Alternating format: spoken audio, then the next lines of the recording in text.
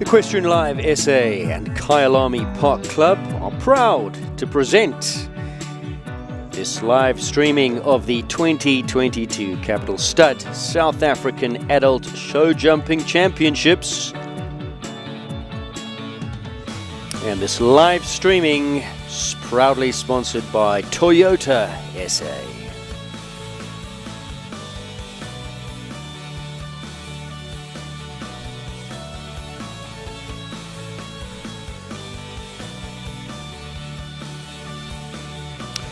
And a very good morning to you wherever you may be as we take a look at some of our shots from yesterday, brought to you from our drone camera here over KPC Kyalami Park Club. Lots and lots of action having happened here throughout the course of the week. The 2022 South African Show Jumping Championships, which all culminates today with a big one, sponsored by the Capital Stud. Big thank you to them. The South African Show Jumping Champion for 2022 will be crowned at around about lunchtime today. There is the lineup. Schedule for today. We begin the broadcast with the Western Shop Adult 1 meter 40 Championship class. And then we move on to the Capital Stud Adult 1 meter 50 Individual South African Championship. The current South African Show Jumping Champion is Nicola Syme Riley. Insagi DB, and Nicola took the title just on a year ago out at Brits. And let's see how they go today. It's a big field, an exciting field, lots of riders and horses in that very prestigious class, which goes all the way back to 1962, where the first South African champion was crowned. And then, of course, it's the Interprovincials later on in the afternoon. The Adult 1 meter 30, 1 meter 35 Team Championship closes off the day. Sprinkled in between that, we'll have interviews with riders, winning riders, sponsors, and all sorts of other things, keeping you entertained, hopefully throughout the course of the day here on Equestrian Live. Do you remember that we are an interactive broadcast? If you're watching on our YouTube channel, do hit that subscribe button. We're over, I think 1,100 subscribers now, there or thereabouts. We'd like to grow that substantially. There are advantages to becoming a subscriber. You get all the notifications of our upcoming broadcasts. And, of course, you do get to add your comments, questions, queries, suggestions, be a part of our broadcast here on Equestrian Live. Of course, you might also be watching on Clip My Horse. If you are watching on that platform, very good morning to you, wherever you may be. Of course, World Wide Web makes it global. But here we are on a pretty chilly winter's day, although the weather has been good this week. We're grateful for that. There has been a little bit of wind, but today perfect conditions here on the 17th of July in Gauteng. Here's the lineup for the first class, sponsored by Western Shop. I will be joined a little bit later by Jessica Augustine. He's going to be joining me in co-commentary for this class. Look forward to that. It's the 1 meter 40 championship class. Some changes. We have been advised of a few scratchings as you take a look at the running order there, the first page. On that first page, number 7, Paige Gaich takes no part. Paige has come out with Biogen's Casper. I don't think Paige is actually here because she's got a few scratchings. There will be a rake break after number 30 as we update to the second page, and there all of those will go through the start. Tam Rueda just on time. Lombard, the winner of the Gauteng Champs, is there. Andy Olaf, Amazonas in good form. Capital Magic Boy, Ronnie Healy, he's come down a peg into the 1 meter 40s. Of course, are doing so well in the World Cups, but giving the horse a bit of a breather. That's where it goes. Come back a little bit, give him some confidence, make it easy. Let him have some fun, go back up into the bigger classes. Confidor, what a horse he is, Francesca Sunner, as we update on to the next couple. In that lot, number 23, Lorette Knowles-Taylor and Waronda, I believe, is a scratching, will take no part. There will be a rake break after number 13, Nariska Prinsloo Hill, who brings into this class Oregon. From that page, number 33, Paige Gaich, will not ride Luchetto in this class, is a scratching. So take out Paige Gaich. Some good riders there. Gava Triggle, Volker 334 on the comeback trail. Past winner of a World Cup qualifier in this very arena. Quite a few horses in this class as we update once again, 41 to 50. And in that allotment of horses, no scratchings at this time, so they'll all go through the start. George Cutlass is there. Companero's son jumped the World Cup at Shongweni last time out, also coming down a level. Casino, Gale, Foxcroft, Okinawa, Michelle Hobbs, Vivaldi, Graham Wynn, Liantos, Tamara Rueda. First show at the SA Champs in the qualifying classes, went up into the 150s. So congratulations to them and making it look very, very easy. Back today in the 140s. Shannon Gravenstein visiting us from the Western Cape on the Royal Horse Glam Rock. Charlie Crockett's going to be a big rider there. Lorenzo, super fast. Cantalara is very fast. Oakley and Dominic Alexander, Sandy Manassi, Carinius at 50. And I think there's a couple left there. They go James Lowe. So you can take out 58, 59, 60, 61, 62. Although 61, 62 not on your running order, have all come out. So Jonathan Clark apparently not going to be there. Sheldon Lazarus and Regenesis Vet Adorado will not take part. Those are scratchings in this class. Some course information for you here in the Peter Mini Arena. The course designer for the course of the week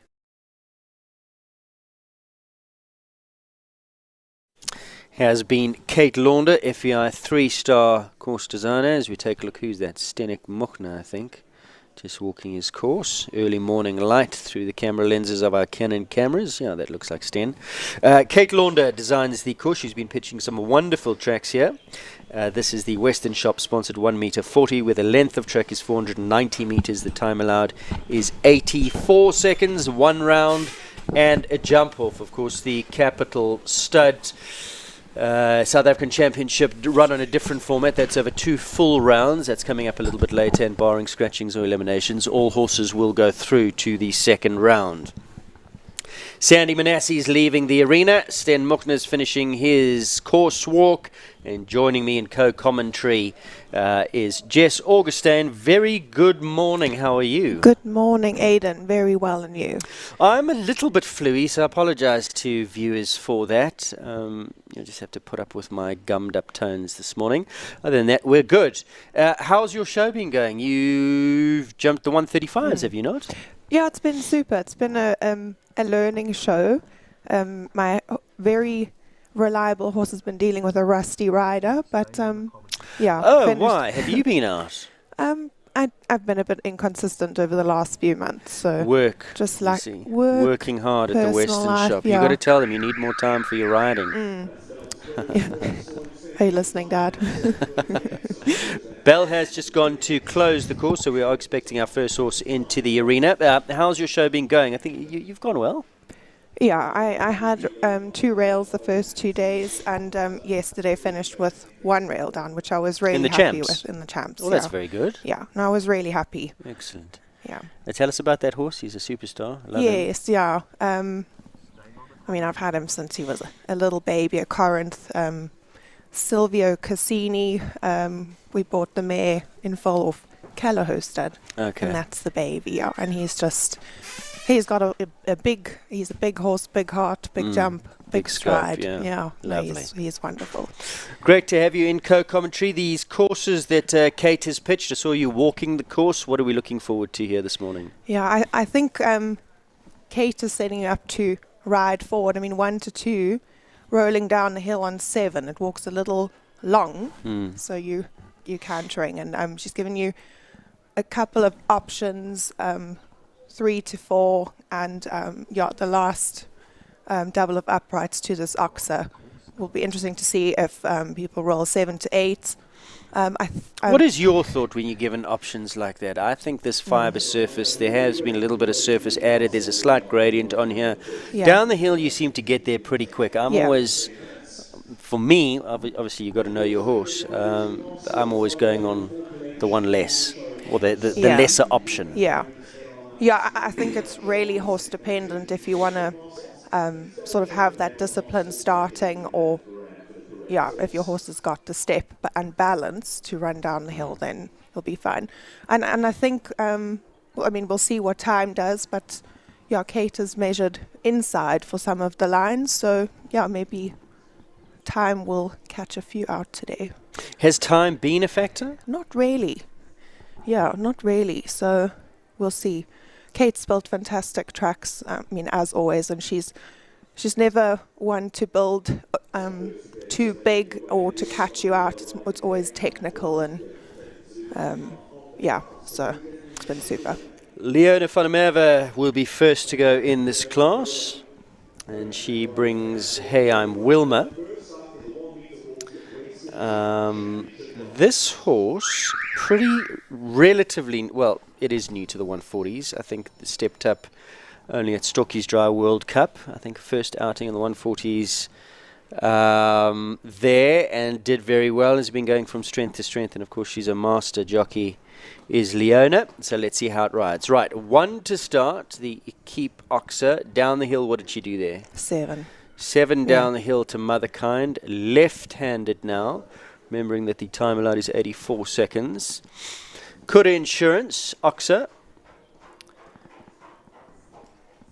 Equestrian House, then through the gap. Right-handed. Now this is on an angle. Balances up nicely to 5. On the distance, what did you walk this distance? 9. She's done 10. So she was a little bit deep and balanced to 5. So sat on that shorter stride, went down in 10. Toyota treble up the hill. No problem there. Now the Western Shop fence at 8. It's a vertical. 5 strides, 5 easy down the hill. Kyalami Park Oxa. Country Life down the bottom end of the arena. Left hand turn. Capital Stud on the angle. Easy 7. And what a way to start. That looked rideable, comfortable, and easy for Hey I'm Wilma and Leona van der Merwe, who gives us our first clear right out the gates there. Nice start. Easy start. Kate has measured around the Equipe fence, between Equipe and the Oxa fence to the big wall. It does set you up on that angle. It'll be good for time. I did see a few people walking around. Okay, so one has gone clear. Remember, it's 1 round and a jump off. Next goes Johan Lotte, Forever Della Rock. He's been very 2. competitive this week. It's great to see Johan back in the big classes. This is a 140, but I think he went up to the 150s. Comeback performance. If he's such an accomplished jockey, he rode at the World Equestrian Games, but has been out of the top level stuff for a while. So really, really good to see him back, and he's always competitive, Johan. What was her time, by the by? 79.08, time allowed 84, so we shouldn't really be having any. Oh! Odd jump there. Forever Della Rock, just like he looked like he hung a leg inside of that Norbrook fence. Johan's looking like he's having to work a bit hard. Yeah. Horse just doesn't look like he's entirely in front of Johan's leg this morning.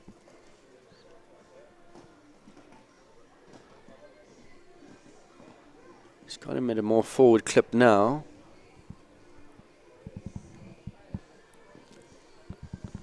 Have you watched this horse go in the week, or? I actually haven't, but I saw him place in the first 140 class. I think he jumped in the second 150 class.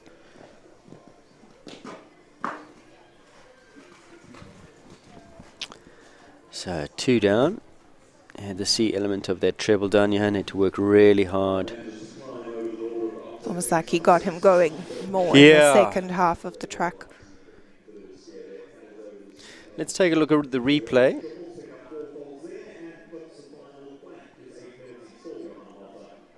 I'm told that there is no replay of that, unfortunately. So through the treble, it just looked like he was having to work hard. Now, I don't know what we'd put that down to. You say the horse went up into the 150s, coming back down today. It's early morning. It could be the light. I know that riding up through that treble, just looking across the arena from where we are, this low-hanging sun, this winter sun, is straight into the eyes of the horse and rider. So maybe that had something to do with it, but the horse for me just wasn't really moving away from his leg. So 2 down, 8 penalties for Johan as we move on to Chayton Hendricks, Callao Condior. Now, would I be correct? This is a new combination also for the 140s. I know that Chayton has been campaigning this very, very good horse in the 135s, but I think this may be this horse's first full 1m40 show. yes. He has taken her up and down. And I think certainly a first 1m40 Yeah. championship class. Yeah. She's super. Yeah, absolutely. Top rider on her back. Going to give her every chance. Just skipping around through here as you watch her coming through this Toyota treble. Easy as you like. The way this mare uses her body is really something. Jackie Greig, the previous owner, I'm sure you're watching. Very good morning to you, Jackie. Enjoying.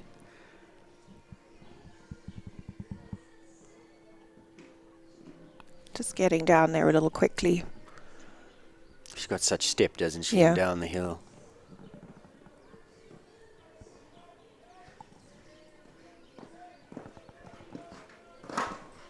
I think the same there. Yeah. Just the last as well, but I think Chayton should be pretty happy with that. A little bit flat over the last, but he gave that mare a really, really positive, good ride. I think that's going to be the challenge with Kate setting you up to ride forward. Yeah, you have that risk of flattening them out. Here's the first pole that went down towards the gate. Just again the front rail. It's maybe slightly strong to that. But a horse with a very big future. So 8 penalties for Chayton. Caroline Chelchinski goes next with Midgard Zingaro. No, that is not Zingaro. That looks like Lara Neal. So I wonder if Zingaro's a scratching. Glen Fox, Colorado, currently on track.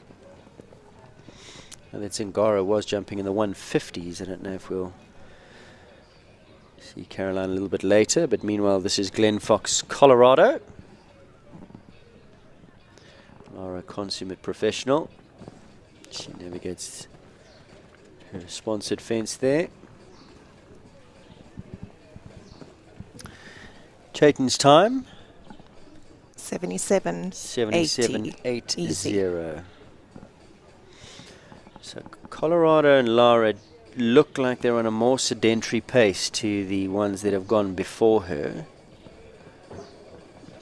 The time has been generous, but I wonder if she might just have to go up a gear here. A little bit more deliberate in his step.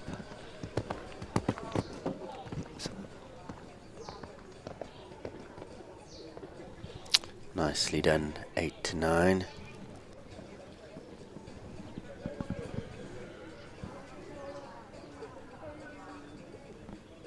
I think I heard Barry shouting, sit up there, getting her to just get him back a little so he also didn't run through that front rail.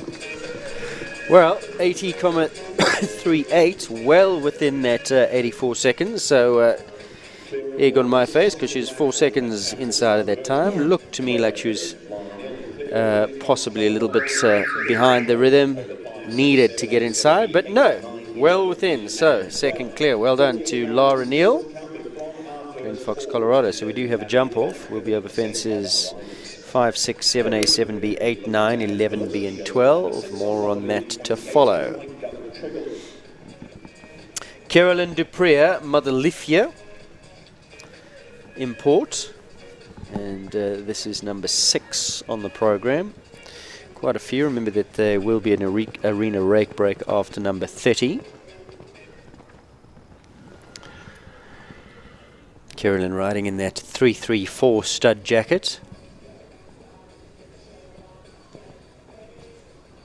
I haven't seen Carolyn riding up in the 140s So great to see her here.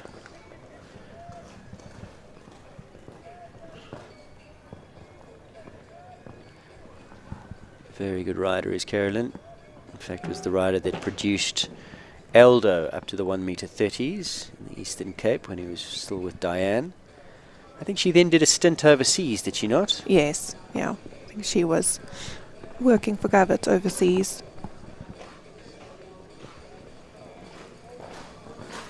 So she's had one down, sitting on the 4 penalties, coming at that Norbrook fence, running towards the gate.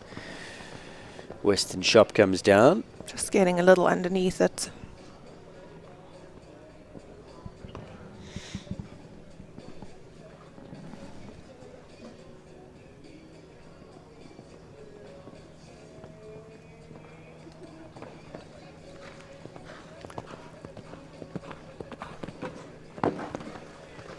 That final fence is caught a few.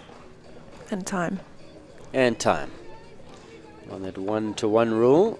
No, just inside of that time, 83.55. As the clock ticks back, time allowed 84, so she'll stick on her jumping penalties. As we take a look at the replay. And on that replay, just have a look at that light, those shadows falling across the arena. A little bit of the luck of the draw at this time of the morning, where you've been rolled in the starting list. I don't think it's advantageous to go at this early morning light with the sun pitching and the shadows across the arena. So finishes her round on 2 down, and I think she'll be pretty happy with that, Carolyn. Yeah. Great to see her up in the 140s, 2 down. So Martijn goes next, and this is number 8. Callao Felvio, Martijn Swanepoel. And there you see that's the light through the camera lens, just losing a little bit of focus there, but we're back. Yeah, I think when they do the running order draws, you quickly try and work out what time you'll be riding and hope you're not first thing or right at the end of the day, because it does play some tricks on you. Absolutely.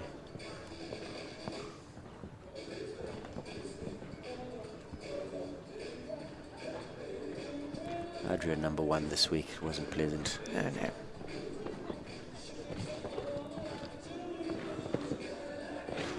Good strong ride there from Martijn through that treble combination. Toyota sponsors.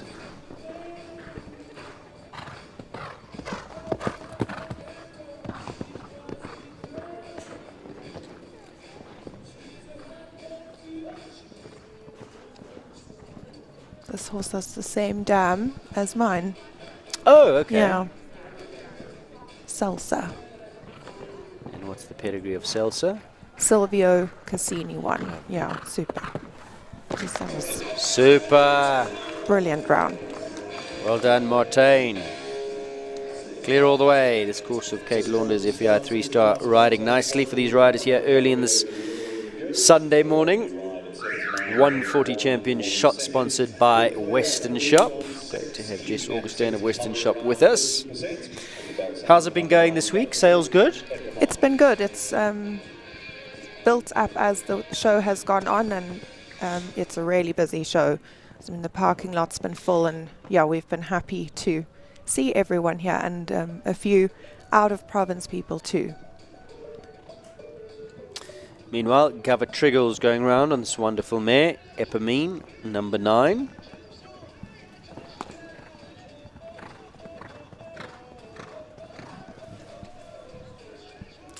Govett getting nice and straight to number 5, taking no chances there.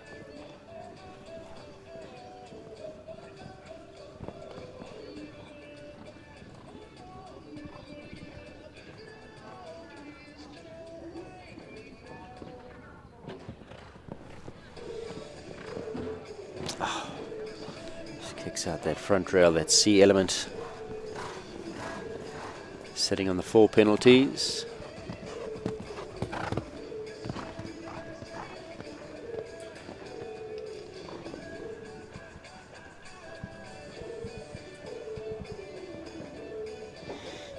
That Toyota treble caught out most of the class in the 135 champs yesterday, and it was also rolling up the hill. And that Oxa fence at the last there, catching a few here this morning. What was that distance there? Were they just coming out of that Capital Stud double?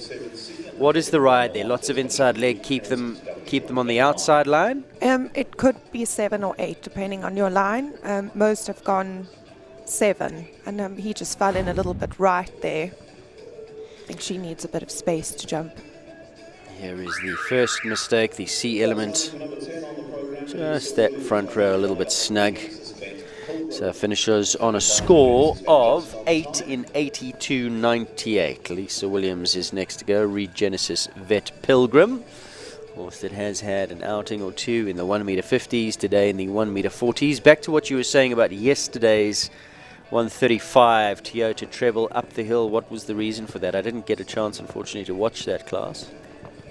I think, if you were riding in very strong, it was either the A element or the C element that was catching you. It was quite short. It was just, I think, a mix of strong riding and it was just tricky. Walked a bit short.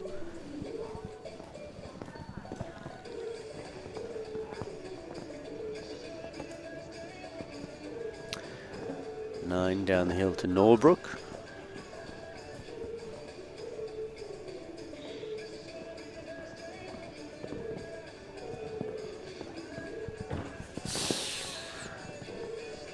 B element goes down. Saw her land and put some leg, like again, just backing off that B element, and she had to just get after him, and I put that down to the light again.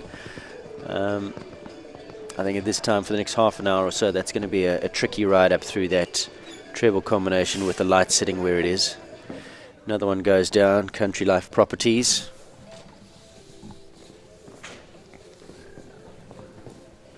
Sitting on the 8 penalties, Lisa Pilgrim. Nice jump to finish. Yeah, better finish. I think she just got there a little quickly at some. That treble. We're going to take a look at the replay of the treble now. Watch. She got quite deep, I think. Let's see the light there. Just dragged it through behind, didn't he? And then jumped out really well. Yeah.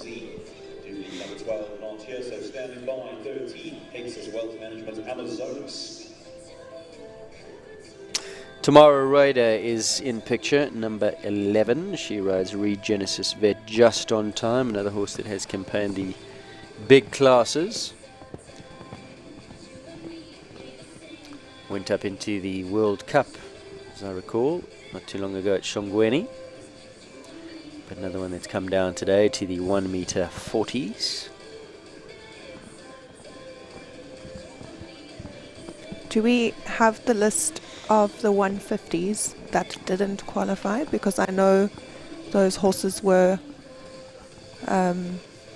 invited to nominate into other classes. You could have a point there, yeah. But I mean, don't this horse have that is new list. at the level. Yeah. Of course it was qualification. And 30 horses going through to the big class, all on qualification. So, yeah, you may be right about that. Perhaps it was a qualification issue. She's taken that C element.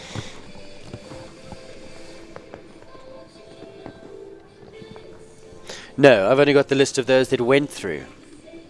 This horse is so new at this level, though. She may have opted not to jump it. She's got a good string of horses, doesn't she? Yeah.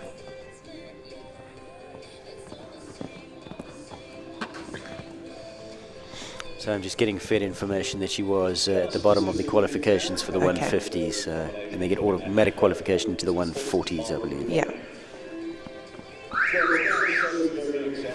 Let's take a look at the replay.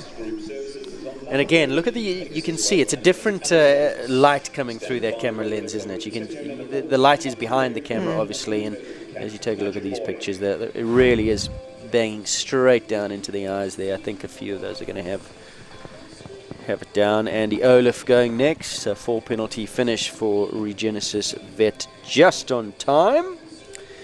This now is Pegasus Wealth Management Amazonas. We've breezed over number 12, Anya Molan Lombard.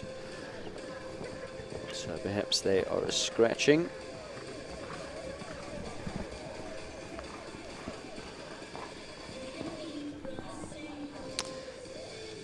And a very, very good rider. Always has his horses on such a great rhythm. Just lets them canter on and pick up the fences. Very nicely done through their treble. Set up for the last. Gave there plenty of air.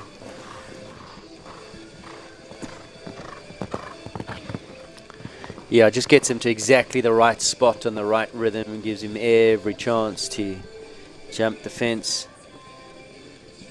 Always going forward on the last couple of steps. You saw Andy do the balancing work earlier on in that distance. Let him move forward to the fence. The last couple strides. This is looking very good. Come on. Nice jump to finish. Andy Olaf. Super, super ride there. What a round. Very well done.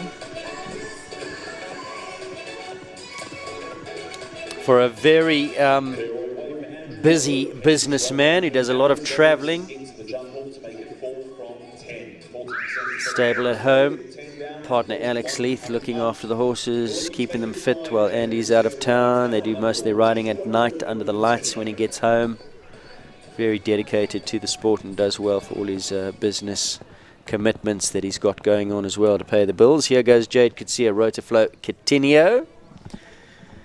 Number 14, son of Katoki. So we've got 1, 2, 3, 4 clears from 10 starters. We're sitting at 40%.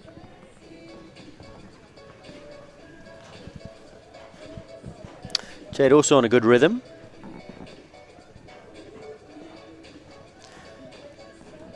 And he went before as well as Jade, also both trained by Dominic Alexander.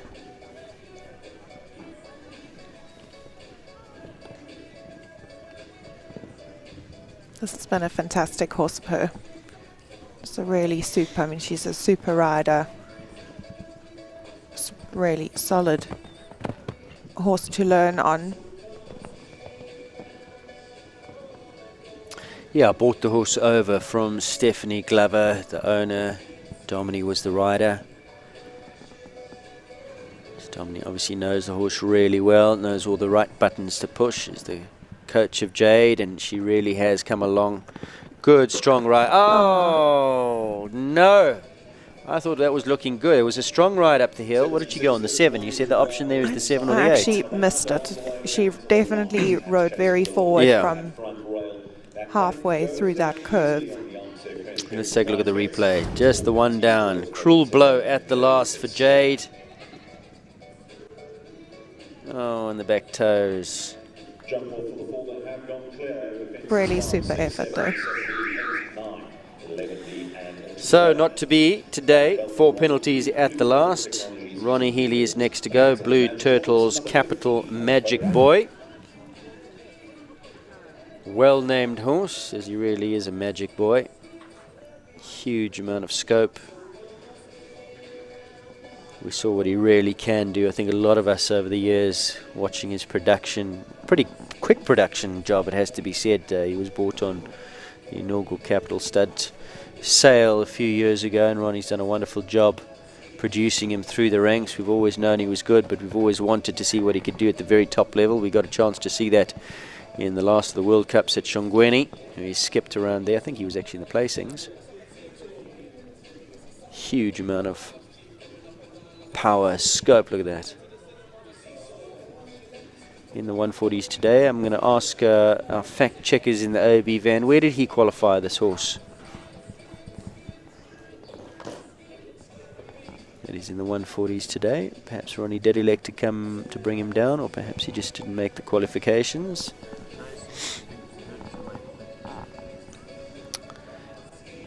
I'm told mid to late 30s. Big jump in. Oh! Kicks out that front rail. I think we'll take a look at the replay of that treble combination. I think he just jumped so big over the first one. He landed quite big into the distance, and then that mistake was actually at the C element, but the setup for the mistake was the big jump in over the first. This horse's apex tends to be quite far beyond the norm, so he can battle a bit in distances. See, I knew there was a reason why we studied trigonometry at school. You're talking about the apex of the parabola of the jump. He just lands quite far out, so if something is short, it makes it shorter. Well, talk us through this. So here we go. Jumped very big over the first one, and then got himself a little bit deep, and then just maybe ran out of room coming up to the C element. Just the 4 penalties there for the wonderful Blue Turtle Capital Magic Boy, Ronnie Healy. Leona's clear, Lara's clear, Martine is clear, Andy Olaf is clear. As we move on now to number 16, Francesca Sanna on Callao Confidor.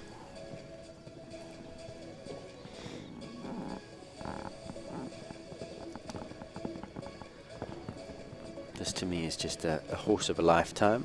Big, powerful, rangy, lovely stride, adjustable, rideable. Takes you to the fence, he's super, Takes you to the fence, quick over the ground, economical in his jump, doesn't do more than he has to, but very careful. That long, of course, her mom, top dressage rider, and that's where she started. I think only 5 years she's been show jumping. That's amazing. Quite incredible to be riding at this level. James White is her coach. James did a lot of the production work on this horse. In fact, I think James jumped him in some very big classes. And there we go. Gives him a good boy over the last fence. Clear Francesca and Callao Confidor in that one.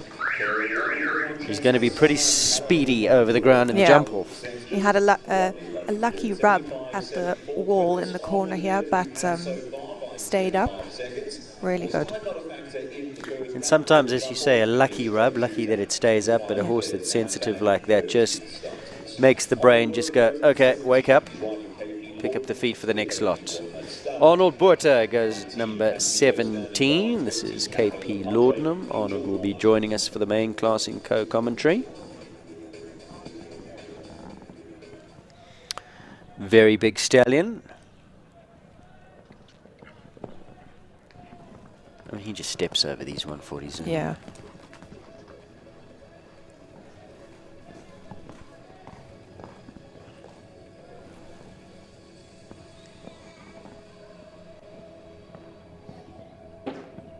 Oh, he just had a little look at what was going on the long side there. Got a bit distracted.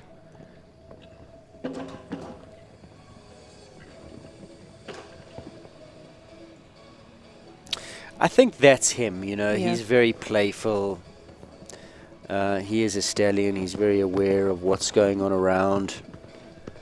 I think that, I mean, the jump is there, the scope is there, the power is there, the step is there. It's just to kind of keep him in his box and keep his focus on the job. It's not easy to have the best of both in a stallion. Yeah.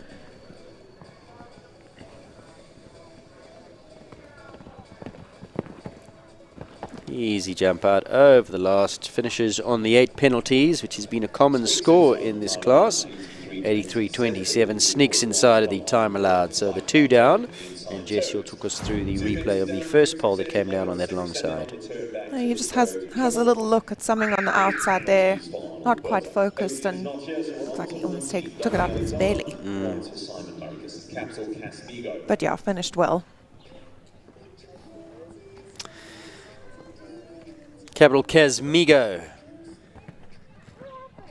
is next. Now we've skipped over number 18, Regenesis Lakada and Desiree Davidson, who don't seem to be here. Casmigo, Dominique Alexander.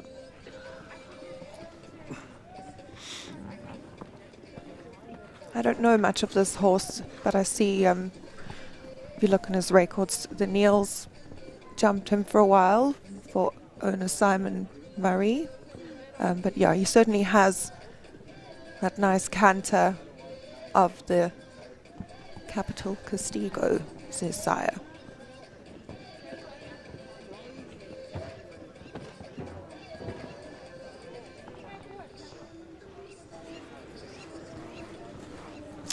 Dominic just cantered past us here and said, sorry, my boy. Apologising to the horse. Dominic thinks that mistake in that treble combination is his. Hopefully we'll take a look at the replay. A few riders have had a skip on this horse. Definitely Sean Neal rode him. I'm not sure when Simon Murray purchased the horse, but Simon Hendry was riding the horse for a little while. I think Kelly was on Kelly rode him a little bit, yeah. And of course Athena, owned by Simon Murray as well, who Dominic rides. So let's take a look at the replay of the treble combination, where Dominic gave a sorry, my boy.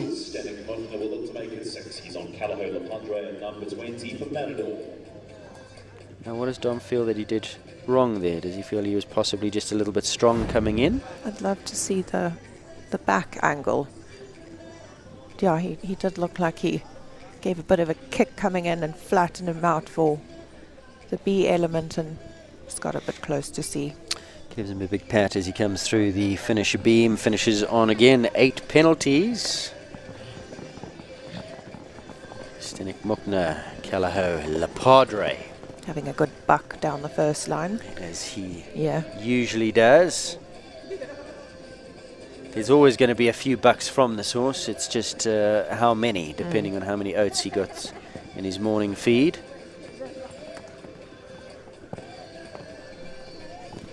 Sten does a really good job with this horse, just accommodating his antics. There you see he goes. Most of the time it's when Sten asks for a little bit more canter. It's almost like an indignant buck.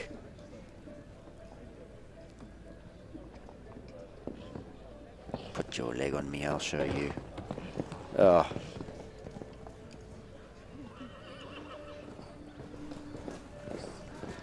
Just looked like he was touch too low over that middle element.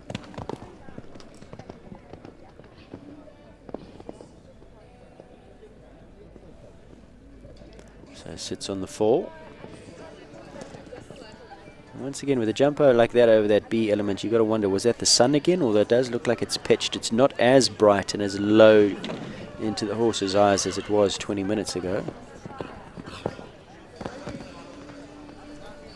Oh, shame. I think you'll be a little bit disappointed with that. 4 penalties. Just the one down. B element of that Toyota treble. Let's take a look, Jess.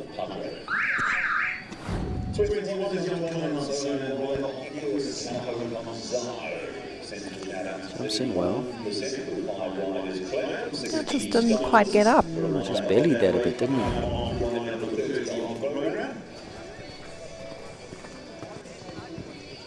he? Yanni Kleinans, number 21. Equus Callao Conzano. Yanni, another rider who's always going forward to his fences. We talked about Andy Olaf giving his horses... Oh, just seemed to get that a little bit wrong on the turn.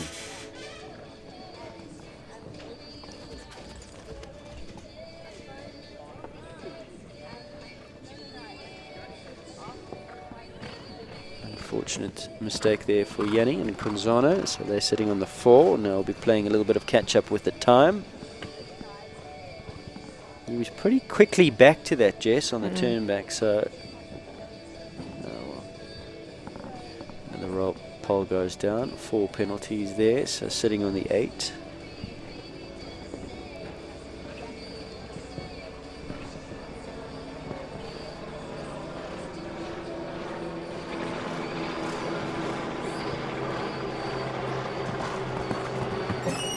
So just a little deep to that.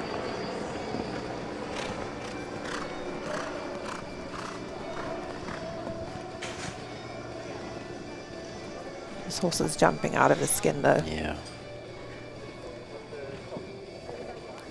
Okay, that Country Life fence, plenty of air.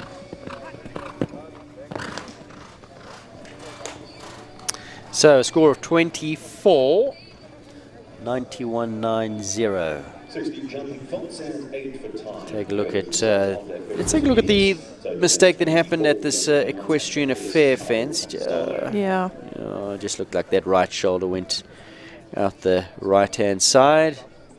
I think he landed a little bit right from the Cuda Oxa. And then had to make quite an acute 90-degree turn. So finishes on a score of 24, 8 of those being for time. Belinda Martin is next to go, number 22, Brannick Cassiopeia. She was in the money in the qualifying classes on this wonderful horse. Wish her well today. This is number 22. Standing waiting in the wings is Annalise Comfort. Remember, there will be a little arena rake at number 30. Belinda's on her way.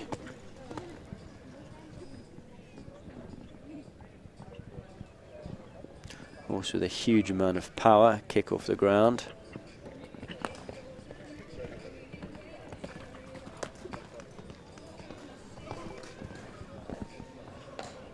Nicely ridden to 5.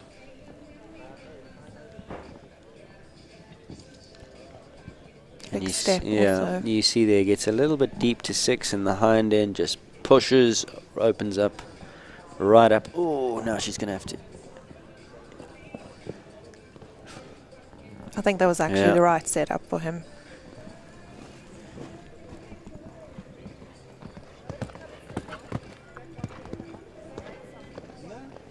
I was worried with that deep run into that treble he wasn't going to get out, but he did it easily. A lucky rub. Yeah.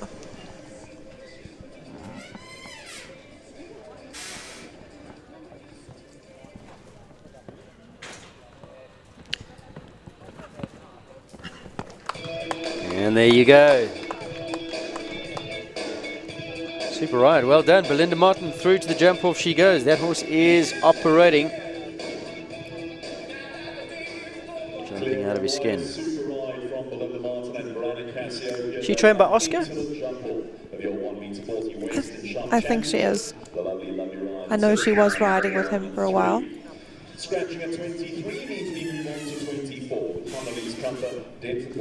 So 23 is not here. We go down the running order to number 24, Annalise Comfort. This is Denford Vermate and Thermal Muds Shadowfly.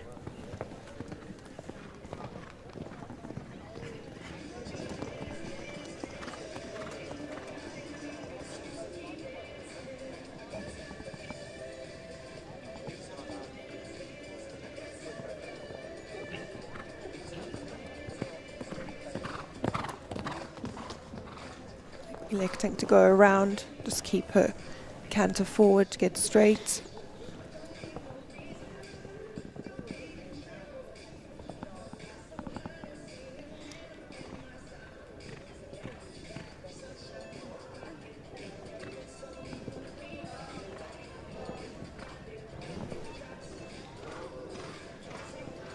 Real hallmark of Annalise's riding is that she's always going forward.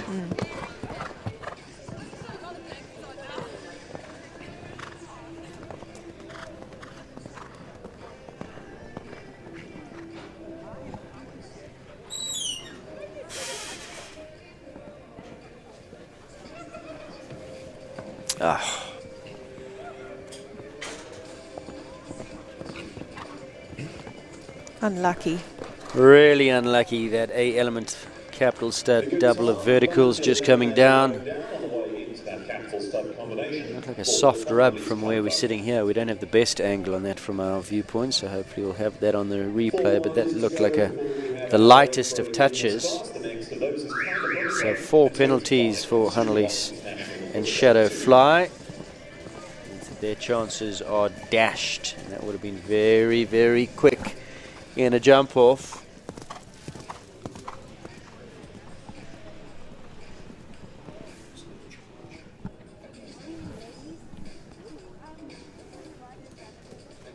So next to go, we've got Kyla Brimacombe, number 25, Consumer Rock International Quisto 2.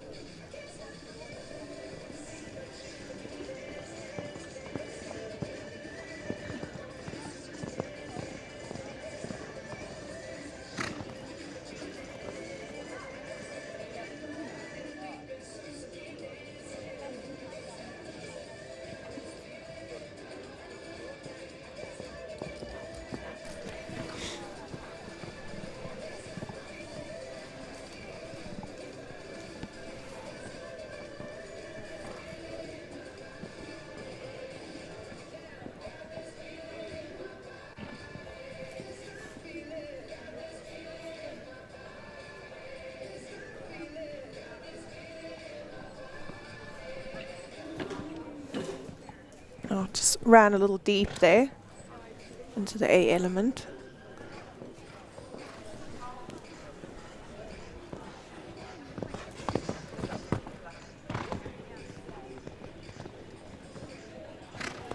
Nicely recovered.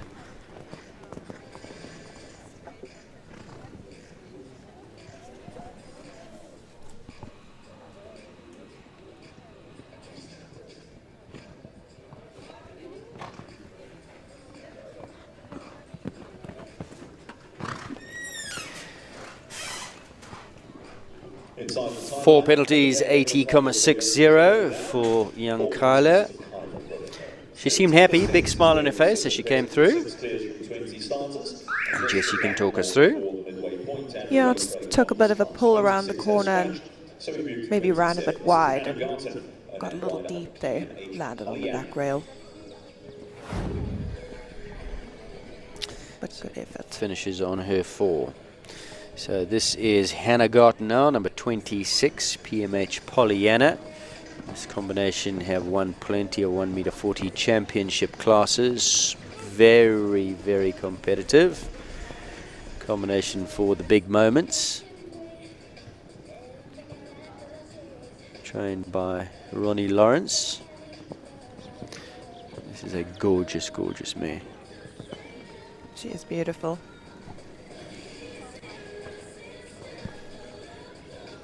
And in a jump off, I've seen them do things that look almost impossible. And so easily. Yeah.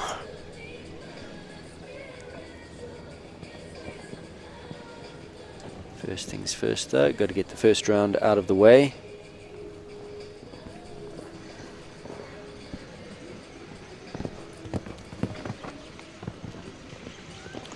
Once again, the camera's just battling with the light at this time of morning.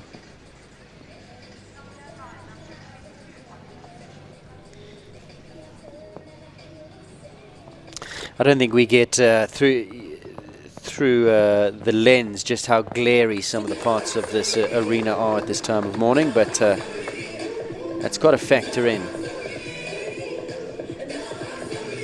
There you go, true to form.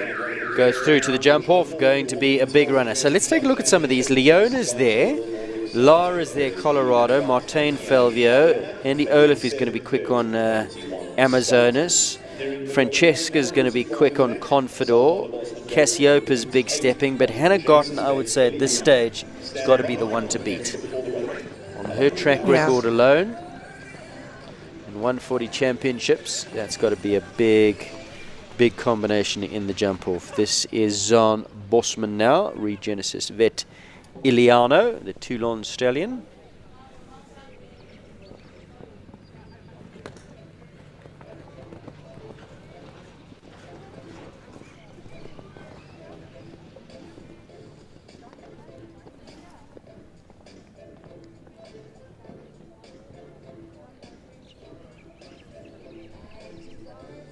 Absolutely adore this stallion.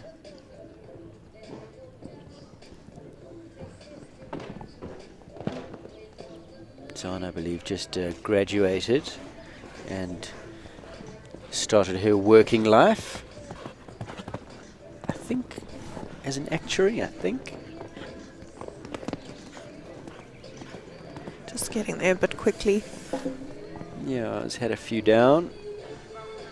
It's not easy finding the balance once you juggle work and riding. So a few down, 4 down, 16 penalties for Zaan and Iliano as we take a look at the replay of the treble. Last to go before the rain break. This is Chase Hendricks County Laris. Sure all those fences are back in place before we give you a back. So 2 elements coming down. 7B Milton. You can see him moving a bit left, trying to find space.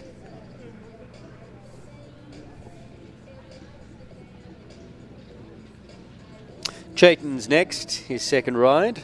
This is the glorious Callahow's Larrison, number 29. He went on Condior earlier on, found 2 rails, 8 penalties. He had the Country Life at the bottom end of the arena and the Oxa at the top end of the arena where we are seated. So going to be looking to get himself into the jump off on this magnificent stallion Larison. Doesn't he paint a beautiful picture? Absolutely.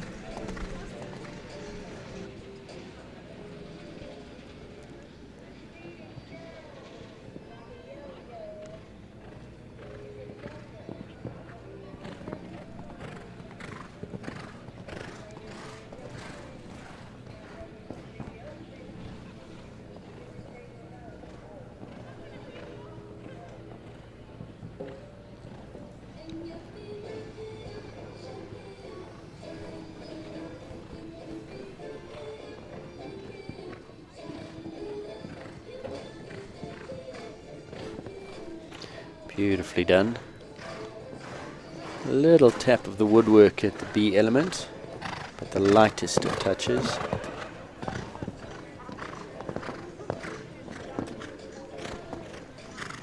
Incredibly elastic, this horse. Only gave that Country Life a little bit of a tap. Condior brought it down. Larison leaves it up. Come on, keep it together. One left to go. Chayton Hendricks. Super. Well done. Larison having a little celebration too. Very, very nice. Through to the jump off they go. Chayton Hendricks, Kelleher's Larison, beautifully done. So nice to watch. Class. So last to go before the arena rake break will be Nariska Prinsloo Hill. Is she in? You can see her in the warm-up.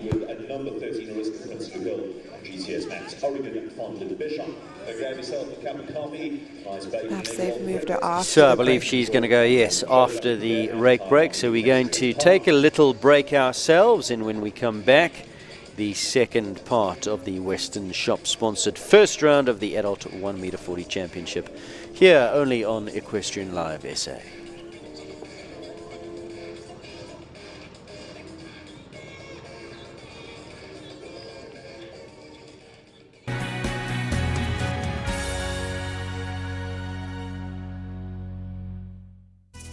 Together, we move South Africa. We move the passionate. We move the adventurous. We move the hopeful, the helpful, and even the helpless. We move the earth and the economy, the strong and the superhuman. Together, we move the nation. Together, we move South Africa, and South Africa moves us.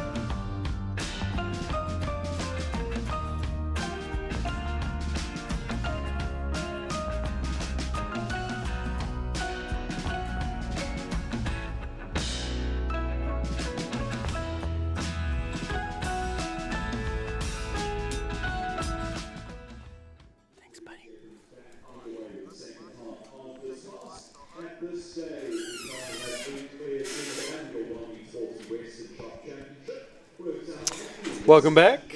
Nariska Prinsloo Hill is first in the after the rake break.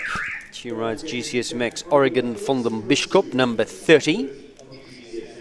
At this time, we have Leona van der Merwe, Lara Neal, Martijn Swanepoel, Andiola, Francesca Sanna, Belinda Martin, Hannah Garten, and Chayton Hendricks, all clear in the first round of this Western Shop sponsored 1 meter 40 championship class. And with me, if you've just tuned in, Jessica Augustine of the Western Shop. Great to have you in co-commentary. Nariska riding this very big, powerful stallion.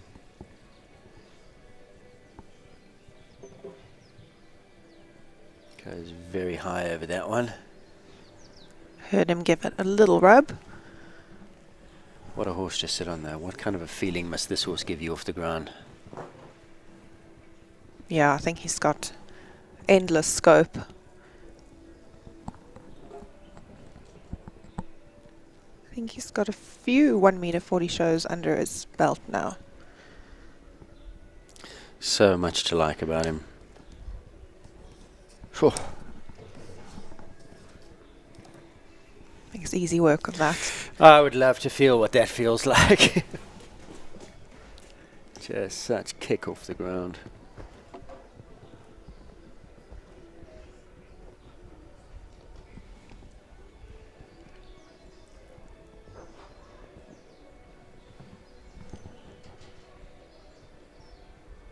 She, another one with a very powerful string of horses. The future certainly looks bright for Nariska.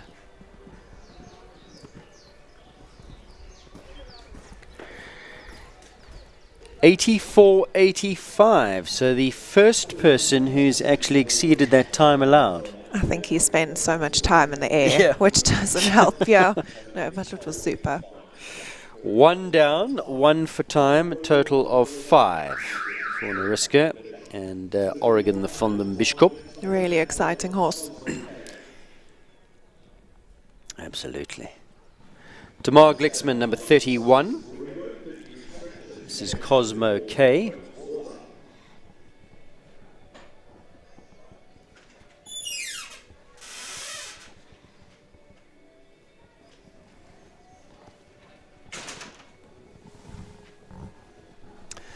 Tamar, who's trained with Barry for years and years. Runs the Farnham Kids setup just down the road. Oh, could have come down, number 2. Have we seen that come down today? I think maybe once before, but not a fence that's been falling too often. Seen a few rubs at it, people just running a little deep, but it hasn't come down that much.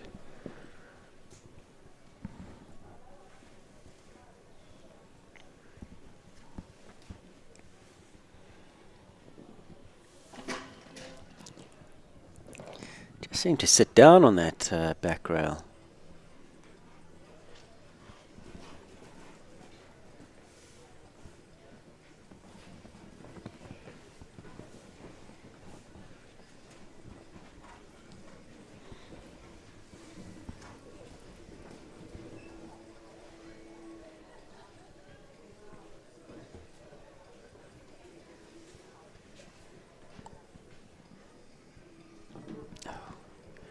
Inverted slightly coming out.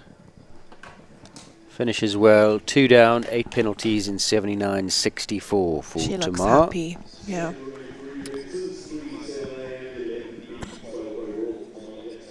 First pole that came down was at fence number 2, that Kura Insurance fence, and Jess is going to talk us through. Yeah, I think she just ran a bit to the base and he took it with his back toes. Rainer Corbe is next to go. Number 32 for Slade Equestrian. Data sign says Gringo. Gringo de Turin. Big, strong horse. Brings in Belgian warm blood power.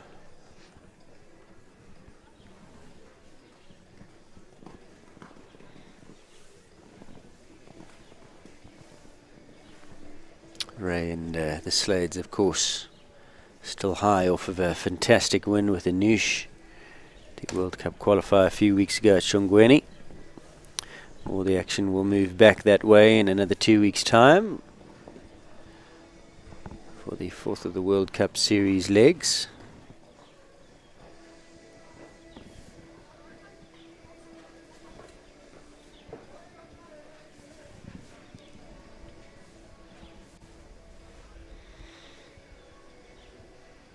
Ray just so smooth, isn't he? Always on a rhythm. Yeah. Unlucky there. Again, landing on that back Yeah, rail. it just looked like he might have just backed off that on takeoff, not found the back rail. Again, it could be the light playing a little bit of a part there.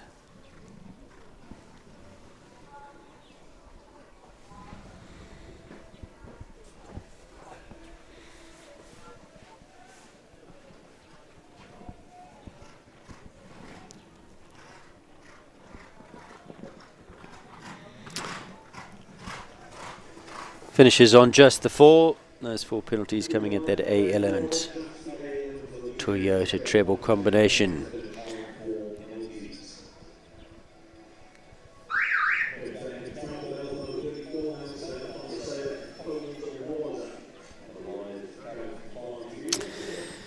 Out goes Ray and in comes Savannah. Now, not used to saying Savannah van der Sade. Recently, she and Yvonne tied the knot.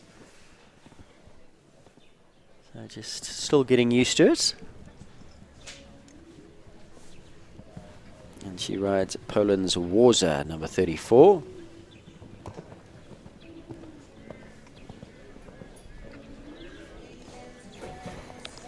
Nice soft ride down from 1 to 2 on the 7. Oh, we're talking about that number 2 not coming down too often, and down again it goes. She's given herself plenty of time and space to number 5.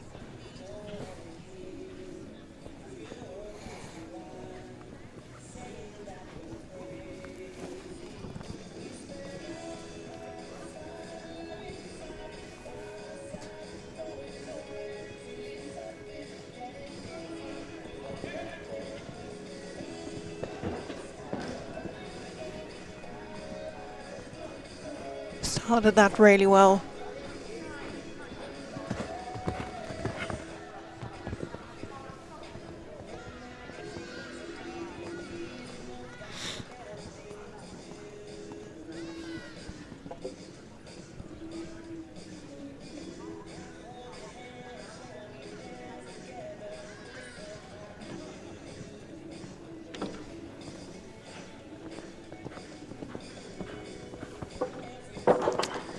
And the last fence goes down to finish off on 13. 84.20. So the second of the riders that have just crossed the time allowed. Take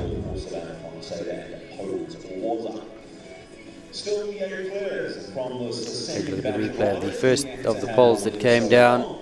That was at number 2. Was her rhythm a little bit relaxed? It is a bit relaxed. Lackadaisical, and she went wide here through the Oxer turn around the timing equipment to 5. I think it's a bit that way, that horse's way of going though, and she would have decided to go around to, give it the best chance. It needs that bit of space and to just keep cantering on. Finishes on 9. Martijn Swanepoel, number 35, Cartago van den Bos. Martijn already clear on his first ride, Callao Felvio. So he would love a quick little double up on the action in the jump off.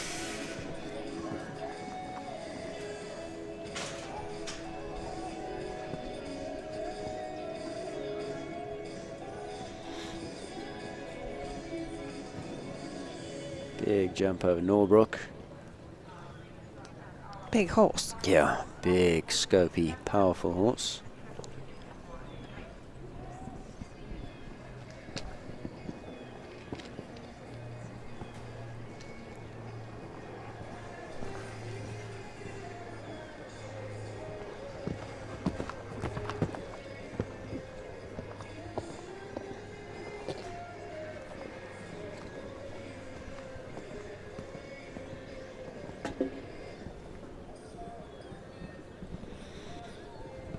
want to put the mockers on, but this is looking good for Martijn. Come on. Sit up.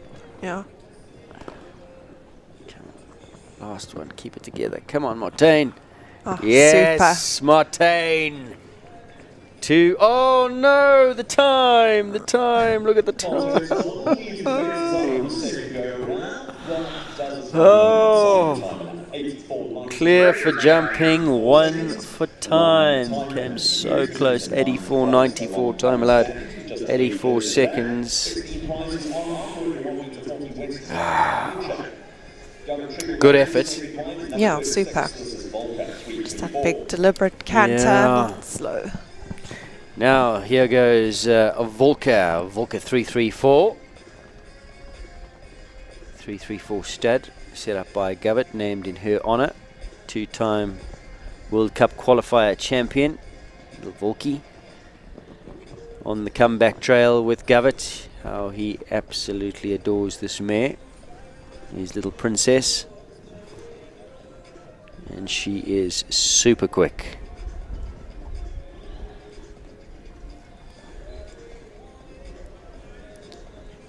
Got to get through this 141st round before finding her way into the jump off. We're going to just skip over. Oh! Just saying, just skips over the ground so quickly and possibly just got through that treble a little bit too quickly.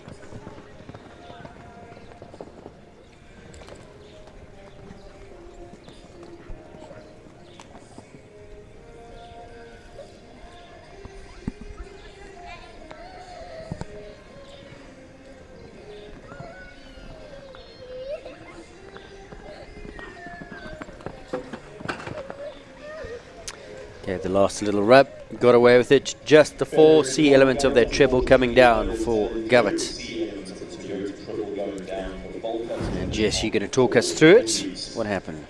Yeah, he was quite strong coming in.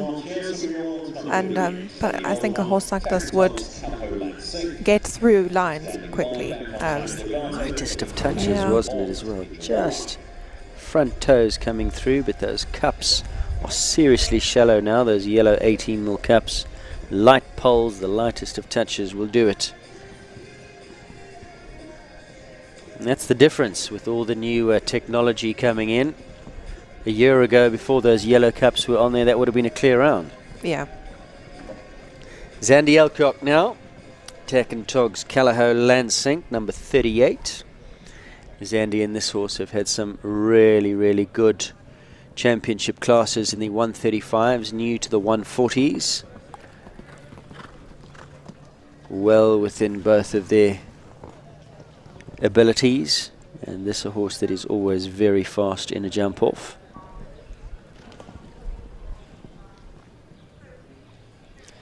Beautiful, kind of quick silver canter across the ground he's got. Absolutely. Light on his feet. And they did their first 140 at Stockies Dry. A couple of rails, but a good transition into the grade. I mean, look at them. Beautiful setup to number 8, that Western Shop. Vertical, just held him off the turn on the outside rein. Set him up, bounced him to the base.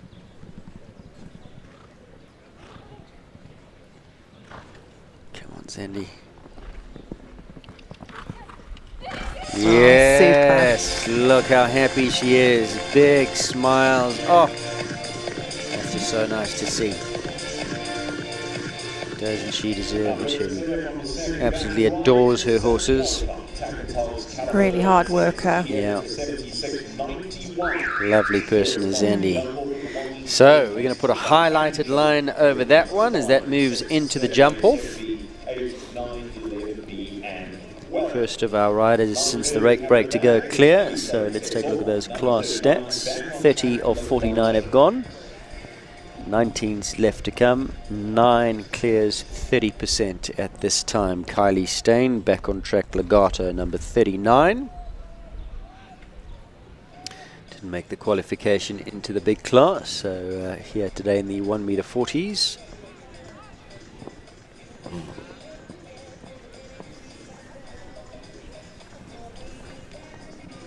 Been riding at the top of her game, Kylie. And going really, really well. Well placed in some World Cup qualifiers.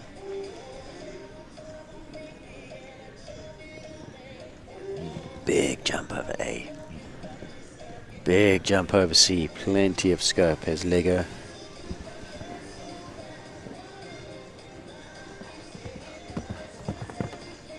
Quite a vocal horse, quite vociferous when he lands and you hear him. Yeah. Yeah. Bit of a roar. Talks to Kylie as he goes around. But super reliable always. And oh, he's a magic horse. Oh no.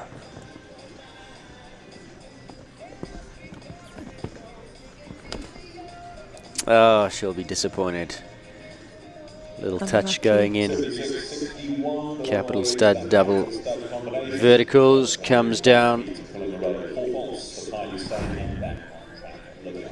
As we take a look at the replay, now what happened here?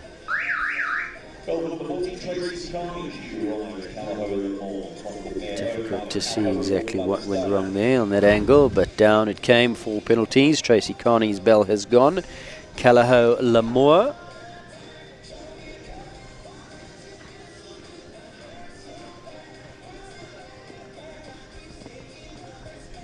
another lovely mare.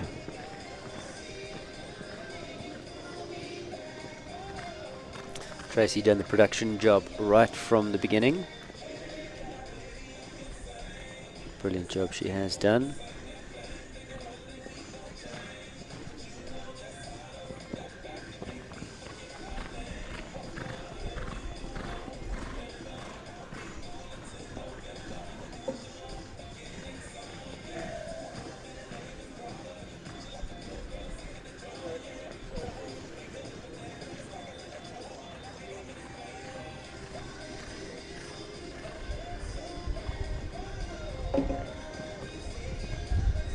I don't think the mare was the easiest to begin with in the lower grades. I seem to recall she was quite delicate, sensitive, spooky at times, but Tracy's just nursed her along the right way, given her all the confidence in the world. And here she is today up in the 140s in the championship classes. Just skipping around. She's laid a toe on one or two of them, but the lightest of rubs. She had a great setup there for that line. Wonderful. See, she's riding with your Western Shop badge on her jacket, one of your brand ambassadors. Tracy is a great client and friend of Western Shop. Has been for many, many years. Top class jockey. Clear she goes through to the jump off. Well done, Tracy Carney. Callao Lamour books their spot. That was number 40. 17 left to go in this opening round. I'm not sure there's quite as many of those as that the screen tells us. We've got a few scratchings coming up later on, perhaps not reflecting those scratchings. Anyway, next to go is George Cutlass, NCT's Companero's son, who's not off to the start that he would have wanted.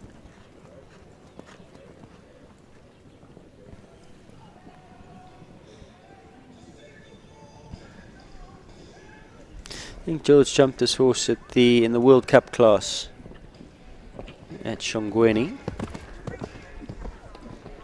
And I think in the Grand Prix at Stockies Dry, I stand to be corrected. New partnership. So Norbrook has gone down as well, so that's 2 down. Sitting on the 8.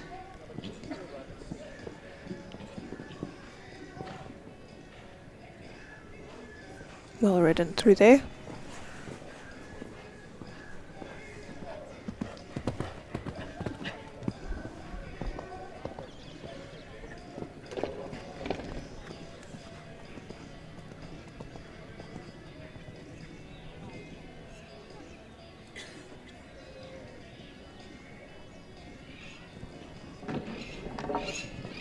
Oh, he does United coming into that. Not quite organised.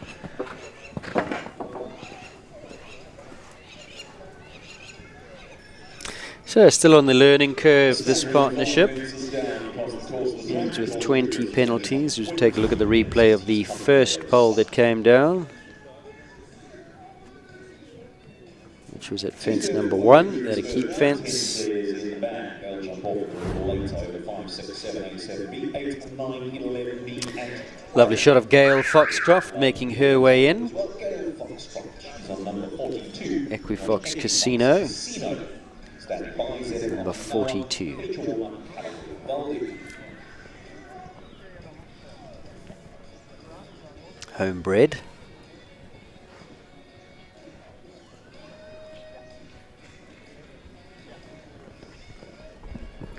Such a talent is Gail, always has been. A holder of double Springbok colours, eventing, show jumping. Not much Gail hasn't won in her time. Ridden overseas as well, World Equestrian Games, Time to Dance. Great ambassador for South African show jumping for so many years.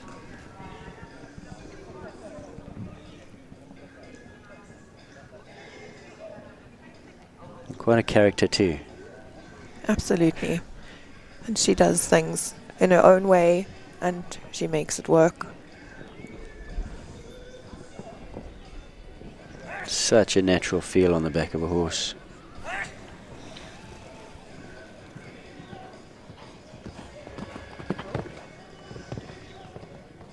I think Casino's quite a character too. Can be a bit playful. Oh.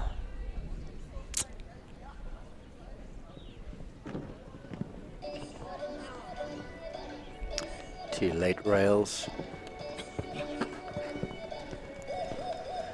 Gail gives a little shake of the head. That was looking like such a beautiful round. And then just two late rails coming down. Country Life and Capital Stud. So finishes on the 8 penalties. You can take a look at the replay of the first of those. So on the turn, the right shoulder just went out through the turn. Got him straight again. Yeah, just on the way down, across the fence. Back toes. Michelle goes next, Michelle Hobbs. ZM Okinawa.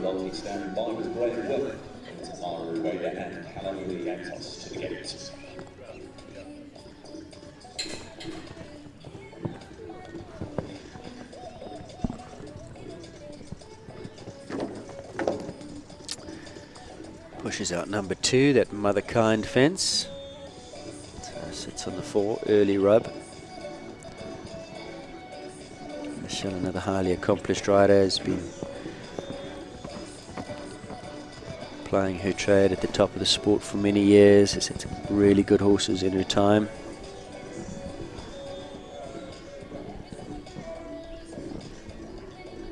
Michelle, a rider, can pretty much ride any horse.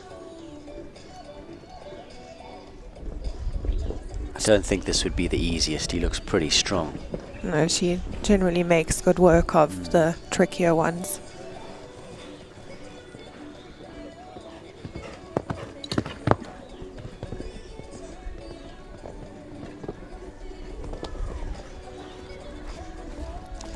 Just taking a hold with her down that run to the Country Life fence. Got her hands full, got to set him back on his hocks now.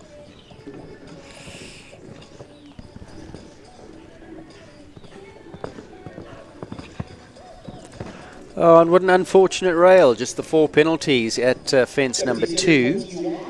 That top rail is a white. Really kicked that out. I'm not sure if he sighted that correctly. Let's take a look at the replay. Jumped a bit left, Yeah. not quite straight. So just the 4 down, but a really good ride from Michelle Hobbs as we move on now to number 44 in this Western Shop sponsored 1 meter 40 championships. Always great to have Western Shop sponsoring here at KPC. Bit of a shaky start by Graham there. Got a little bit underneath number 1, but got away with it. Into his rhythm now.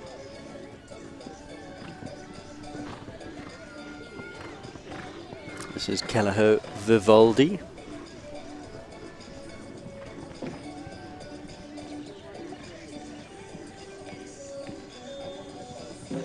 Oh, kicks out the Norbrook fence.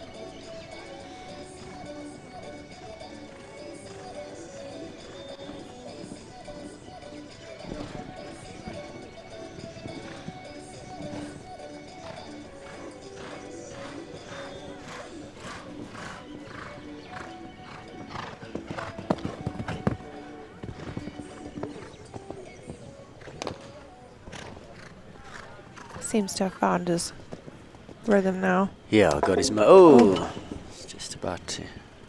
Spoke slightly too soon there. Just got it wrong. Country Life Fence decides to circle. Just going to regroup now. I think this horse only went the 140s earlier this year at Stockies Dry as well, if I'm not mistaken.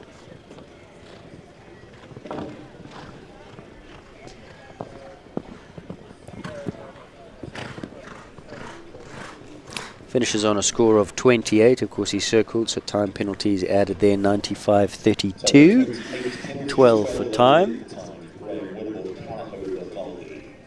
So finals tally of 28 as we take a look at the replay. Jump number 10 here, Jess. Country Life.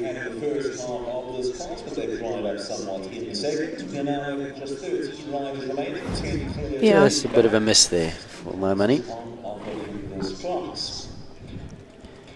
Horse was wanting to go on one less than what Graham was asking for, and ran out of his hand, got to the base. Just got it a bit wrong. So 28 the final score. Tamara Rueda returns. Is this her second ride? Yes, she went on just on time earlier on at number 11. 4 penalties on her first ride. And this is the dynamic, speedy, sublime Regenesis vet Callao Lientos, who was competing in the 1m50 qualifiers. And I'm going to ask those in the OB van where this horse did qualify, if she's decided to bring it down to the 140 champs, because I think they went pretty well in the qualifiers actually. So our fact checkers, yes, correct, I'm told. She actually did qualify for the big class, but decided possibly a step too soon in his evolution as a show jumping champion. Of course, he's won some championship classes at this level. Quite a few, to be fair. Yeah, he's super. And he is actually the full brother to Licado, Desiree Davidson, who's elected not to go in this class. So 2 in the top level now in the 150s, full brothers. But quite different types of horses. Yeah, they both stamp as Lisbons, but in different ways. He's more of a, small pocket rocket. Yeah. Licado's, just a big, he's unbelievable too. And look at that, easy as you like. Wow, what a horse. The way he uses his body, he's like a little elastic band, isn't he? Yeah. Just She'll be one to watch in the jump off. Pollyanna, Lientos, and some other really speedy. And that's what he can do. So,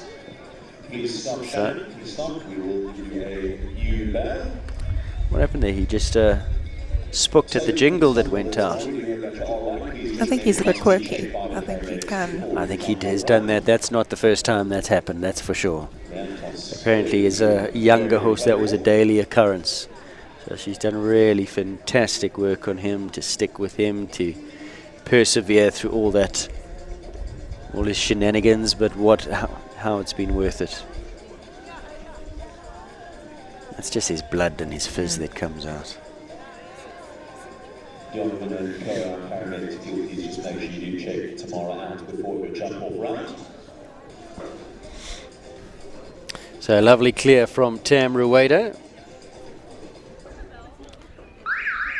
As Jessica Shannon Gravenstein goes next. The Royal Horse Glam Rock. This is number 46.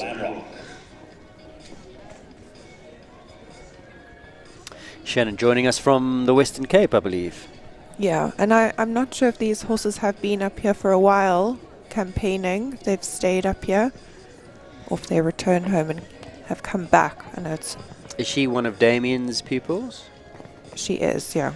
So they would have a base here with Liam, I would guess. I think same as Amy Macau sent some horses here, and they not sure, but that's the assumption. And her sister's also up here, has been riding in the, I think the 130s and 135s.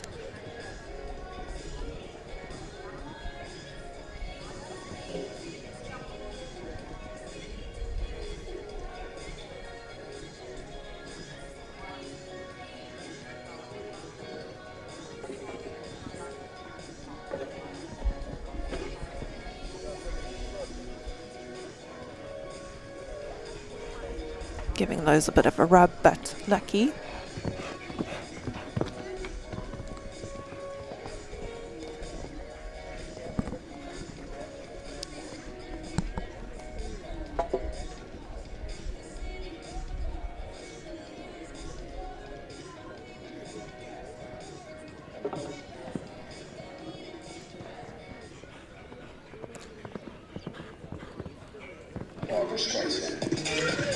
Well, the jingle has sounded out, but I'm afraid there was a rail that went down there.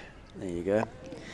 A element of that capital double comes down. Late rail for the Royal Horse Glam Rock, thoroughbred in the class. We'll take a look at the rail that went down. The element of that capital stud late in the class, so unfortunately not to be. Charlie Crockart, Callao Lorenzo will go next. This is the combination that won the Bloberg Cup, beg your pardon, last year. Very, very fast Charlie, always in a jump off, will always pin her ears back and give it a go, and this horse has some really natural speed in his legs. He's a beautiful horse. Love the look of him, making shape. Really a sensitive horse also. But between Lawrence and Charlie, they've really done a super job producing him carefully. Sure, Lawrence is watching in Ireland as that rail goes down. So not going to be in the jump off there against those other speedy sorts. It would be nice to see him be in the mix, but not going to be their day today.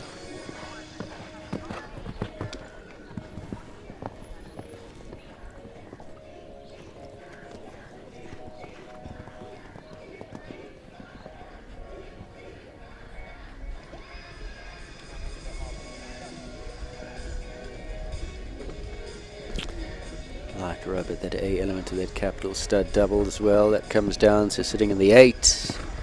8 to finish. Charlie Crockart. Lorenzo. Of course, Charlie's had things going on. She's been travelling with international teams. Amy Hay went to Aachen recently, so horses would have been on the lunge or would have been with work riders, so perhaps need a show or two just to get her eye back in, or perhaps not. Maybe it's just one of those things, but she has been away, has Charlie, over at the Youth Equestrian Games, where they of course did so well. Team Africa securing that bronze medal. Thomas van Rijkvorsel bringing home the gold. Thomas of course trained by the man who's currently on track, Dominic Alexander, on his second ride. A one-on-one coaches Oakley Z, number 49. So I don't think we've got Elise Steenkamp. We'll put a line through that one. Dominic's second ride.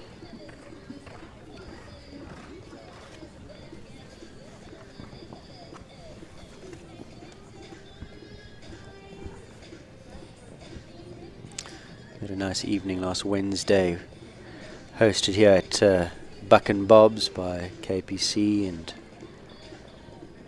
Buck and Bob's, just celebrating Thomas. It was a lot of fun. I was sad to have missed it, but Good few stories told by Dominic. Yeah.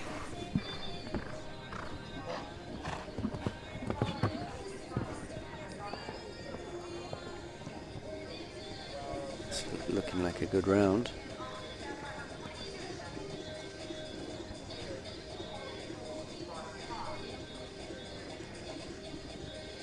he was also placed in the first two 140 classes. Strong ride up to the last. Clear round through to the jump off goes Dominic Alexander on one coaches Oakley Z number 49.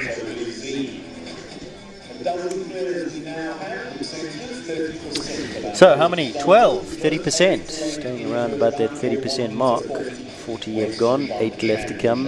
12 clears 30% in this Western Shop sponsored 1 meter 40 championship class on a pretty nippy Sunday morning, 17th of July, right in the middle of winter. It is fresh, but what a beautiful day otherwise. Yeah, I mean, where else in the world would you say, oh, we're in the middle of the winter and here we are, glorious Yeah. weather. Horses will be loving the crisp conditions.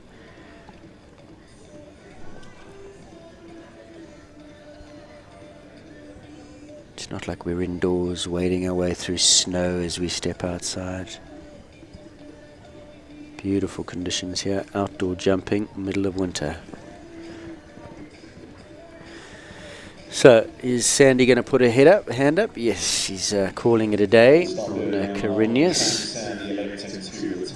Electing to retire.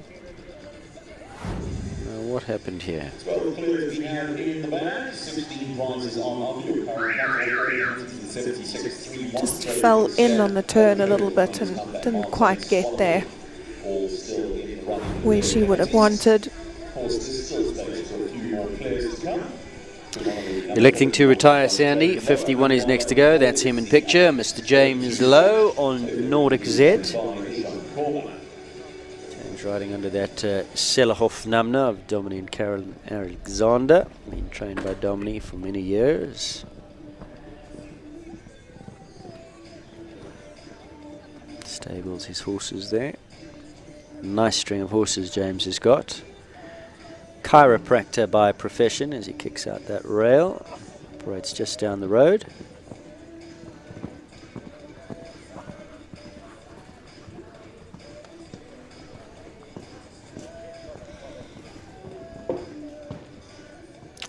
Horse is just looking like he was bent to the inside there.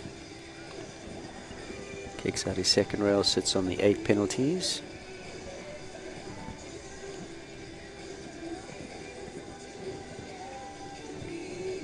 James has had some lovely horses in his time. I remember a horse he jumped around the Derby with, Leroy Brown.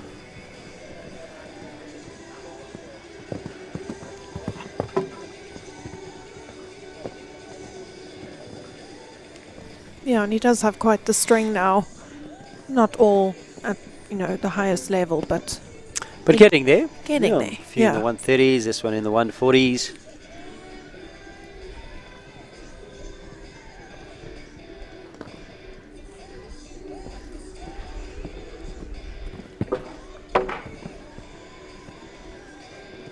adding one in there and Yeah, and I getting a think bit under it. realised his mistake as the rail came down. I could see the look on his face. As we take a look at the first pole that came down, as James finishes on a score of 18, 2 of those being for time. Once again, that Kuda Sport Horse Stud fence comes down at number 3. So that's now fallen a few times. Total score of 18. Jean Corber is in next. So we draw a line, scratch number 52, Bronwyn DeSantos Carlson. Jean Corber, number 53, Your Perfect Africa's Lamina Z.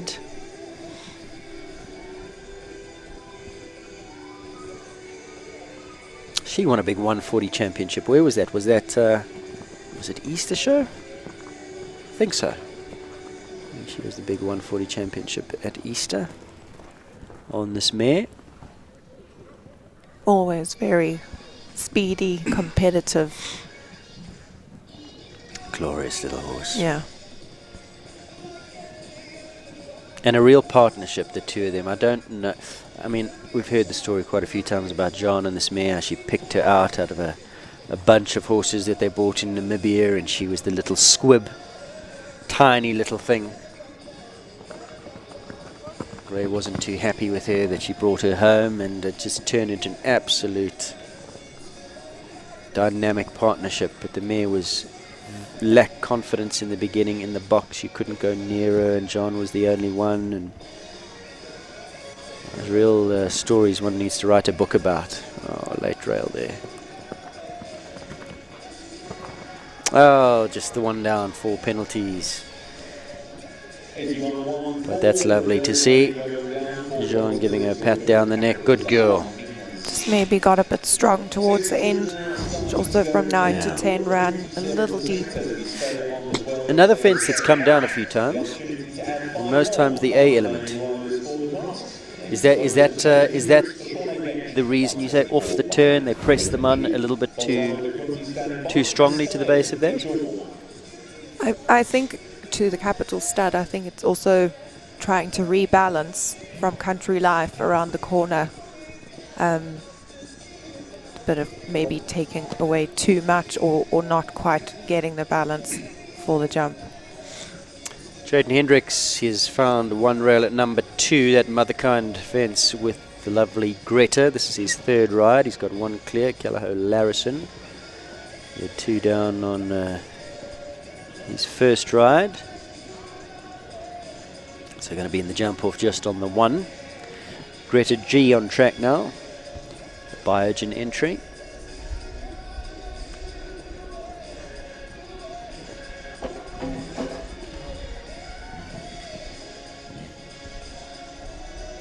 A element of the Toyota treble coming down as well, so finds herself on the 8 penalties as she canters up to the Western Shop at jump number 8.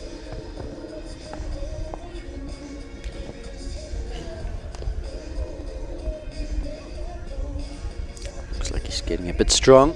Jayden had his hands full there between those 2 fences. Capital Stud double. Oxa Equestrian Supplies to finish. Skinny Oxa. Finishes on 8 penalties, 2 down. So 4 left to come, 44 have gone, 12 clears. We've dropped from that 30% down to 27%. As we take a look at the replay of the first fence that came down. Well, I think in fact, was this the first? Number 2. Number 2 came down. So this in fact was the second fence that came down.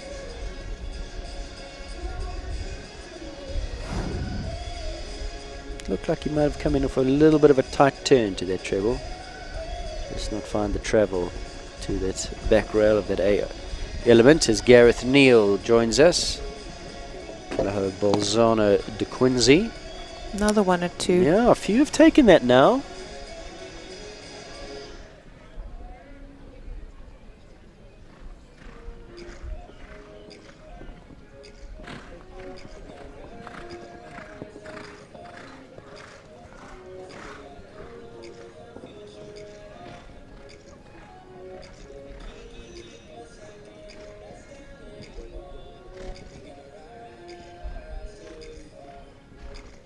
To my knowledge, the stallion has some Anglo-Arab lineage. And quite a bit, yeah.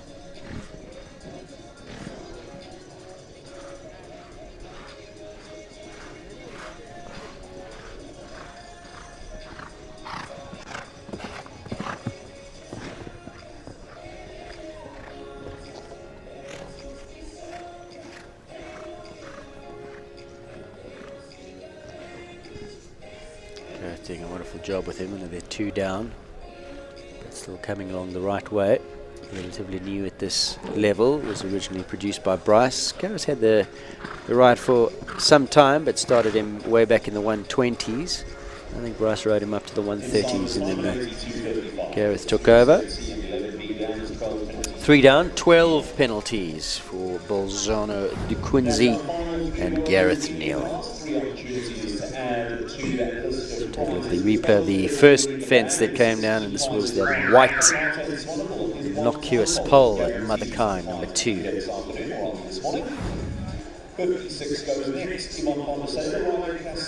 So Yvonne van der Sade comes in now. Wife Savannah went a little bit earlier on. Cascaya is the horse that he rides for one of his clients. Nice that Yvonne's got the ride on Cascaya.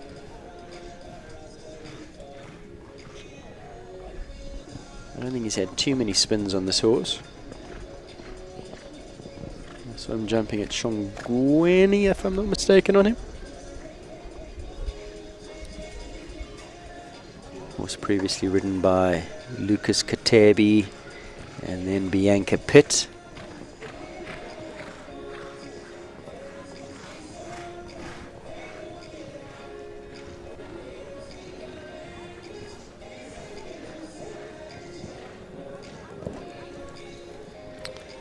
Norbrook's gone down a few times today, Jess. It has. And I think if you get the line wrong, that's either falling in or running a bit out. You're either flattening it or getting a little underneath it. There he ran on the outside line. Maybe it was just a bit off.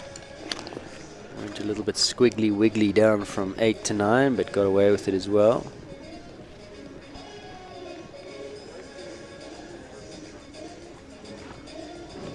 Oh, Capital Stud has caught quite a few. Love to see some percentages on fences that have gone down for this class. That would certainly be one of the highest. So early rail and then 2 late rails. Finishes on a score of 12 for Ivan van der Sade and Cascaya. This was the first that came down. Down to the final 2 rollers in the class. Ariana Castle will be next with 57 running hijinks. Ariana Castle is next to go. Brannock Hijinks, who I don't recall ever seeing in a 140 before. I've seen in a few 135s for sure, but would this be a debut championship track? I haven't been watching the 140 build-up classes, been busy on horses of my own, so I haven't been able to watch. So I'm pretty sure this is Ariana's first 140 champs. Of course, I stand to be corrected. I'm sure those in the OB unit will tell me if I'm wrong or right. They might be monitoring the live stream as well. We are interactive. Hit that subscribe button. Let us know. So far, so good. Going good. Oh, that was me.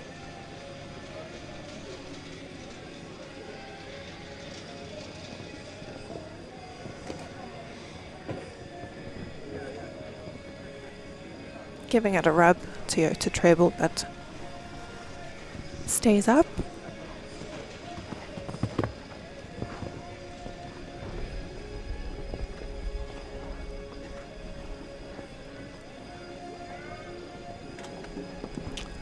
Country Life Properties has come down, so sitting on a score of 12.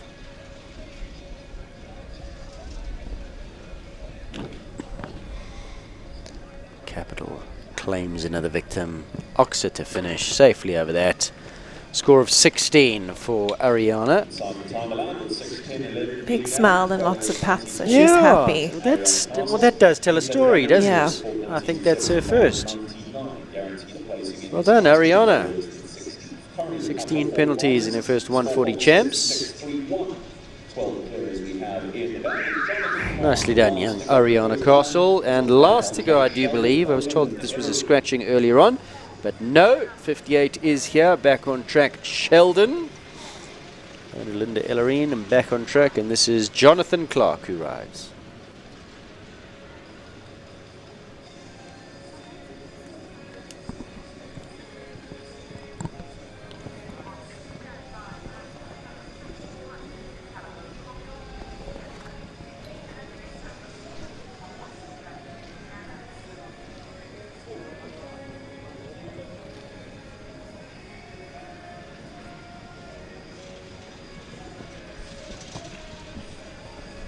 Son of Indoctro.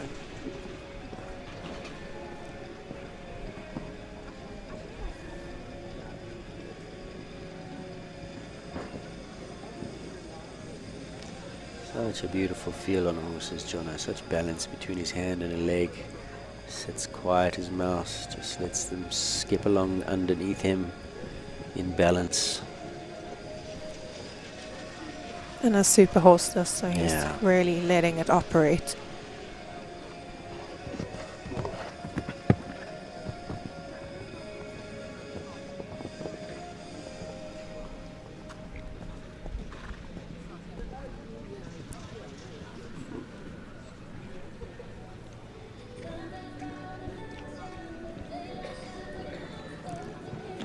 Oh, man. Just when I was thinking how good this is looking, I mean, it is looking good, but just rubbed that off, that B element. Oh, what a pity. Just jumped through that rail. the element of the capital stud. Rooting for Jono there. Not quite quick enough. The element of that capital stud, double of vertical, the penultimate fence on the track. He did slightly to the right, didn't he? This is just our camera angle. Got through that a little quickly, rub that off. From Jess, 4 penalties, 1 down, finishes on a score of 4. So going through to the jump off, let's take a look. Who's there? Who do we have? We start off with Leona van der Merwe. She was first to go with Hayam Wilmer. Lara Neal goes in at number 2. Martijn Swanepoel, Andrew Olaf, Francesca Senna, Belinda Martin, Hannah Garten is going to be fast. Chayton Hendricks on Larison, Zandy Elcock, Lansing, super fast. Tracy Carney will give it a go. Tam Rueda, Lientos will really be fast. And sitting in pole position last to go will be Dominique Alexander. There we are, Jess. Look at us. Now a little TP. Oh, being brought cappuccinos, being spoiled. Thank you so much. Big thank you to Downings, www.downingsmarquee.co.za. We've got a little partnership deal with them on this little TP tent, which we use for sponsors, and then we use for live streaming as well. Also partnered up with Canon. Big thank you to them, Nikki Mungle and your Canon team. All the pictures come to you courtesy of Canon cameras. www.canon.co.za. We're going to go for a quick ad break. When we come back, we'll be talking jump off for the Western Shop sponsored 1m40 championship class here with Jess Augustin. Don't go away.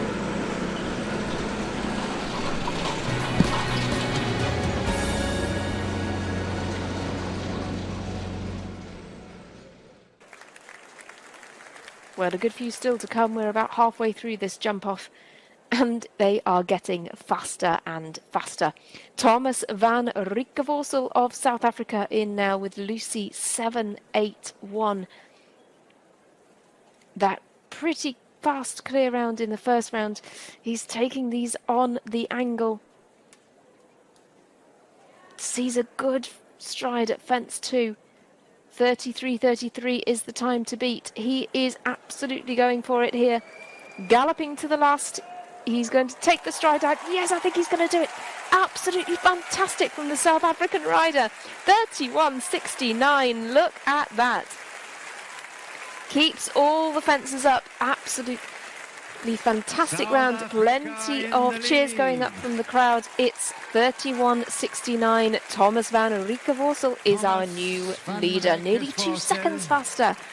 Oh, look at the smile on his face. It shows you just how much it means.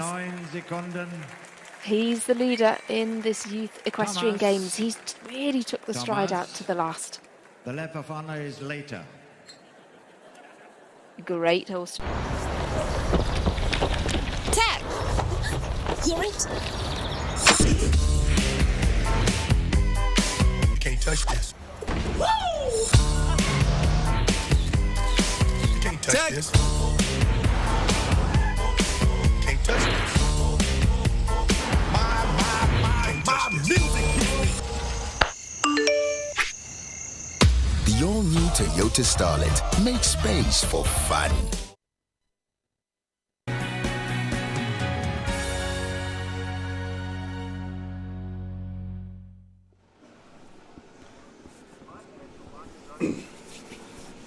Welcome back to Equestrian Live here at the Peter Mini Arena, KPC Kyalami Park Club.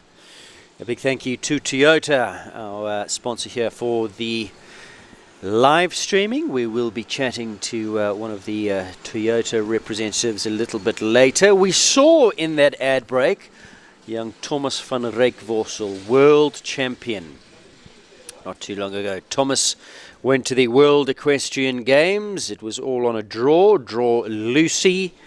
And there he is on the top tier of the podium. The gold medal was first up was the teams. Team Africa, Thomas, Amy Hay, and other riders. That, in fact, that young gentleman to his right-hand side was also part of Team Africa. And they came out in third, and then it was to the individuals, and Thomas van Riekevorsel prevailed. just blew the competition away. Wow, wow, wow. Well done, Thomas, coming out with that gold medal on Lucy. I'm sure we'll play that clip a few times throughout the course of the day because it was just too good at Aachen in front of 50,000 people. What a day for him in his young life. Let's go back to pictures now from the Peter Mini Arena. Western Shop sponsors this 1 meter 40 championship class. And let's recap. Going through to the jump off will be Leona van der Merwe. Hey, I'm Wilma. Laura Neal at number 2, Glenn Fox, Colorado. Martijn Swanepoel, Callao Felvio. He came close, Martijn, to having 2 in the jump-off. Was clear on his second ride. 1 time penalty there on Cartago van den Bos. Andy Olaf. I've got some sneaky money there. I've got a suspicion PWM, Pegasus Wealth Management Amazonas, could be a lurker in the pack. And he's going to be hungry for a win. Francesca Sana, Callao Confidor is always fast. Belinda Martins there on Branna Cassiopeia, big striding horse. But one's got to say, it's got to be Hannah Garton, Pollyanna, Zandi Alcock, Lansink, and Tamara Rueda, Leantos, where the short money odds-ons must lie. Those 3 have got to be the favourites in this class. Amongst them as well, Tracy Carney, Chayton Hendricks, and over the page, just the one there, Dominique Alexander, one-on-watch coaches Oakley. Jess Augustine, she's been with me for co-commentary for this class, sponsored by the Western Shop. Where's your money if you were a bet? Are you a betting person? You never know. You might be a poker champion sitting right next to me here. Where's your money lie?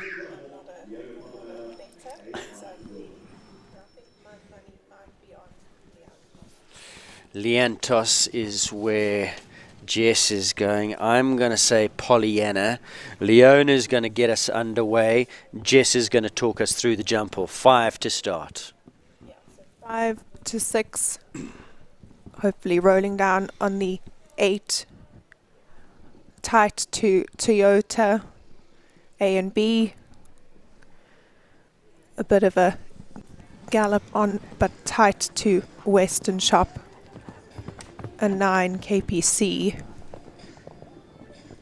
Then you have to work to get to the second element of the capital stud, what was a combination. Yeah, and then a good cancer down. So she came up the hill in 6, so she's dropped her stride from the first round. Straight line ride from that B element of that capital stud. Double, which is now just the single vertical straight line up to Oxa. And is there an opportunity from 5 to 6 to drop that stride? Did she? What did she do from 5 to 6? I didn't see, but definitely you could roll down on 8. Yeah. So 39.22. Hey, I'm Wilma's time. Is that going to be good enough? I think she's left the door open. Laura Neal goes next. Glenn Fox, Colorado. 1, 2, 3, 4, 5, 6, 7, 8. Took a check at the base. I think the 8 is on for somebody committed from 5. If you meet the first one on a forward stride, I think it's on. There is that pot to go inside of, as you see her go inside there, inside of the timing equipment to 8. 5 strides to the KPC Oxa. Now, what is she going to do from capital stud to that Oxa? Question supplies. She's gone 7 to finish in 42.80, so substantially outside of the leader's time. Hey, I'm Wilma, who cut that beam in 39.22. Good effort, 42.80. But into second at this time. So Martijn Swanepoel on the big striding Felvia. What's he going to do? He's on already guaranteed 2 prizes in this class.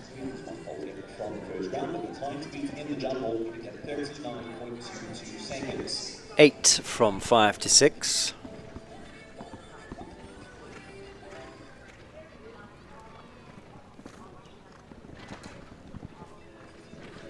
He's gone round that clay pot. cost him a little bit, but this is a big striding horse, and he's on a forward ride.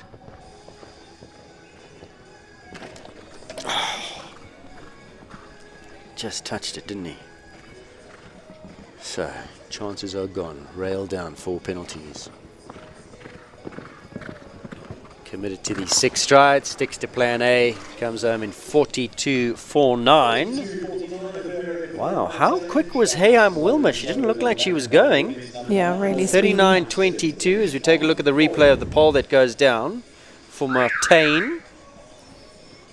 KPC Oxa just on the way through, clipped it with those back toes, so the 4 penalties there. Now, this was my lurker in the pack, Andy Olaf. He's got some work to do. I didn't think that Hayam Wilmer was exceptionally fast, but from the ones that have gone after, sure. Some 3.5 seconds up on that lot, so let's see, what's Andy going to do now? He's coming in on this and on the angle.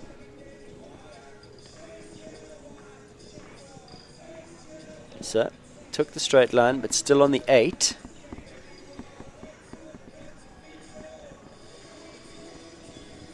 Gets a good ride off the turn. Inside of that clay pot. It's tight to 8, tight to Western Shop.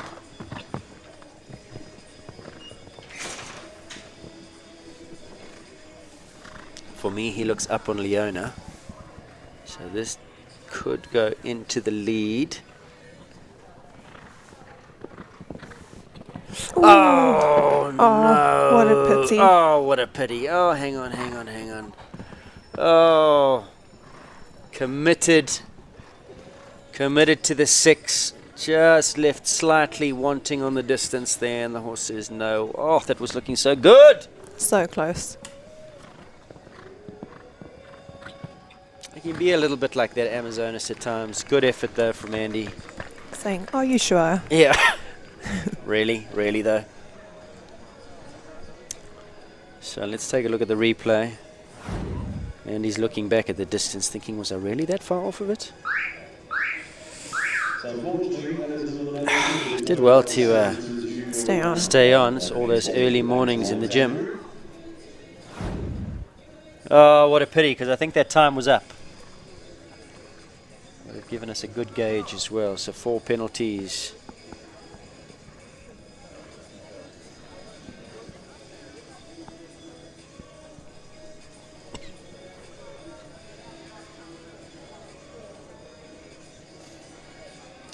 So a little bit of a break in proceedings here. I'm not sure what's going on. I don't think he got a bell for the rail that came down when the stop happened.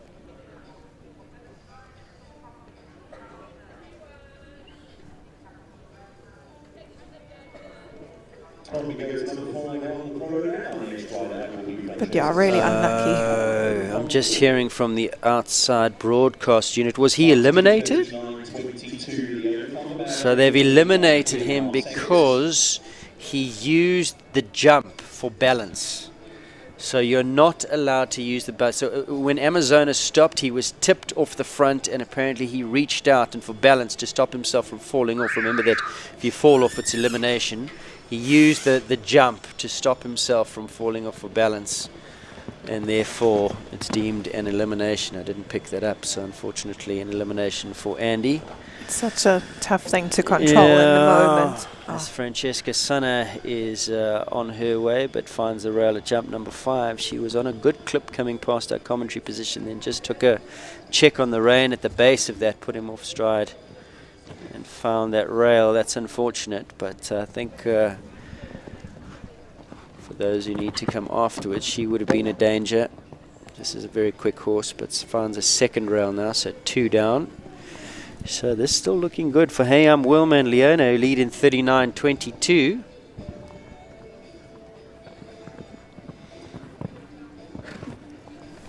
She finishes in 41.75. Goodness, I mean, I didn't think Leona was going that fast. Yeah, deceptive.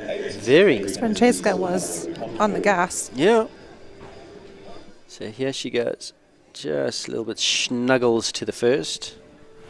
Dr. Snuggles. So 8 penalties there. Next to go is the big striding Cassiopeia, Belinda Martin, and still leading in 39.22 Hayam Wilma, but Zandy Alcock, Tracy Carney, Tamara Rueda, 3 very, very fast riders, and then the one with huge amount of experience to finish off is Dominic Alexander, who will have the opportunity to watch and see what they all do before he has his moment.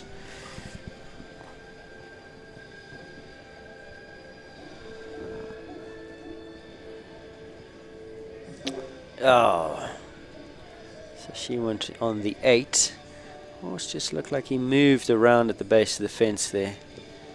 She's found that rail, so 4 penalties at Norbrook, so her chances are gone.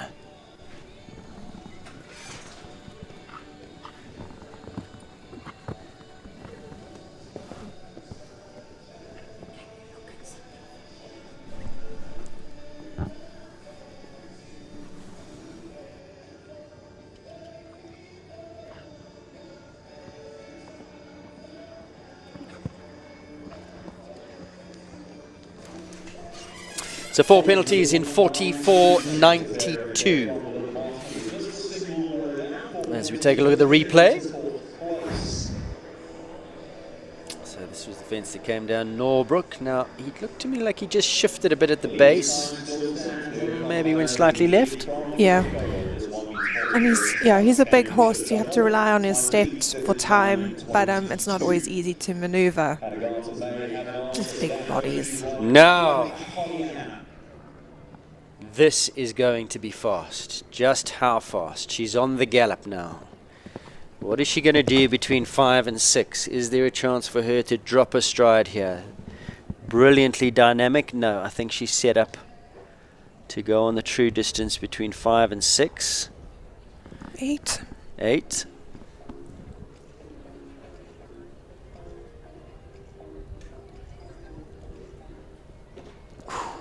Gives Toyota a rub. Goes around that little clay pot.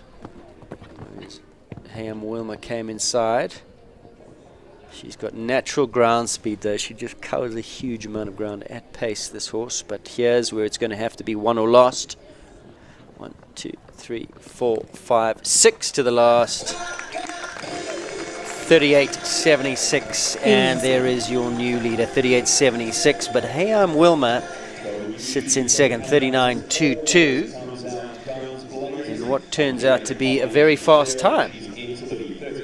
But into second she goes. So Pollyanna has taken the lead there. She came outside Jess of that clay pot, so there is a little gap there for Liantos and Lansink as well. I wonder if that was a choice to go round. Surely inside is quicker. I think the Toyota line is still high risk. I think you can still give it a rub, and if you straight, it improves your chances. Chayton now. Larison, Callagho Stud's entry. I don't think he will be going all out to win this, to be honest. I think this is a horse. Oh, Zandy's got a mind out. He's gone inside.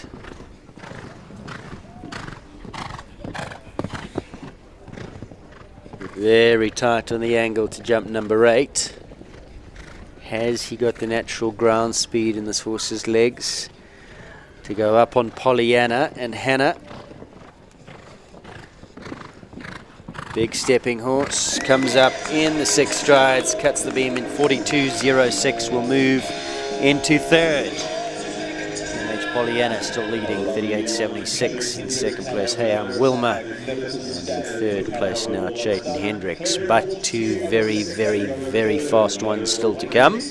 I think he lost a little bit of time in the beginning when he was objecting to a little bit more leg on. Yeah, and he's got such an elevated canter as well, even in his natural canter step. That's a Grand Prix horse. You can just picture him in a big grass arena, in big Grand Prix, jumping massive tracks, that horse.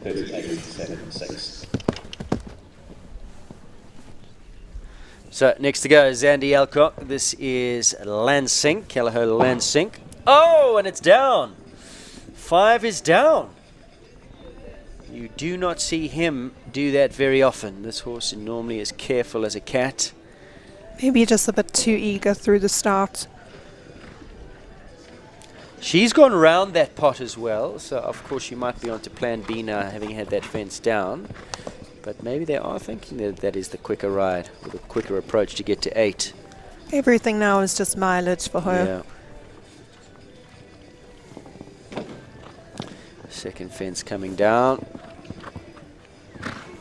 Finishes on 39.81, which would have been just outside of third, just outside of second. So she would have gone into third, but she would have slowed down, I'm sure. So Pollyanna still leading. Let's take a look at the replay here, Jess. This is fence number 1. 38.76, the numbers dwindle. The remaining riders 3 very quick. Yeah, number 1 went down. And of course, that Capital Stud fence went down as well. Finishes on a score of 8. Tracy Carney. Calaho Lamour, can she do it? Tamara Rueda, Regenesis Vet, Liantos and Dominic Alexander will be last to go.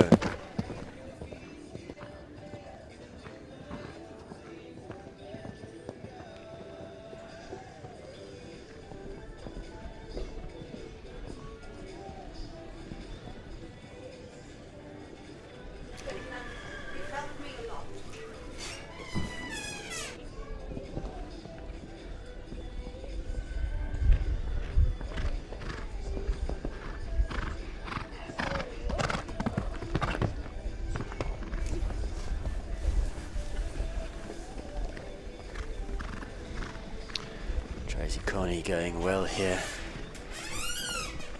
I think she'll be just outside the time. Oh, she should have backed herself up that distance. 4 penalties. She took the check, 41.27. I think she would have been... Oh, listen, it's easy from here, isn't it? Yeah. Let's take a look. 4 penalties it is for Calaho Lamour and Tracy Carney. Drops her down running. Just those back toes. Yeah. So that drops her down to 5th with that rail. Time of 41.27. And a bell sounds for Tamara Rueda and Regenesis Vet. Now. Very fast. Got to bring his A game here. Liantos. Tamara Rueda looking to beat Pollyanna, 38.76. 5 penalties, 1 big for time in 50.42 seconds.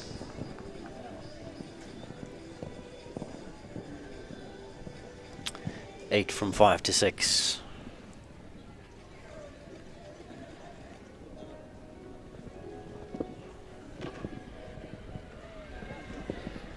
Gone round the pot. She's smiling. No, she's gone round the timing equipment. That's the first rider to do that. I don't think she's up. She's going to have to go some now. Oh. Oh, he just lost his footing. So that puts pay to her chances. Pollyanna and Hannah need to survive Dominic Alexander and Oakley. 1 left to come. Not going to be their day today. Liantos and Tam finishes on a score of 9. Let's take a look at the replay of what went wrong. Perhaps a little too tight into that Capital Stud vertical. Comes paddling over. Oh, he tried, didn't he? Turned out to head of fence 12. Picks up 8 jumping faults and 1 for time, 50.40. Okay, so 1 left to come. There he is. Dominic and Oakley. Can he do it? I think he can. It's about if he's going to try. I don't know how. Has this horse had many rounds at this level? Pretty new to this level, and the canter that he's sitting at now suggests that he's just going to give him a nice mileaged kind of round.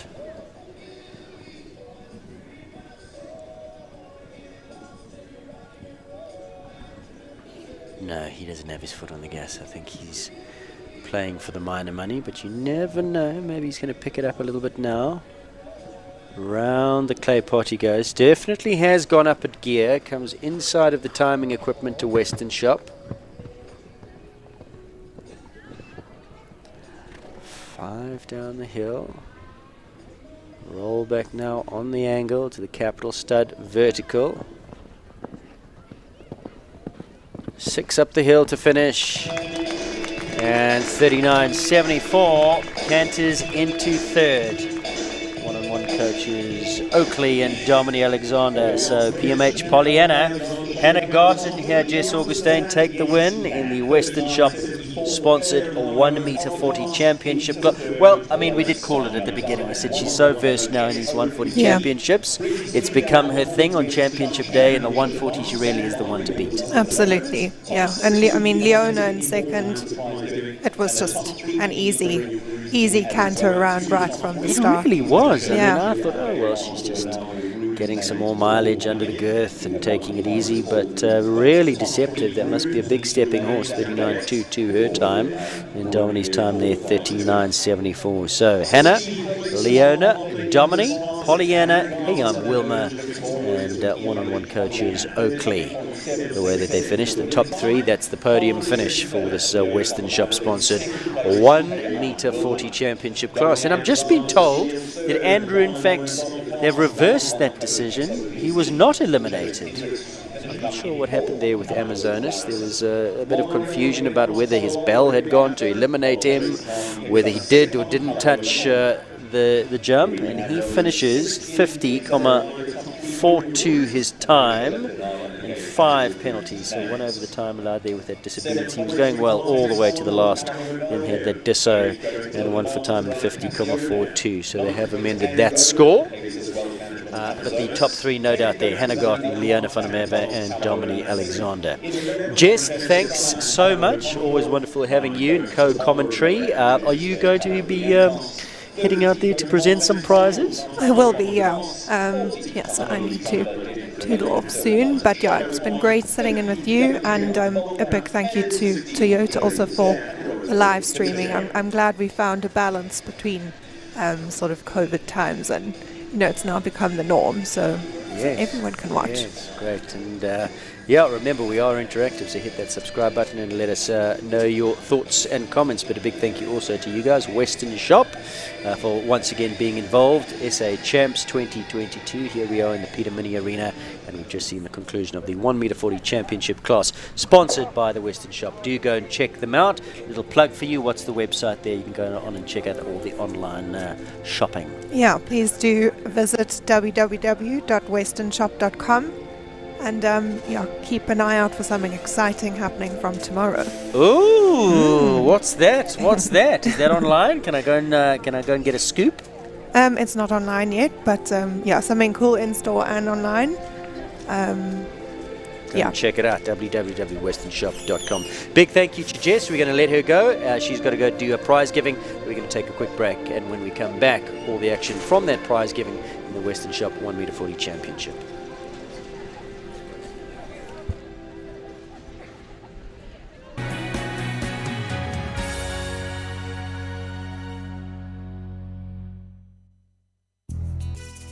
Together, we move South Africa.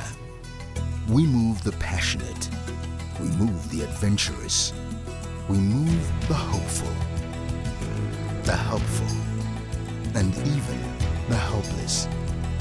We move the earth and the economy, the strong and the superhuman. Together, we move the nation. Together, we move South Africa, and South Africa moves us.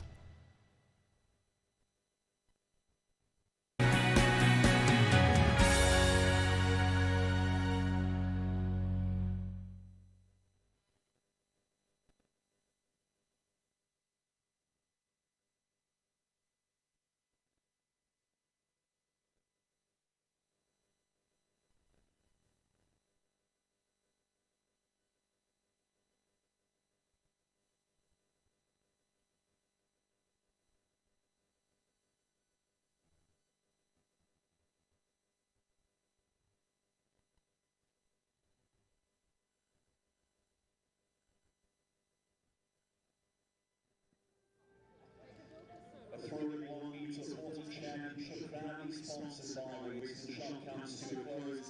Hannah Garton's victorious on PMH Pollyanna. It's a wonderful combination, and today 58.76 the winning time. Smiles all around, and well deserved they are. Second place there, Fontaine had a difficult task, coming in first in the jumble, gave it a great go. Well, nearly came out on top, 39.22 seconds. It's always tough coming in first. You've got to decide how quick do you have to go to put the pressure on the remaining riders. Third place is Donnie Alexander, one-on-one coach SOBC. Fourth then goes Chase Hendricks, Calloway Larison. In fifth, Lauren Hill, Glenfox, Colorado. Rounding out your top six, Tracy Carney and Calloway Lamont. Quickest of the four falters in 41.27 seconds.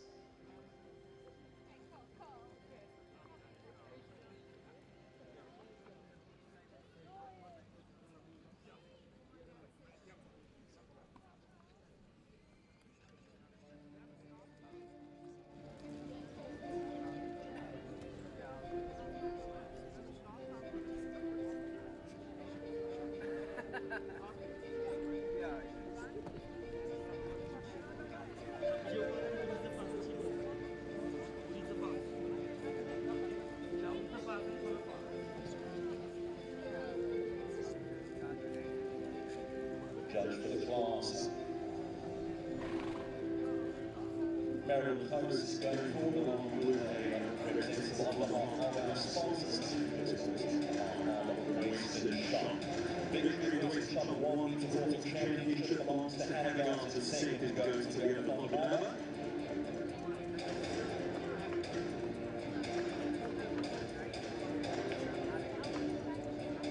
Third place, Donnie Alexander, one-on-one coach SOBC. Our winning pictures from the Peter Mini Arena here at SA Champs 2022 on a somewhat chilly winter's day in the middle of July. Big thank you to the Western Shop. There is Jess Augustine. Great having her in co-commentary, going to present all the prizes. Pollyanna wins. Hannah Garton 38.76 has almost become the norm here in these 140 championship classes. Hey, I'm Wilma back in second with Leona in 39.22. She was first to go. Then one-on-one coaches Oakley and Dominique Alexander, 39.74 in third. Fourth place to Calloway's Larison, Chayton Hendricks. Fifth place to Glenfox, Colorado, Lara Neal. Calloway Lamour in sixth with Tracy Carney. Seventh place to Calloway Felvio, Martin Swanepoel, Brenna Cassiopeia and Belinda Martin in eighth position. Ninth place went to Amazonas and Andy Olaf. All came a little bit unstuck at that final fence on the track.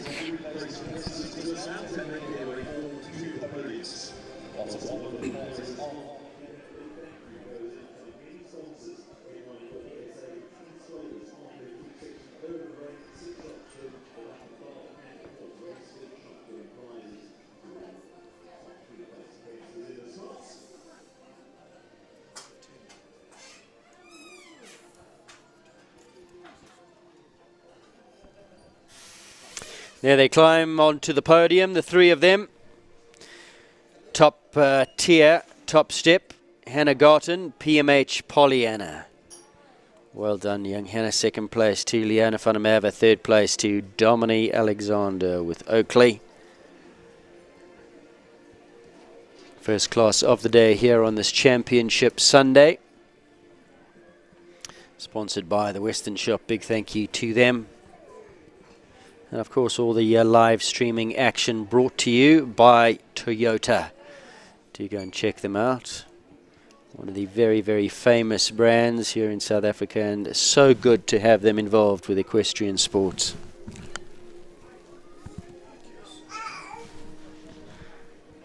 There is Hannah receiving, well no, that's Leona in fact, receiving her medal. Hannah's on the top tier and Dominique receives his bronze medal as well from Jess.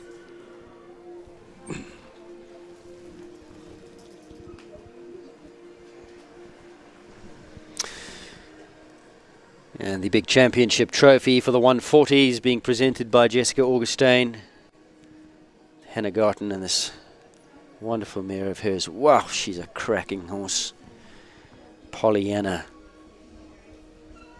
It's almost irresistible in a 140 jump off. You know that she's going to be the one to beat.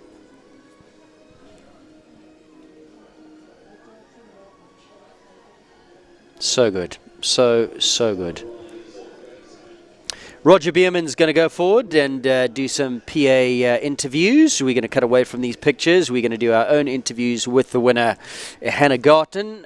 So as soon as the championship canter-off has concluded, we'll be getting Hannah into the interview seat. But before we get there, let's take a look at the ratified, confirmed result of this Western Shop sponsored 1 meter 40 championship class. Hannah Garten the winner, and Pollyanna 38.76.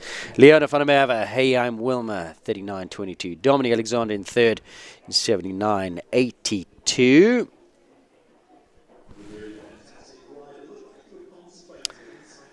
And in fact, his time, that was his first round time, 79.82, 39.74. 39.74 Domini's time. Apologies for that. Chayton Hendricks in fourth. In fifth place, Lara Neal, and in sixth place, Tracy Carney. So Hannah Garten, the winner.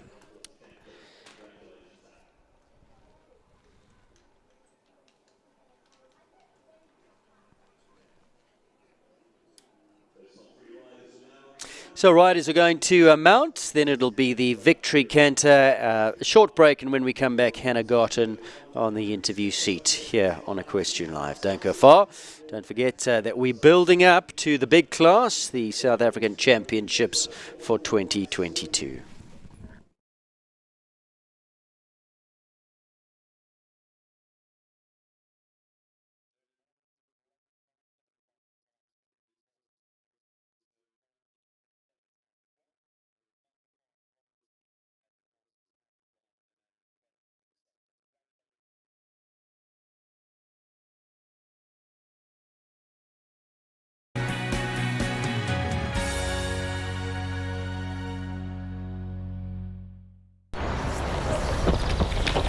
Tag!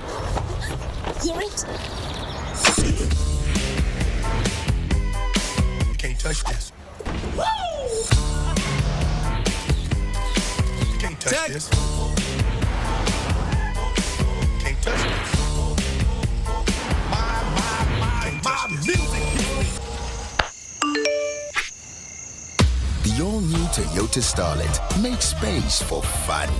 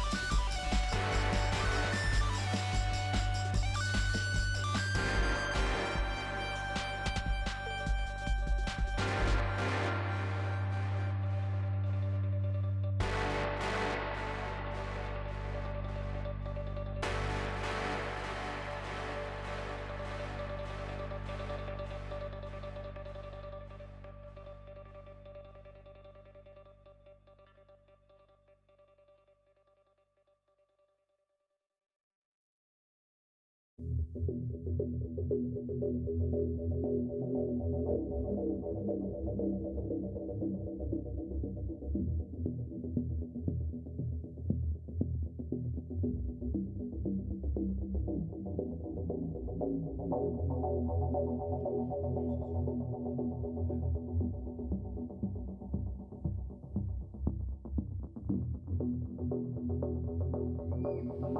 by. Well, welcome back to the Peter Mini here at SA Champs 2022. We've just seen the conclusion of the Western Shop sponsored 1 meter 40 championship class. This is becoming a very good habit. 1 meter 40 championship classes. This is the third time I've spoken to you. First was Biogen World Cup. Yes. Then Easter Show. When was the it? RioNet Show. RioNet Show.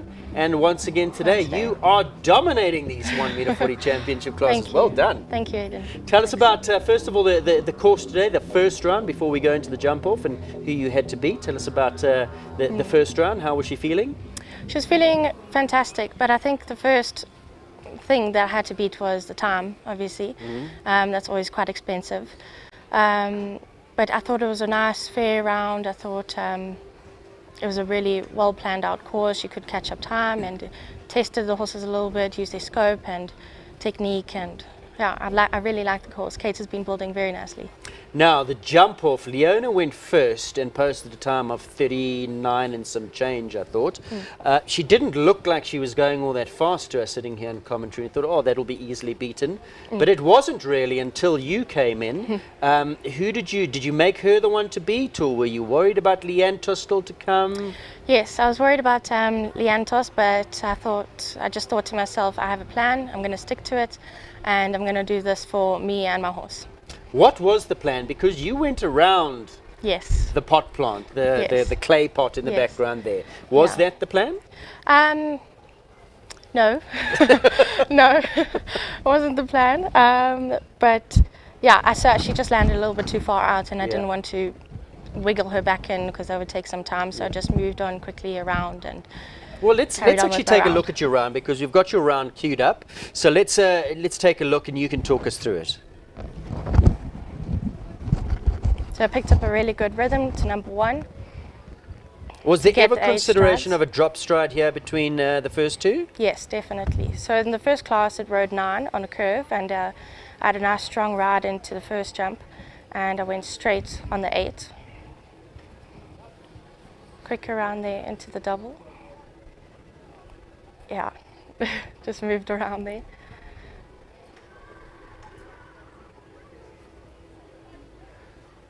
Nice 5 down to that oxer. I had to make up a little bit more time. I angled this actually quite a lot. My plan was actually to go on 7, but since I angled it, I saw the 6, and I just went on the 6 and committed on the 6, and she made it up the hill. She ate that ground up, did it easily. Yes. Yeah, brilliant stuff. Fantastic. Well done. Did you think that you had done enough? Did you think it was in the bag? Where's your headspace? Do you go and hide? Do you just go and cool down? And, no, I go cool down and I just stick to the bottom end of the arena, and I don't watch. I can't. I get too nervous. Yeah. Do people feed you information? You're just listening into the PA? I was just listening into the PA every now and then. Yeah. Sort of, I tried to just say, I've done enough. I've done my best. My horse has done her best, and what will be. And it was enough today. Now, tell us, where do you identify, as an Italian, or are you now firmly entrenched in Gauteng, having made the move? Because we've got Shongweni, and I assume you're going back to Shongweni, so is that a hometown advantage for you, or not so much anymore? I actually won't be travelling to Shongweni. Oh, no. Yeah, I will be overseas. Oh, but for good reason, to go riding? Yes. Are you doing another stint overseas? Yes, just for 3 weeks. I actually leave tonight. Oh, okay. Yeah. Well, it's a nice surprise to take home, to take back on the aeroplane with you. Yes. And tell us about it. What you're going to be doing? I'll go to Germany and I'll ride with Hilmar Meyer. I've made some good friends there, and we'll go to some shows and just get a little bit more experience. You know, you can never stop learning. Yeah. So then, what's your next target with Pollyanna? There's that Stockies Dry show at the end of August, and then I think following that I'll look forward to the Young Rider Champs at Maple Ridge. Good, good. Yeah. Wonderful win again here today. Thank you. All the very best. We love having you up here interviewing in the winner's seat. So all the best Thank you. and well done. Thank Wonderful mare. Go give us some carrots for us. We love Thank her. you. Yeah, special thanks also to my coach Ronnie Lawrence and of course my parents. So thank you. Brilliant stuff. So Hannah Garten there, PMH Pollyanna, does it again today in the 1 meter 40 Western Shop sponsored SA Championship class. She's the now, for 2022, the South African champion in 1 meter 40s. Well done.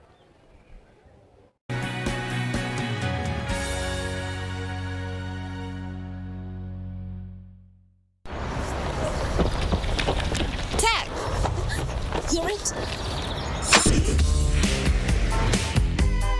You can't touch this. Woo! You can't touch this. You can't touch this. My music. The all-new Toyota Starlet makes space for fun.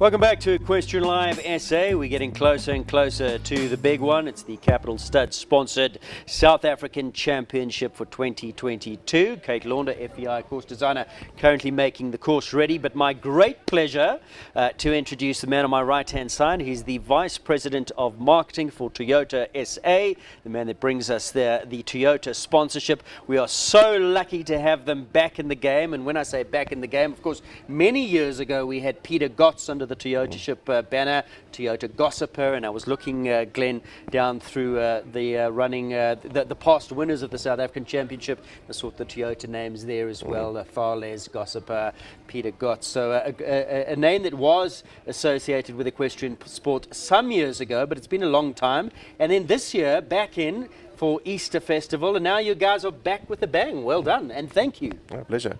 So I think one of your questions you were going to ask me was about why, and really the reason why I think we left was many years ago is the actual founder of Toyota in South Africa was a very fanatical horse rider, and during the years of his tenureship, the actual logo for Toyota was a stallion, was a rearing horse. Yeah. And obviously then when we joined the global franchise or the global sort of community, we had to align with the global Toyota brand, and that sort of sort of side of Toyota sort of fell away.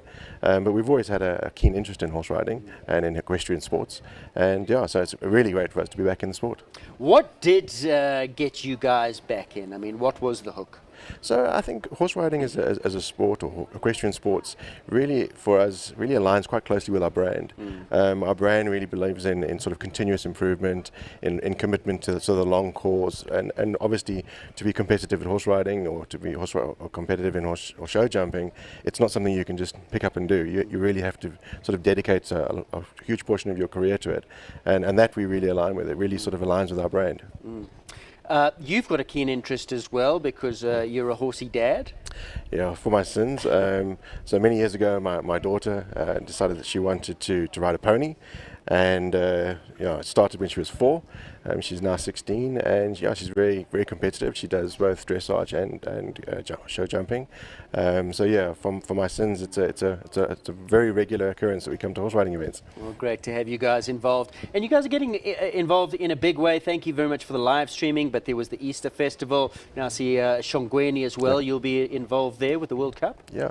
So as I say, with the brand, what we do with Toyota is we tend to think of things that we think align with our brand, sort of in a strong way, and then we dedicate a good portion of effort to them. So we don't like to be in things just for a small amount of time. We're obviously involved in some fairly big sponsorships within Toyota, within South Africa, from rugby to football to motor racing. But then on the sort of smaller sports like on mountain biking, we're involved in cycling, we're involved now in equestrian. We're also involved in the arts. So from our point of view, we want to be committed to things that help uplift the community, help uplift the country, and we're in it for the long haul. So I think we'll be committed to equestrian sports for quite some time. Oh, wow. That's very, very exciting and great news for all of our ears. Toyota as a brand, tell us about it, because it's been going a long time. It's one of the real world famous, strong longevity brands around. These haven't been good times the last couple of years for anybody really, but I'd imagine the motor industry was hit quite hard. How have you guys come through? Yeah, so from a South African perspective, Toyota has been present in the country for more than 60 years, and we've been fortunate to be market leader for more than 40 years. So I think we have the right recipe for what South Africans want, and we endeavour to try to make sure that we meet their needs. From a brand point of view, the last 3 years under COVID has been a challenge, and it's really put the whole sort of industry, in fact the whole economy, into turmoil from a supply chain point of view, and that's really impacted on us quite badly. But really what's really hurt us this last year has been the recent floods in Durban. So unfortunately what happens when one of the dams in Durban burst its banks, our entire factory, which is a 87 hectare site, was under 1.5 meters of mud for almost for more than 12 hours, which, as you can imagine, just basically crippled our plant. So our plant has been, which supplies 70% of the vehicles we sell in South Africa, that plant's been out of commission now for 4 months. We are now just about to get it going again, and we're in the process of starting it up. But that more than anything else in the last sort of decade has really put us on the back foot. But like everything, Toyota is a very resilient company. What we've done with this devastating situation is we've actually turned it into an opportunity. We've re-energized our plant. We're coming back stronger than ever before. So I think that's really the Toyota spirit, is not to be sort of defeated by something, but to overcome those obstacles and move forward. So are you saying that a lot of your vehicles are locally manufactured as well? What is are lots imported as well? Is there a... So we have quite an extensive range. I think that's really one of the keys to sort of Toyota's success in the market, is that we really cater for everything in the country, from small vehicles right up to trucks. Through our Hino brand, we have luxury brand with Lexus. So we really do have a comprehensive product range, and it's a lot of smaller imported vehicles in terms of range volume, but the core volume that we sell in South Africa is actually locally produced, which consists of the Hilux, the Corolla Cross, the Hi-Ace, and then obviously the Fortuner. Those models really are almost 70% of our product of our sales in South Africa. So it really is a locally produced and locally supported manufacturing output. Yeah.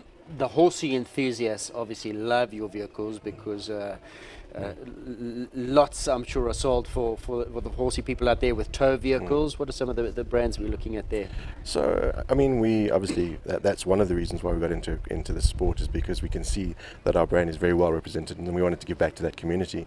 We have an extensive range of products, but really probably the most important model that we sell for for towing is really the Hilux and the Fortuner. Yes. But we also have quite an extensive Land Cruiser range, from anything from the Prada up to the Land Cruiser 300, which we recently introduced. And yes, they are the perfect towing vehicles. I mean, they're designed around being able to make sure that when you have your horse behind you, that it's safe and sound. And rugged, tough, hardy, durable. Yeah, absolutely. The whole lot. Yeah, so I mean, we build our products with a focus on making sure that that's the ethos of Toyota is that we make sure that our vehicles will never let you down. Yes. So I mean, the last thing you'd ever want is to be stuck at the side of the road with a horse. Yes. So No, yeah, absolutely. choose a Toyota and that won't happen. Not going to happen with Toyota. Are we've established you're a horsey guy with your daughter. Are you a petrol head as well? I'm very much a petrol head, yes. So my passion is more on the motorsport side personally. So anything to do with horsepower, and I have a keen interest. We are quite fortunate that as a brand we're able to participate in Dakar. Yes. We actually won it this year. Well, that's what I was going to ask you. Gilles de Villiers. So Janelle, we've been working with Janelle now for more than 10 years, and he's an absolute great guy. He's totally down to earth. He hasn't won it for us yet. He has won it, Yes. But he hasn't won it for us, and I say yet because we keep working on it, and we're going to be going back again, and until such time as we get a South African winner. Yes. That's our primary objective. I mean, we want to be there, and it's good for the Toyota brand to do well, but for us in South Africa, we want to see a South African do well. Yeah. So we're putting a lot of effort into making sure that Janelle or Henk, our new up-and-coming star, one of those guys will be a future Dakar winner for us.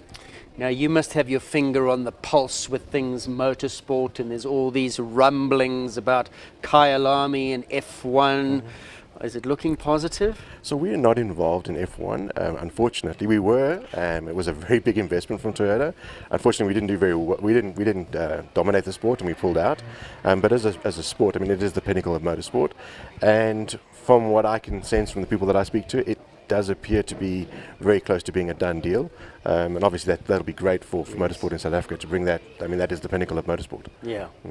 Absolutely. Well, we wait with bated breath to see that news. But from all of us here, once again, Toyota's back in the game, with a big time. We could not be happier. And a big thank you from myself and all of us equestrian enthusiasts out there. It's our pleasure for coming back. And we'll do more. Excellent.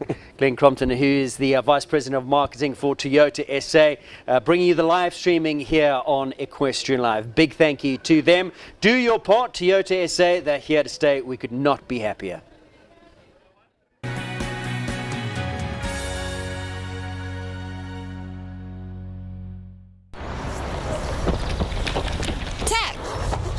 Hear it? You can't touch this. You can't touch this. You can't touch this. My music. The all-new Toyota Starlet makes space for fun.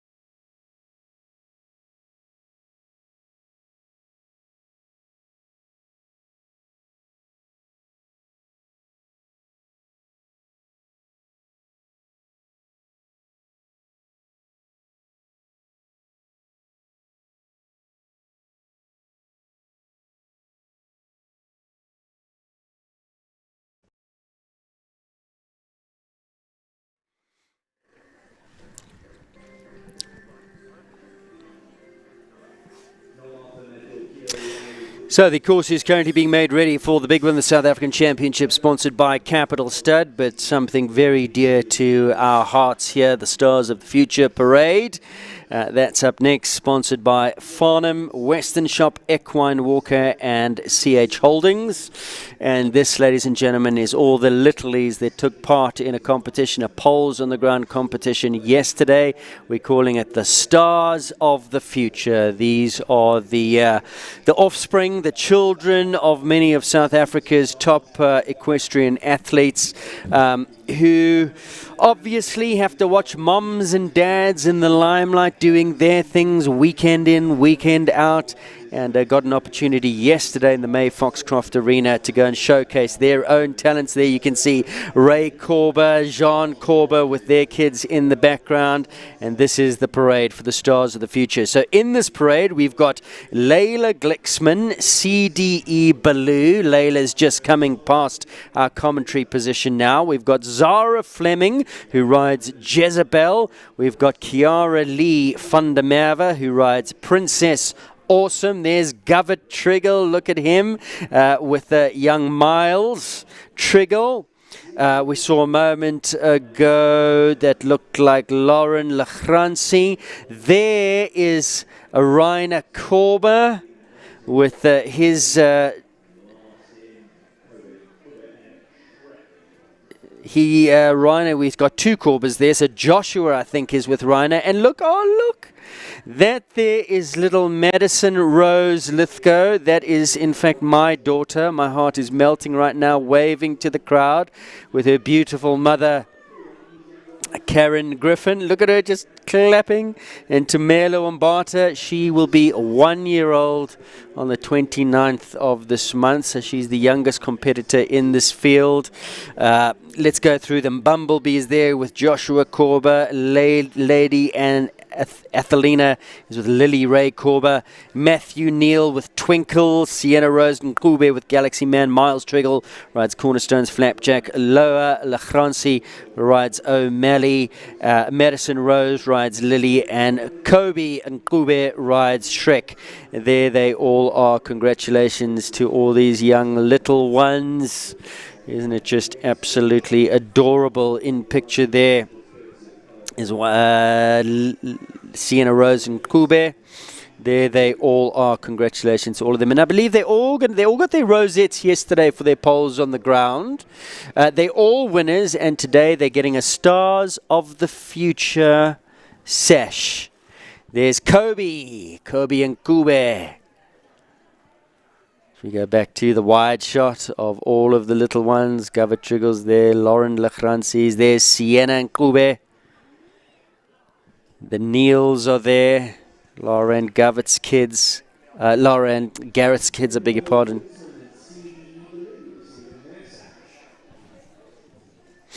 There's my little special one. There's Maddie Moo, and Mom Karen, along with Tumelo Mbata. Wave to the camera, Maddie. You've got fans. Clap handies. Clap handies, baby cool. There's Lauren with Loa. Lauren riding in the 1m30s. There's Govert with Miles. Cornerstone's Flapjack. Dad Govert with young Miles Triggle. Mom Aisling not there. She's on the crutches, unable to assist, recovering from that operation. There the Korbers. Joshua Korber, Bumblebee, Lily Ray Korber. That's Lily. Lily rides Lady Athelina. Ray and John will be riding in the big class. There's with young Joshy. Well done, young man. All these kids getting their Stars of the Future sashes.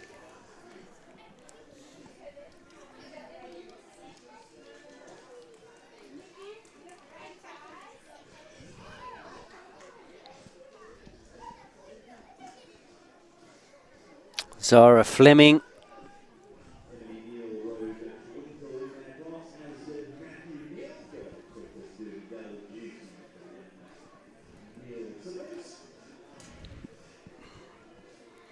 The stars of the future. Here they are, viewers.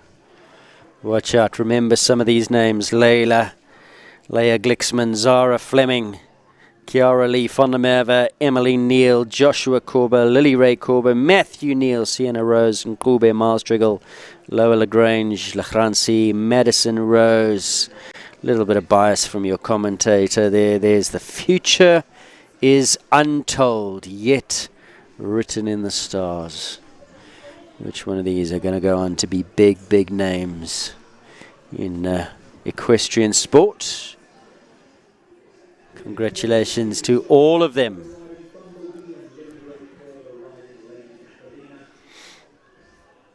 Pulling on my heartstrings here.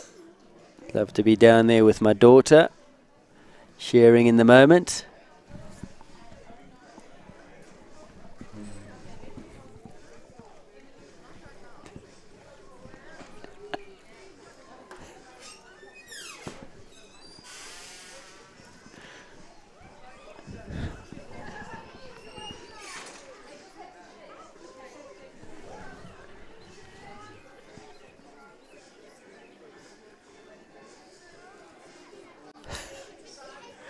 Just having a little giggle looking over at my daughter Madison, absolutely loving the moment.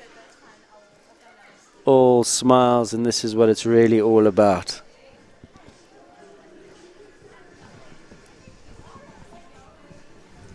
Sandy Cox, Jill Shaw, Roche Russ, Marilyn Khoos, the judges going to present. I think they're not only getting sashes, they're also getting mementos. And here's Lily Ray Korber getting her sash.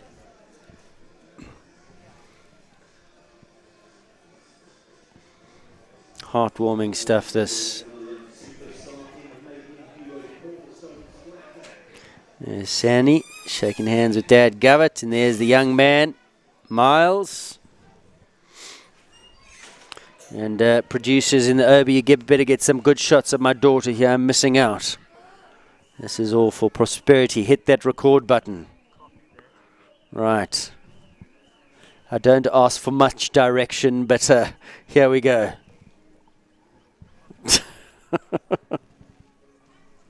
There's Miles. Well done, Milo. First of many sashes to go around that young man's head. It's a family affair. Dad Govett rides, Mom Aisling. Of course, brother Tom, sister Kaylee, all well-accomplished riders. Of course, Tom Rowe riding not so long ago at Hickstead in a big 3-star 1 meter 60 competition. And Miles just making his way into the equestrian sport. Great to see. Now, who's that we have?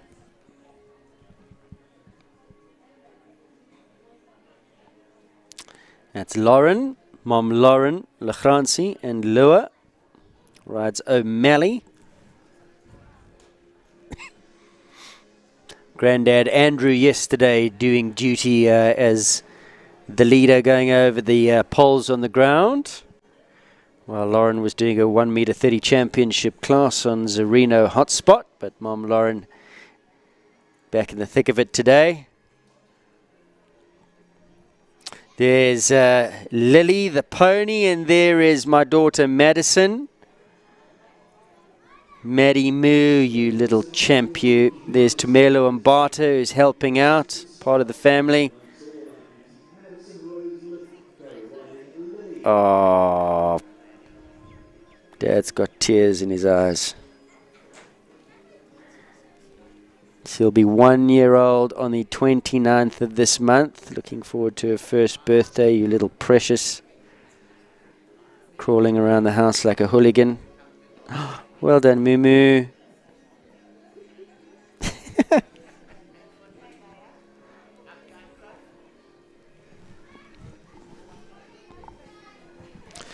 Dad's fighting back the tears here in the commentary position.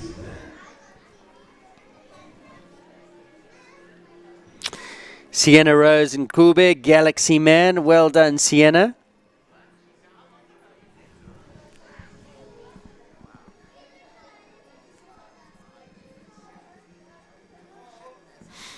really is quite special.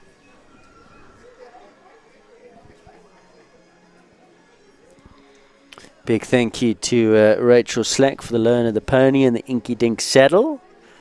For those of you who didn't get a good look at the saddle there, thinking how on earth is a 1-year-old child riding that pony? Well, it's all due to the Inky Dink. And of course she's been doing her stomach crunches, getting that core strength back at home.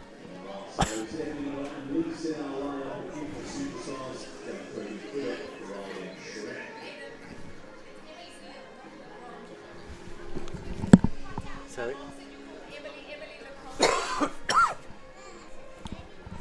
No. Emily Neal is riding Twinkle, so let's go through them again. Leah Glixman, Baloo, Zara Fleming, Jezebel, Kiara Lee van der Merwe, Prince Awesome, Emily Neal, Twinkles, Joshua Korber, Bumblebee, Lily Ray Korber, Lady Thelina, Matthew Neal, Twinkle, Sienna Rose and Klube Galaxy Man, Miles Triggle, Cornerstones Flapjack, Loa Lachransi riding O'Malley, Maddie Rose Lithgow riding Lily, and Kobe and Kube riding Shrek. That's all of them in the Stars of the Future. There you go, Future Untold, yet written in the stars. Wow. All getting claps.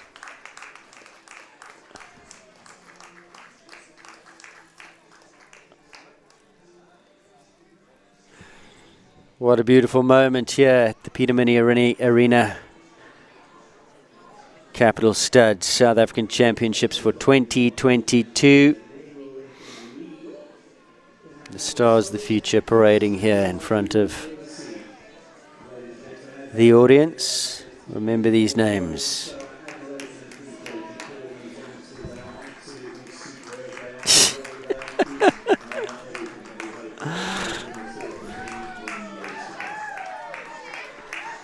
Just too cute, too special. We'll stay on these pictures for a moment or two before we go back to a commercial break. And then coming up, all of the action as we build up to the South African champs for 2022. Well done to the Stars of the Future. Off they go. In picture there is Govett and young Miles.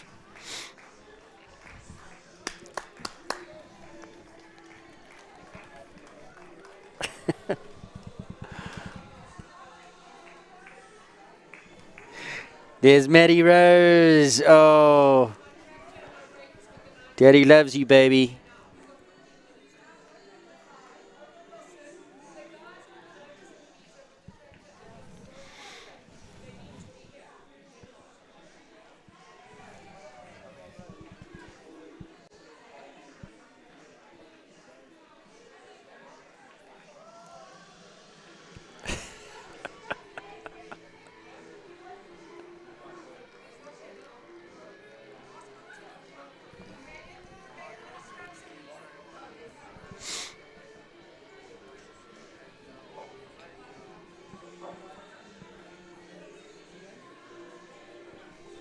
Well, that was wonderful, wonderful stuff. The Stars of the Future, they leave the arena. Of course, we'll see plenty more in the years to come from that lot. Heartwarming stuff. I'm going to take a break, go grab a Kleenex, dry my weepy eyes, go give my daughter a hug. And when we come back, we'll have all the action for you as we build up to the 1m50 South African Championship, sponsored by Henning Pretorius and the Capital Stud. Plenty more action here on Equestrian Live, so don't go away.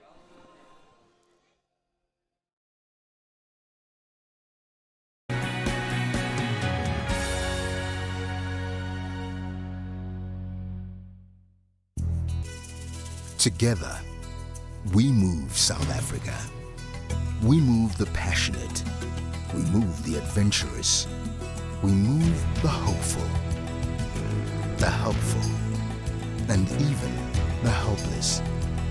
We move the earth and the economy, the strong and the superhuman. Together, we move the nation. Together, we move South Africa. South Africa moves us.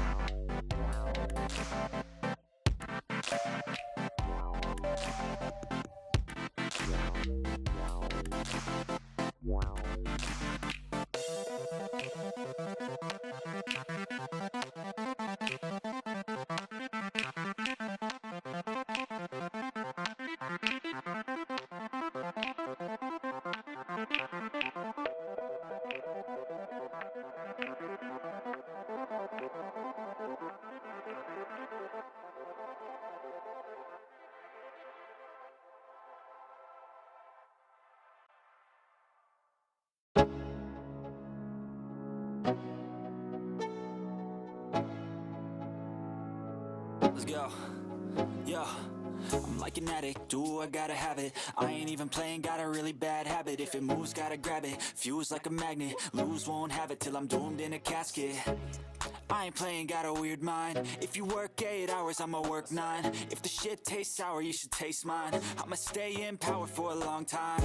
Get up, nah, I ain't a quitter. Toss me the ball, I'm a really big hitter. Big picture, I'm a straight killer. Rising the song to the highest bidder. Got juice, got gas, I'ma move fast. New shoes, new tracks, like who's that? I'm new, come back, better than last. Yeah, it's a new me, never gonna look back. Never gonna look back. Cause damn, I was built to last. You move slow and I move fast, and that's facts. Only I can make a change. Slowly take a step today. I will never be the same. Cause that's what it takes.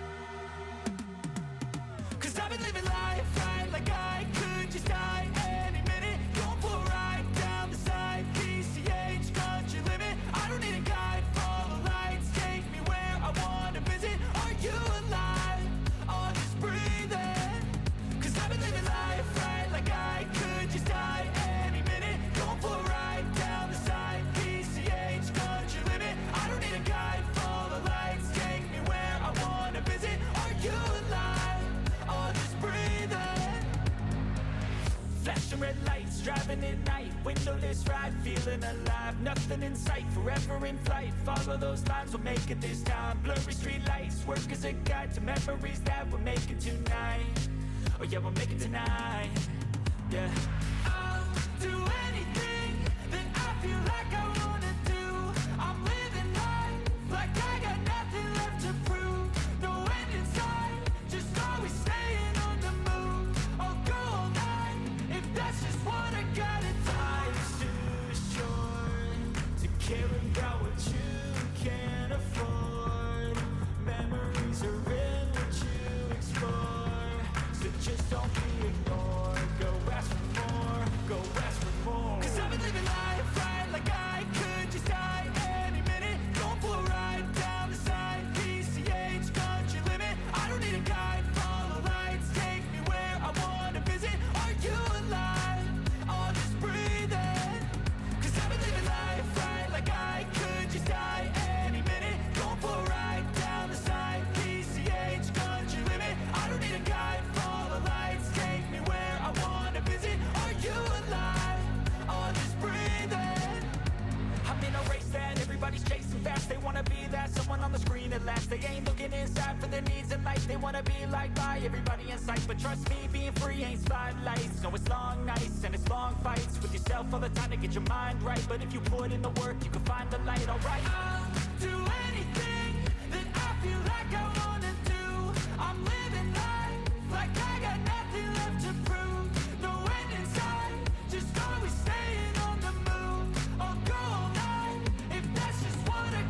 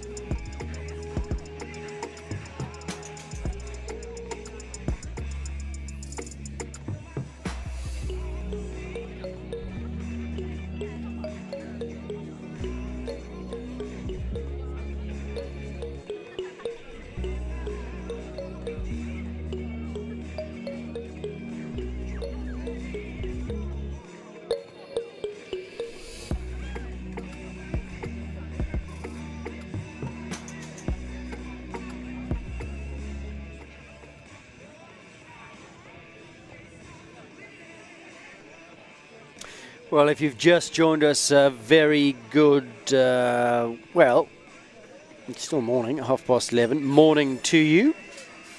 Coming up next, the Capital Stud-sponsored 1 metre 50 individual South African Championships, round number 1. Over 2 full rounds, and should we after 2 rounds have equality of score, we then go to a jump off. More on that to follow, but first of all, some housekeeping and a big thank you to Canon, www.canon.co.za. Go check out their website. Lovely cameras, stills cameras, video cameras, and all sorts of other wonderful merchandise they do have. Canon, we've got a sponsorship with them, a partnership. Big thank you to them. Downings Marquees, big thank you to Richard Mons and his team from Downings. There we are in our little Downings Marquee, waving to you, myself and Arnold Botha, who will be joining me for co-commentary. Downingsmarquee.co.za, looking after us. Got a beautiful sight over this Peter Mini Arena here at Kyalami Park Club. So Arnold Botha is not riding. Why is that, Arnold? Morning, Aidan. Or good afternoon anyway. We've been working on Lorden a little bit, changing a few bits, changing the way he goes, his canter. He's very boisterous and wants to play a lot. How old is he now? He's just turned 12. Okay. So he's coming into his own. And with all the changes, I gave him 2 classes in the 150s earlier in the week. He knocked a few railings and everything, but it's feeling really good. I jumped the 140s this morning. I had 2 railings down. Feeling a lot better, a lot more confident. So I think he's going to come on a lot better. We might just take him down to the World Cup in Shongweni, give him a little bit of a jump there, and then we'll start prepping for Derby. Look, he's a nice stallion. He's big. He's 18 hands. You've got to really squash him together. The combinations, the triple combinations is really hard for him because he jumps in quite big sometimes. But yes. And he's playful, isn't he? I mean, very playful. If there's, I'm not going to say a chink in his armour, but if there is anything, his mind wanders. He's a stallion. He's got his the jumps that he's got all the scope, all the power, all the jump in the world. But sometimes I think his mind just wanders to what's on the outside and who's in the arena, and he's playful. I think at this point in time, that's his biggest downfall: is playing around and looking at everything all over the place. If he concentrates a little bit more and a little bit better on what he's supposed to be doing, then I think it'll settle in a little bit. Look, he's got a lot of scope. He's very brave, which is nice. You never ever feel that something's going to happen in front of the fence. Look, I'm quite excited with him. I'm really privileged to ride him for KP Stud. Ryan's given me a good opportunity. It can only get better. I think he's maturing enough now. So we'll see what happens in the future. So we build up to the South African Championships for 2022. The reigning champion who took the title last year at Stockies Dry is Nicola Syme Riley. She won it on Insagi DB. Let's take a look at some of these names. The RAS Floating Trophy, Arnold. Some big names there. Gonda Beatrix won it a record of 10 times. Mickey Lowe's won it 4 times. Take a look at some of the people, some of the names on this list. Annelie Vuckerfinning, Storm Finch in 1985. Errol Vuckerfinning, 1982. Peter Gotts is there. Toyota Thales twice in 76, 77. Tony Lewis, Yong Le, Gonda, Honey Girl, Isis Bridge. Wow, she's the all-time record holder. Over the page, we got Peter Gotts again, 1986, Gossiper. Ronnie Lawrence twice, 87, 88 on High Hopes. Gonda won it 3 years in a row, 89, 1991, all on Flaunt. Surprisingly, though, Watchfire never won the title for her. I think she was second a number of times.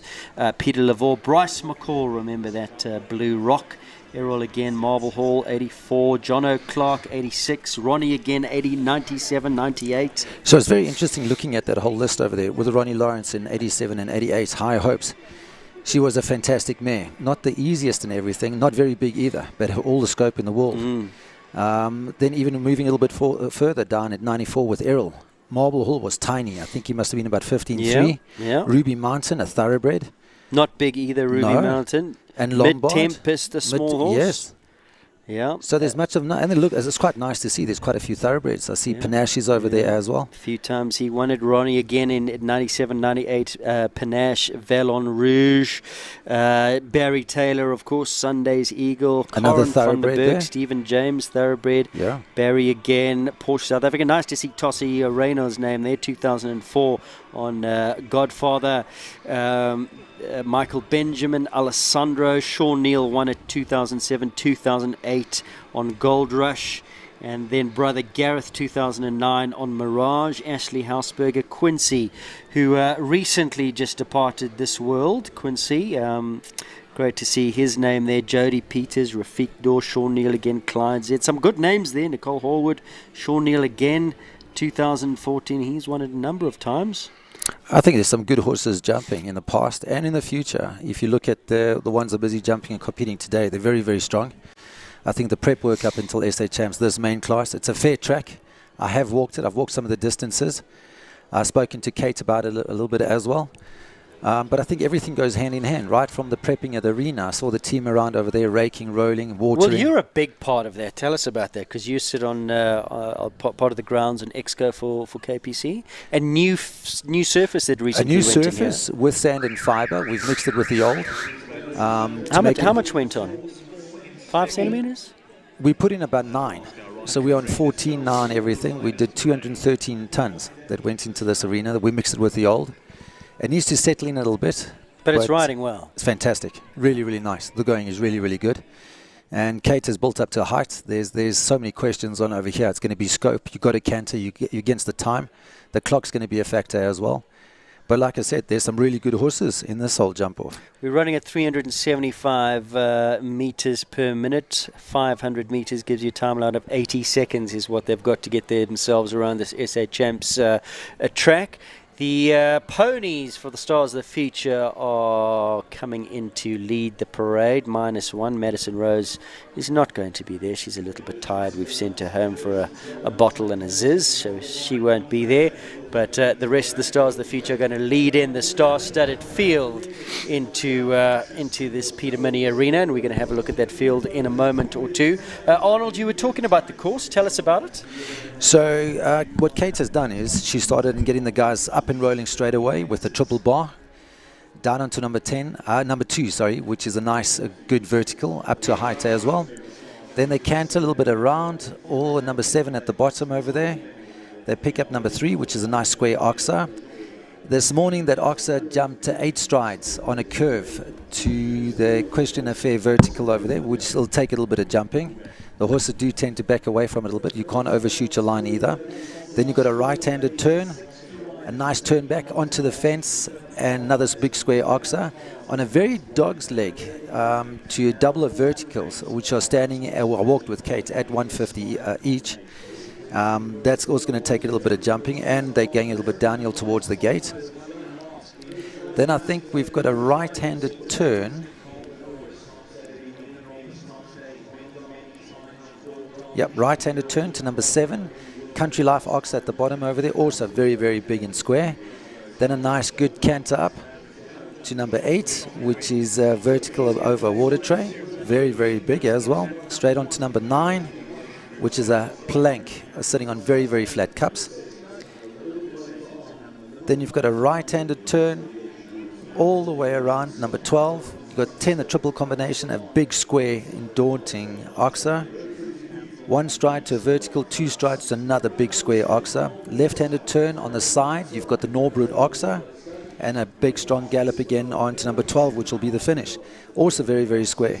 So the whole track is built up to a height. You're starting off at 140, 145, finishing at 150, 180 wide. It's going to take some jumping. What kind of horse is this ordinarily suited to the South African Championships? What kind of, because it's over 2 full rounds and then to jump off, so you're going to need a fit horse to start. Yes, fit horse and a fit jockey.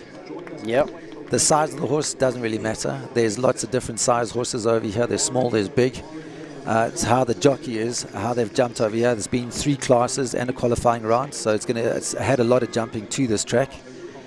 I think it's going to be a fit horse, a careful horse, and a horse you can put against the clock. Well, those horses are currently on parade here in the Peter Mini Arena for the South African Championships for 2022. Coming past the commentary box, Ronnie Healy has just been part. Oliver Bishop's coming past. Kerry Muir's just been past us on Chatman. Leona van der Merwe. It's a star-studded field. Ronnie Lawrence has won this a good couple of times. He's got a pedigree for the South African Championships. He's just come past us on Gillian van Oshoff. Johan Lotte, great to see him back in the 150s. We've missed him. Great to see him back on Poimois. Yannick Kleinans is here. George Cutlass just coming past us where we are. Chagori Michelle Fleming, he finished up the runner-up in the Shongweni World Cup qualifier. That could be a lurker among the pack. He's looking a fit horse and he's in good form. Yes, he's jumping really, really well. Shongweni was a big World Cup over there. Michelle just got pipped over there, but a fantastic jump off. Was really, really good. Bavubu, Bronwyn De Santos just come past us on parade. Ashley Healy, it looks like she's sitting on Legato just for the parade, but of course she'll be riding the mighty Eldo, and he'll be in with a good shot today. So star-studded field in South African Championships for 2022, and big thank you once again to Toyota, bringing you all these pictures on Equestrian Live this afternoon. Plenty to come here from the Peter Mini.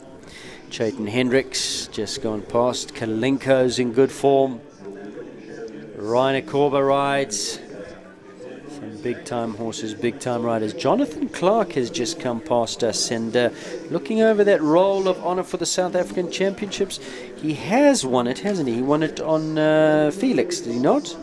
Davidshout Lombard, 1996, quite a while ago, Jonathan Clark. And then I think there was a second win in 2015 on Felix van der Mis Pilara.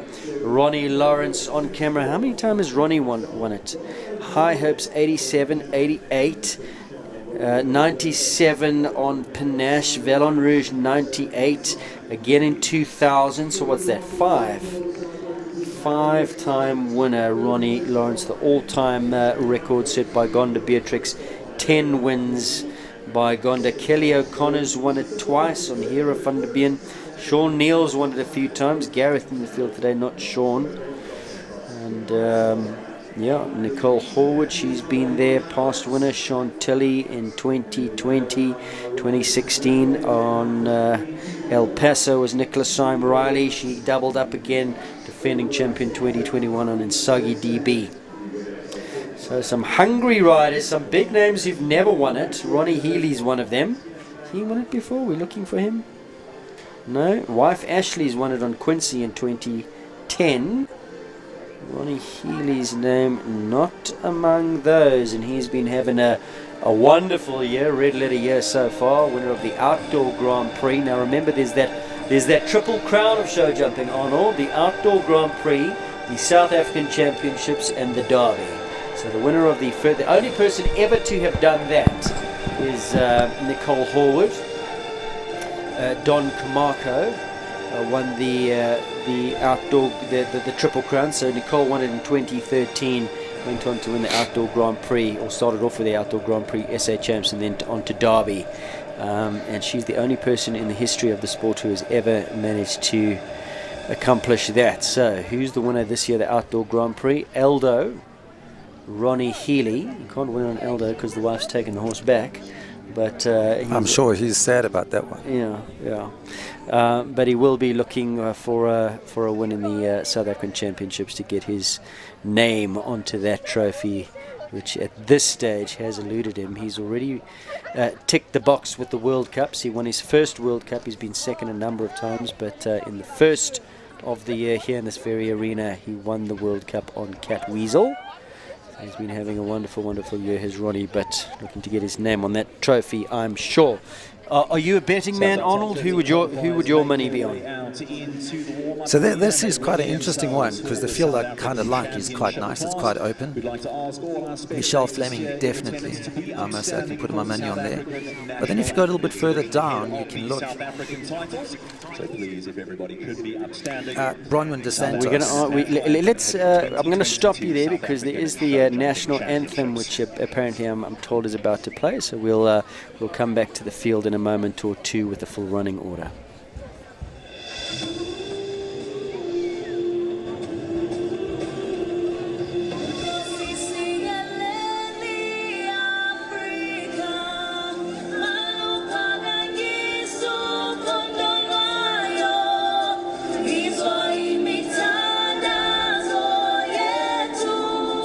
Oh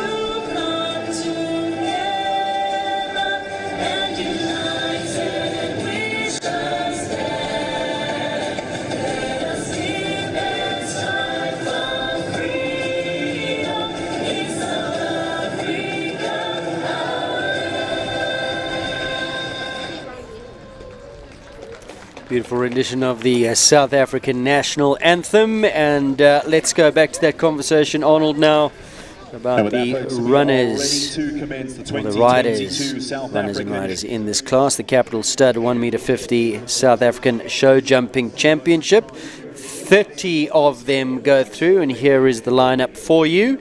And you can take us through them, Arnold, and who your fancies might be.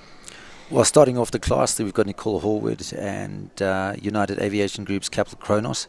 Very nice stallion that, bred really, really nicely. It's a son of Darko, a lot of scope over there. Second, we've got Carl on Kello Casperon, also very, very good, a past Derby winner, so horse has got a lot of scope. Chris van der Merwe on Quichin, also a very, very good horse. Chris has really got him together, and I think they're coming on to form. Hannelise Kamfer, that's a very interesting combination in that. If they go clear, they will definitely give it a bash. Grant Langley, Bankston, a very, very good horse there as well. Grant has travelled all the way from Shongweni side, Natal, so it's nice to see him up over here. 6, we've got Laura Neal, Capital Constello. That's also a very, very... No, sorry, you lie. It's Diamond Dundee. We've got over there. Dundee's really come on to form, especially this show and the last one. Sorry, and Georgia Rorich, yeah, she brings in the son of Don Camarco. As the first horse starts to come in, so we're going to skip over these very quickly. Leona van der Merwe, I think a very, very interesting horse. Capital Clarissimo, looking forward to that one. Chili Whack there, George Cutlass is there, Bronwyn de Santos, Lavubu, Big Jumping, Eldo, the mighty Eldo is there.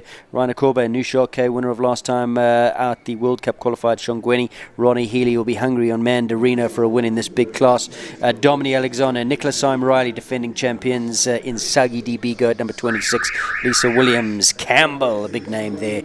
She's never won. Interesting. She might be hungriest out of all of them. There are 2 titles that elude Lisa. It's the South African Outdoor Grand Prix and this class, the South African Championships. She's been second a number of times. First to go, though, is Nicole Horwood, United Aviation Capital Kronos.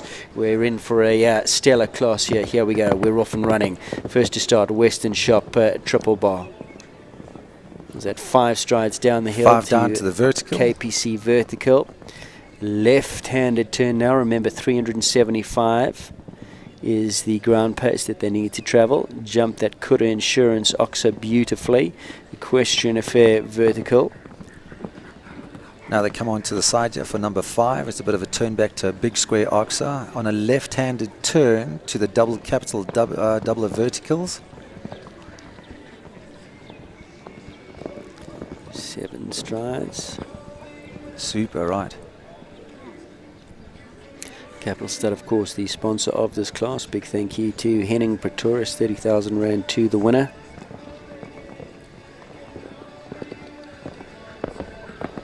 Six strides up the hill to that very, very skinny and flimsy little panel that's gone down there for Nicole. Oxa Equestrian Supplies. Breathe on that, it's going to come down.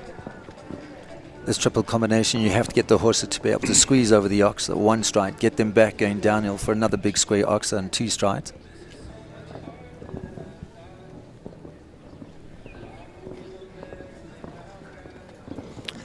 Eight strides up the hill on the turn to finish over the One Insurance Oxa with that water tray. 81.53, time allowed 80 seconds, Arnold. It's going to take some was jumping. that a 375? Was. She really pushed it. She really canted on forward. There was no way she dawdled anywhere around. So we see the mistake, that very light, flimsy little panel Oxa Equestrian Supplies just that laid a vertical, toe. that panel, I don't know if you remember yesterday, it caused a big problem in the 130 class. It had some big jumping. Carl Bunzai, Callao Casperon goes at number 2. This is a very, very scopy horse. Carl does a spectacular job with him. So time allowed 80 seconds, 375. Nicole was over that, finished on a score of 6-2 for time in 81.53. So they're going to have to watch the time here. I think the only place that they can make a bit of time is from between 2 and 3. Which he looks like he's taken a little bit of time to get there.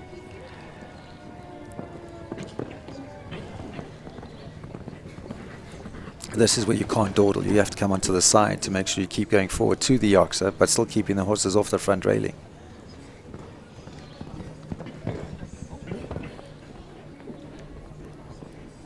Seven committed strides. Got there a little bit quick. That A element of that Capital Stud double's gone down. We saw in the 140 class coming the other way, caused untold amount of problems. Horse arguing with his head up the hill. Cole gets the discipline, gets him back. This stage just the 4, the A element of Capital Stud.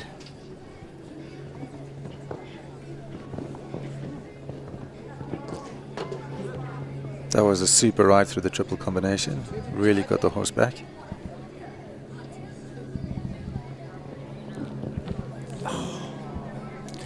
Norbrook goes down, sitting on the 8. Finishes well, but 14 penalties, 85.78. So some time penalties, 6 of them to add there. Finishes on a score of 14. What do you think?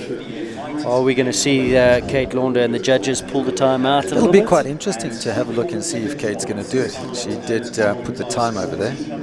As we look at the replay. First mistake there for Carl Bunsen. And now remember, the South African Championships over 2 full rounds and a jump off. So if after 2 full rounds of jumping we have a quality of penalty score, we go to a jump off. The second round time becomes a factor in determining the minor money placings. So in other words, if you've got equality of score for minor money, minor placings, after 2 full rounds, the time in the second round becomes the determining factor. Fastest time will go obviously ahead of the slower times. Chris van der Merwe here, Kitchen Beligny Z. This is number 3. Recent winner of the Friday Grand Prix, United Aviation Grand Prix at Shongweni. First of those World Cup qualifiers, and then finished on the podium at Shongweni. Horse is in fine form. Remember that we are in order of qualification, so the horse hasn't qualified that highly as that A element goes down again, Arnold. This horse hasn't qualified that, hasn't brought into this competition that Shongweni form. Yes. The higher qualified horses will go later on in this class. It was interesting there from 5 to 6. He chose to go a little bit wider and went there on the extra stride. The what Cole took one out. Also bumped the front railing down though.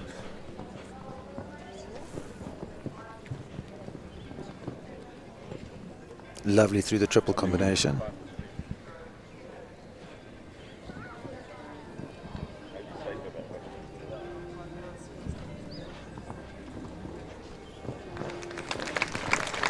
Finishes well, 79.73, comes inside of that 80 seconds, so finishes on just the 4, the best score thus far.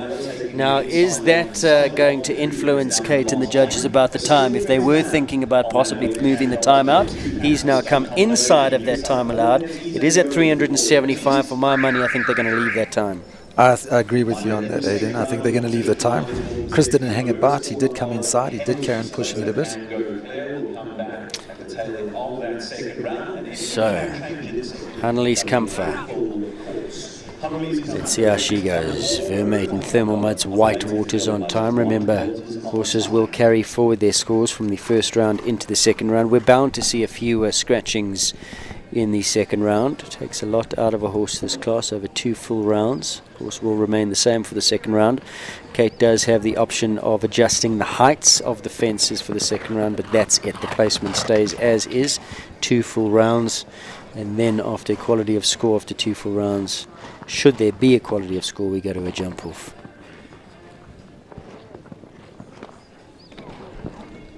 She went inside on the 7 to double verticals, cleared them.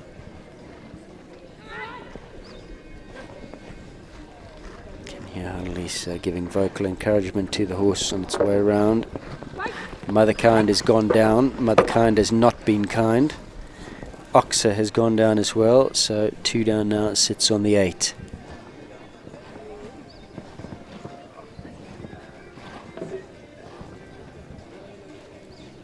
Lovely through the triple combination. This horse really tries for her. She rides him really well.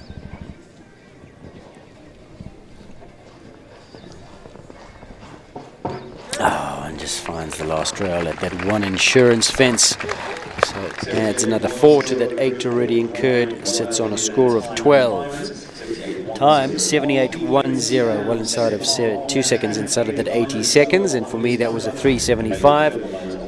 Pretty sure that will stay as we take a look at the replay of the first rail that came down. That was that white fence, that white pole on that Motherkind fence. Look at Grant Langley as he trots in. Forsyth Bankston, you were talking about him, visiting us from KZN. Yeah, I kind of like Bankston. He's brave, he's bold, he's scopy. And on a day, he can pull it out the bag. And Grant is always hungry. It doesn't really matter whether it's a first round or a jump off. He's always eager.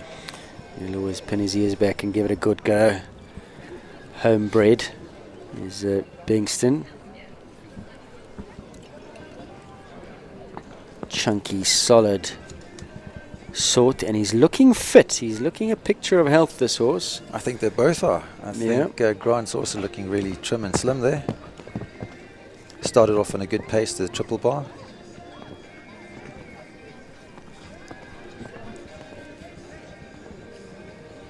See, now I think he's on a really good rhythm, a really good canter.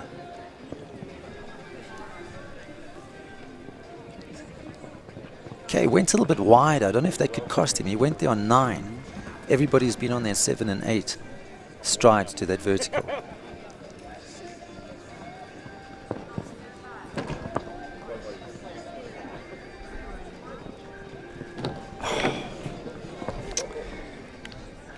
Slightly got it. Was he there on the 8 from 5 to 6? Yeah, that 5 to 6, it's been riding nicely on the 6 and the 7. I think the 8, you're getting a little bit too deep and underneath the first vertical, and the horses can't jump out.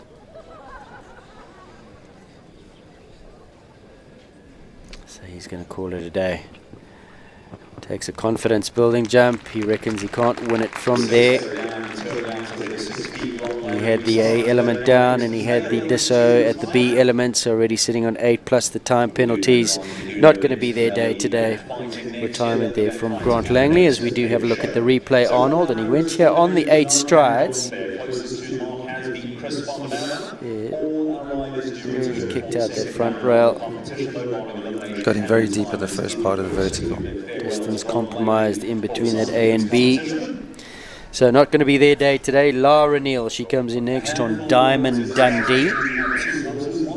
Best score thus far has been Chris van Merwe, Kitchen Beligny Z on the 4 penalties. Remember, the higher qualified horses and riders, after their 2 qualifying rounds, will go later on in the class. And then the second round will be on reverse order of qualification after this round, according to penalties. This horse is coming along. He has, I must say, he's kind of settled into the grade a little bit now. Lara still helps him around a little bit. A lovely jump over 3.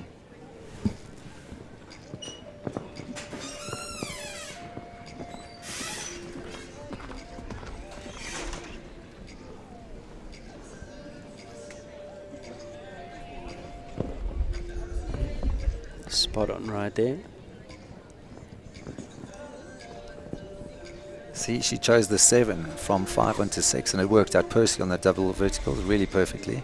Big striding horse, yes. Losing his step, but went down gently on the 7 with that big No, step. it was very, very nice. She didn't interfere. She allowed him to run onto the fence. And she's got a nice rhythm. If she can keep this up, she'll be well in the time.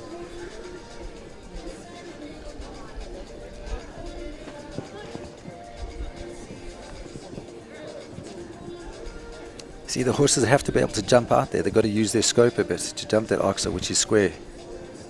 Now she came inside of that Kudda fence at the bottom to get to Norbrook to finish up on. That was a beautiful super clear round. Well done. 78.90. Lara Neal gives us the first of the clears Brilliant riding there from Lara Neal on Diamonds Dundee. Well done. Now, Arnold, at the bottom, after the treble combination, 10C, have the others gone round, could it, to get back to Norbrook? Chris came inside, Carl also came inside. I think Chris already knew that the time was tight, he came in. And it's not too tight. If you come inside 3 to the Norbrook, it gives you enough time to set them up. It's only a vertical, but you must remember you're riding uphill, so you've got to keep cantering towards the vertical. Young Georgia Roric is next to go on Capital Don Costello. He by Capital Don Camarco, who was a past winner, the sire of this class and of the Triple Crown.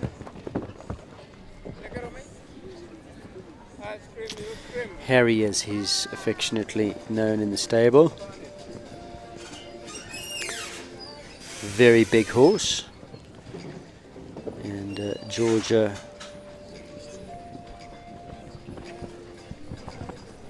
petite, so he would take quite a bit of riding from her.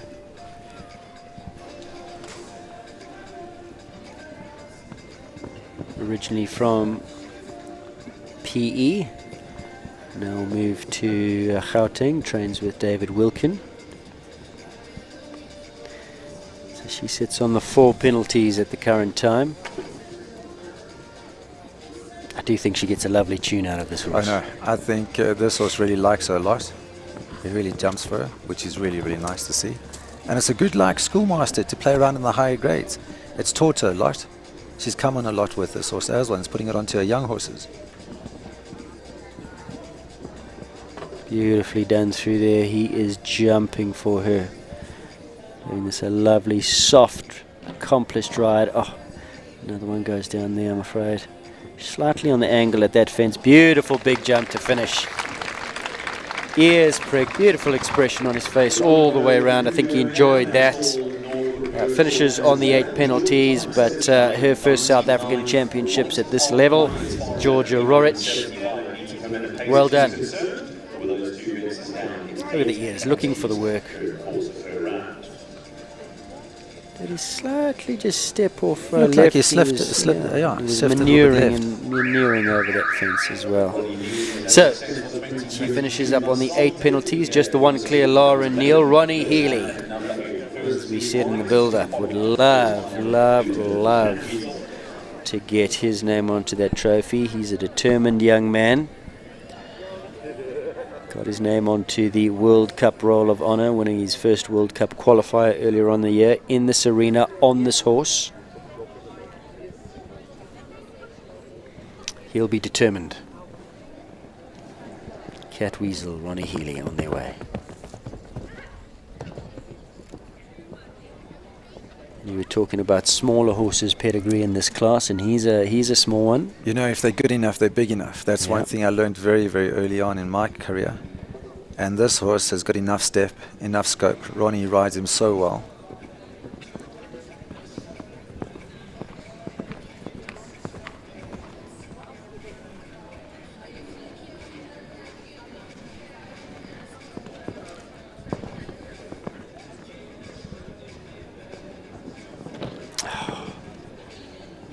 That's going to cause some problems. That Dog's Leg line, 5 to 6. What was he on, the 7? He was on the 7.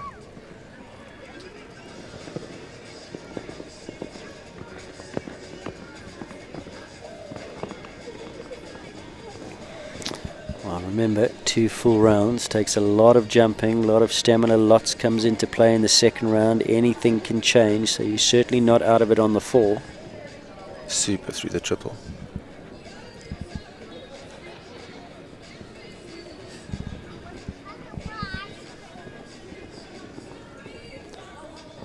Strong ride up to the last, cuts the beam, 78.56 just on the 4 penalties.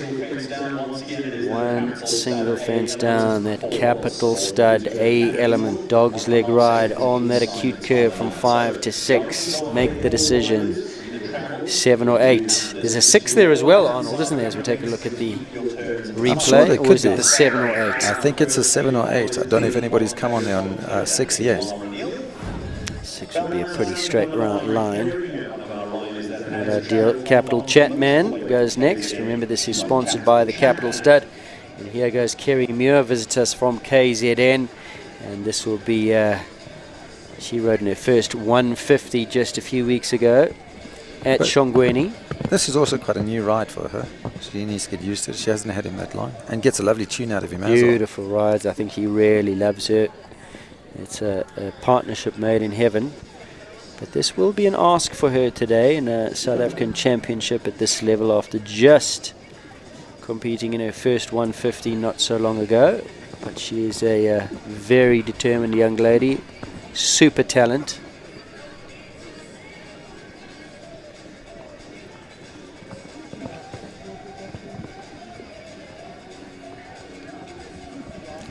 So she went quite wide there for the 7 and had to ride him at the vertical. Got away with it.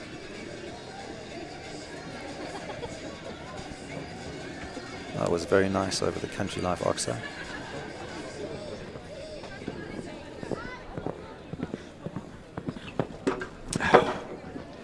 Kicks out that flimsy panel.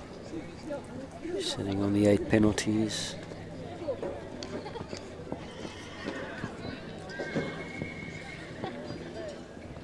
Beautifully ridden. Sits up for that C element through that Toyota treble. Rides up to Norbrook, 1 to last, and I think you'll see a big smile on her face despite 8 penalties. Even 12. It's her first South African Championships first round. 2 for time as well, so a total of 14 for Kerry Muir and Chatman. But her first round of South African Championships. We'll see them back again. Yeah, for sure. It's a good team, that.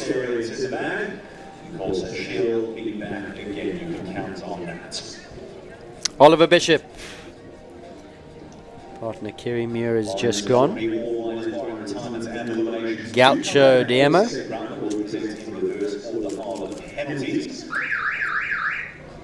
One clear from 9 starters is 11% clear at this stage. Oliver Bishop goes next, number 10, third away into the spot. He's on Gaucho Diemo. So still just the 1 clear at this stage.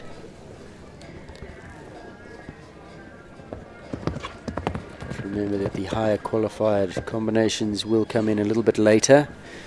30 to go in this South African Championships.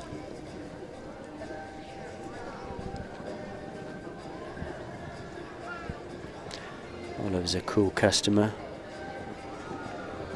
Not too sure anything gets under his collar. Very cool character.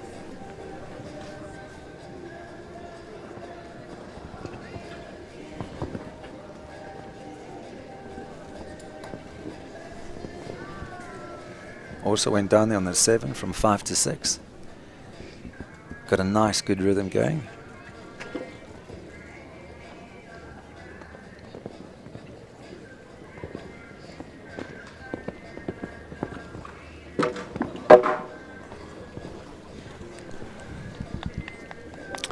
So kicks out the same rail that partner Kerry had down.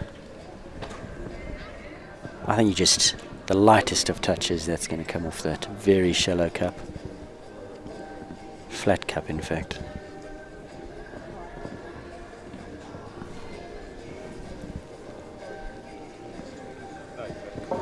Oh, and again has the last rail, as did Kelly. Kerry, some time penalties to add as well.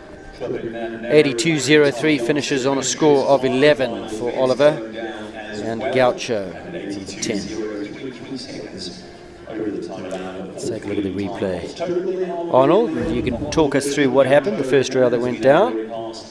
He just caught this with his back legs. He didn't come back too quickly. The horse just didn't finish behind. It's a little bit of a pity because he was on a nice 6 coming up here.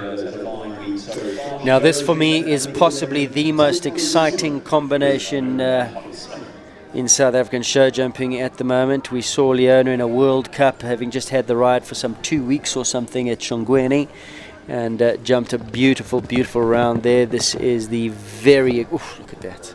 Isn't that just poetry in motion? This is Leona van der Merwe Capital Clarissimo. We've got one hell of a future in front of them. No, he's lovely. He really, really is. Oh, my goodness. He's got a lot of scope. He's got a lot of canter. Just has to contain it a bit because he's quite eager to get to the fence as well. And she gets a lovely tune out of him. Absolutely brilliant. So happy for her. Exciting partnership.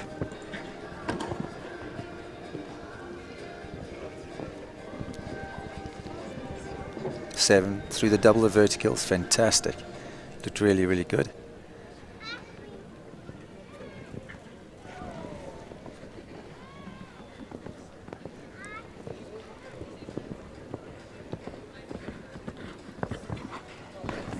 Super coming up here on a nice forward 6. I think this is where she's really going to have to hold him a little bit. Beautifully done. Okay, So he's gone around. to go around, yes. But she stepped on the gas in doing that. Got to get home. 80 seconds. Is she going to make it? Yes, she should. Just out of it. Just over it. She took the long way around Kuda. Try to play it safe with the rails, but in so doing, cost herself 2 time penalties. But how good? How good is that combination?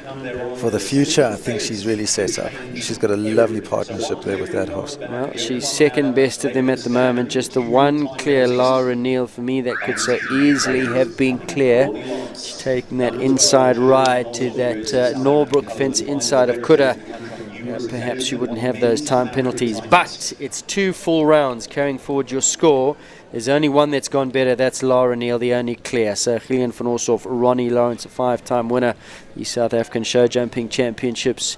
Here he goes. What has he got? What sort of a hand has he got to play? Ronnie Lawrence, legend of the sport.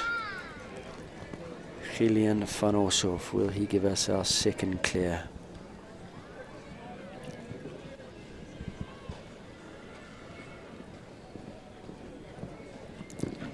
He added one coming to that vertical. Gave it a little bit of a rub, stayed up.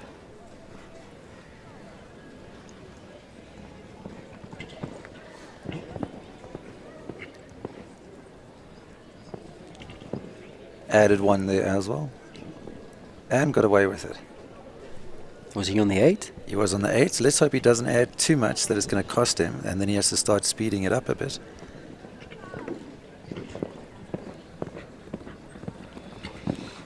Looks like he could be getting a little bit strong. Ronnie needs to settle him down now as he canters down to this triple combination. Toyota.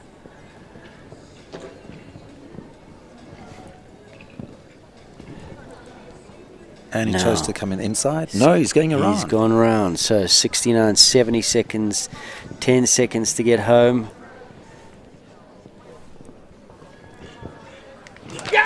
Jumps clean the last. 79.76 the time. Now that was close. Because you said, Arnold, he was adding a few, but he's right to 5. He took this on the angle. I thought he came pretty economically to 5. Master Ronnie Lawrence.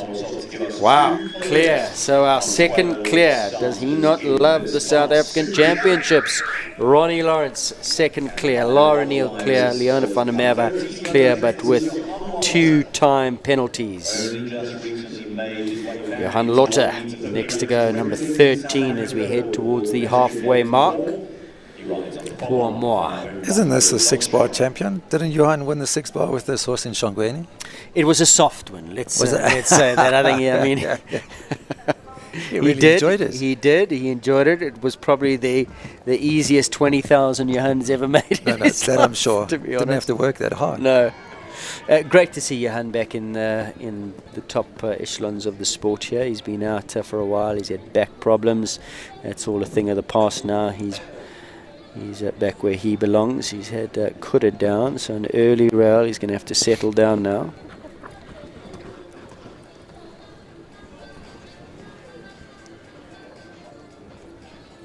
Such an accomplished rider, cool as they come.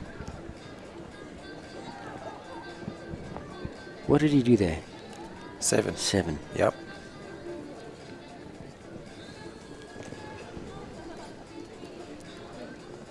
Johan doesn't hang about.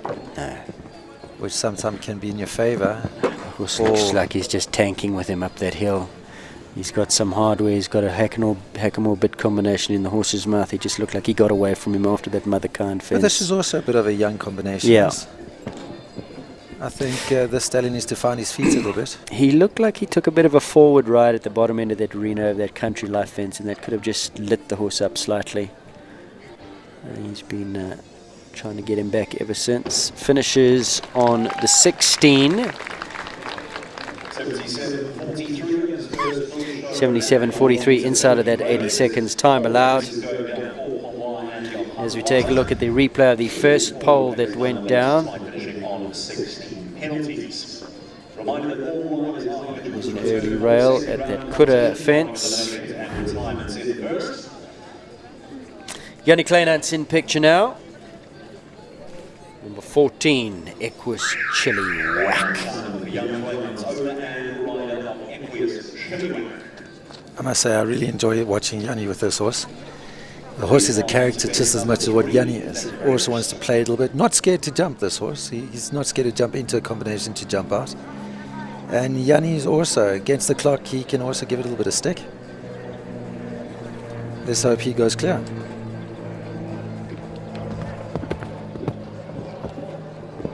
Very passionate about the sport.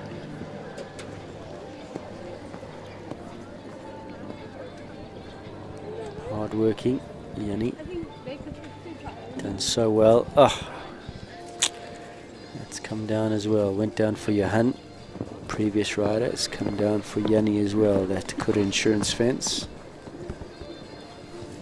But over 2 rounds, anything can happen. Anything can change. Correct. And that's where fitness, endurance, stamina is going to really come into it in the second round, because remember, 2 full rounds, so they'll jump the exact same track again.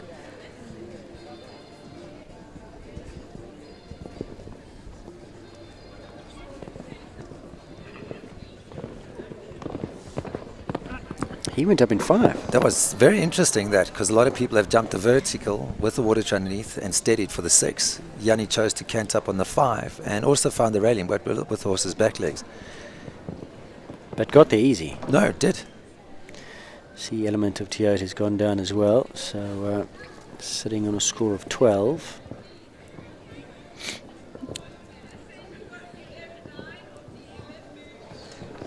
Finishes nicely in just over 1 time, 80.37, a total of 13 penalties for Jan Kleinans and Equus Chili Whack. First pole that came down for Yanni was that Kura Insurance fence, set directly opposite the gate. Here is the replay. Looks like he might have gone ever so slightly left, thinking about his left-handed turn. Compromised his space in front of that fence. Finishes on the 13. George Cutlass goes next, number 15. This is NCT's Callao Lord Chris.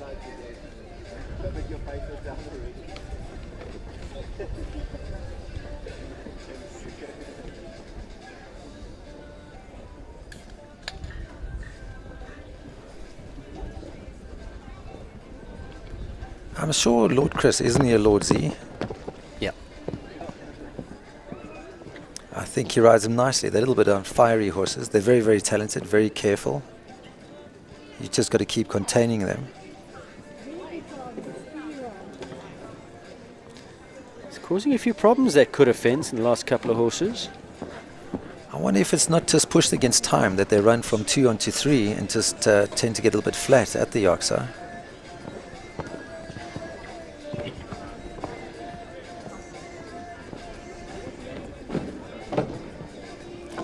Capital Stud A Element's gone down again, so sitting on a score of 8.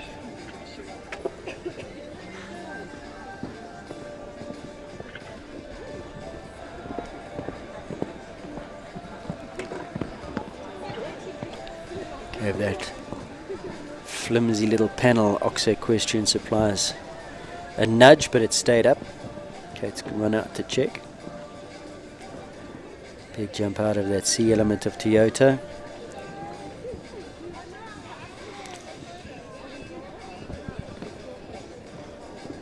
He's going to be well in the time there, though. 2 down, yeah, you're right, 75-29, so made his way around pretty quickly. So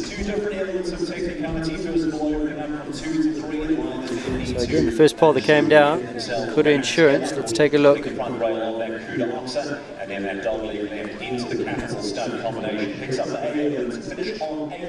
George was looking left, thinking about that very quick left-hand turn, took it down behind. Here's Shigori, second at the World Cup qualifier last time out at Shongweni. A horse that can make his way around a big course with no problems. He's in good form. Go well, Michelle Fleming, Plasticola's master bat Shigori. Big son of Kotoki.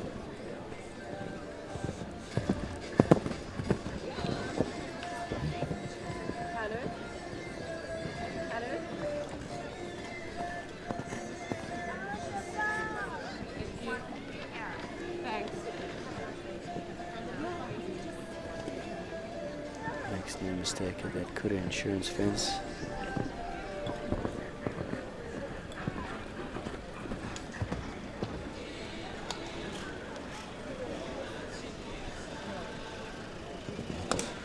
She gives him a lot of space in front of the fences. It was beautifully done.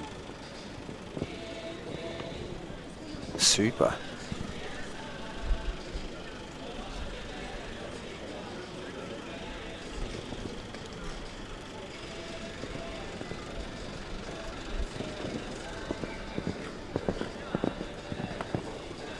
Sets him back on the 6. Now again, big striding horse, you've got to be able to compress their bodies through this over here. Triple combination.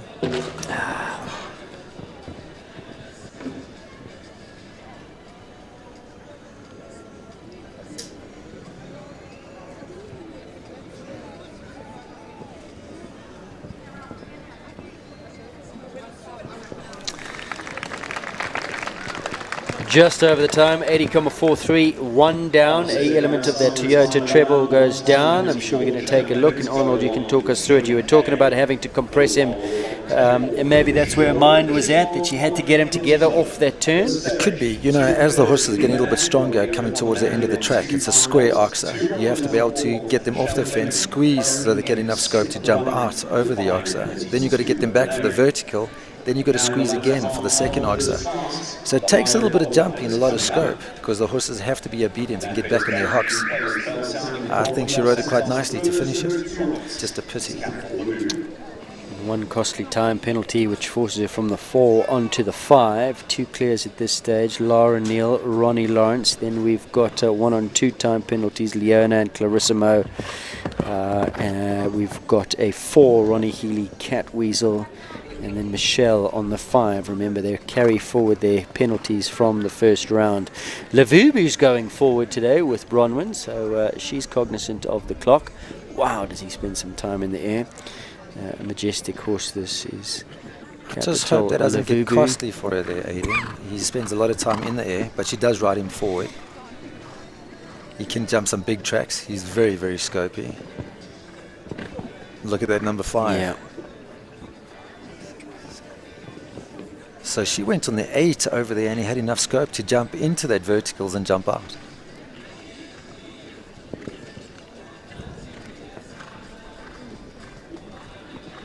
I felt desperately sorry for her at Shongweni on that 25% rule. She jumped a beautiful clear in a World Cup, but the time she was 6 seconds over and had those 6 time penalties, and that put her out of that top 25%. So to jump a clear round. But today, oh, she's had that rail. But today her ground speed looks like she's gone up a gear. And look, she didn't hang about. She dumped Mother Kind onto your oxer there. She went up there on 5. So she knew the time was a little bit tight. Yeah. In the time, just a pity about that back rate. Yeah, 1 down. Good ride there from Bronwyn de Santos. Finishes on the 4. 0 time penalties to add. Good effort from her. Just that triple combination, that A element coming down. Same mistake as Shigori went before. And another big horse. It looks like he was fighting slightly because she had him a little bit to the right and he just never finished behind. He put his quarters a bit to the left, but then jumped out very nice.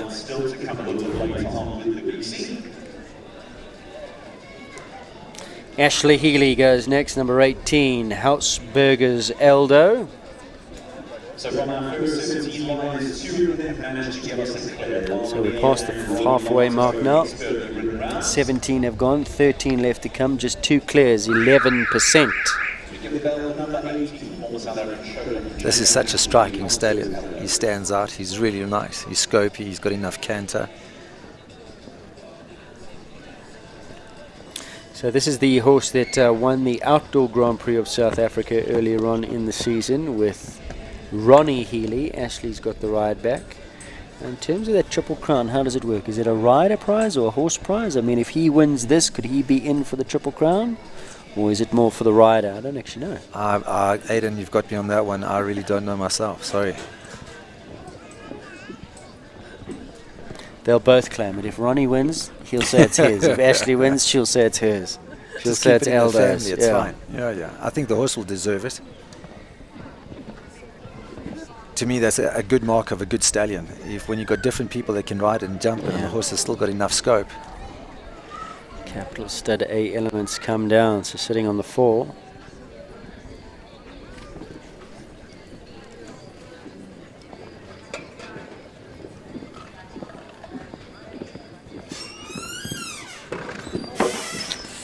She had 2 down on her first day in the first qualifier, finished on 8 faults, and she's got 2 down today.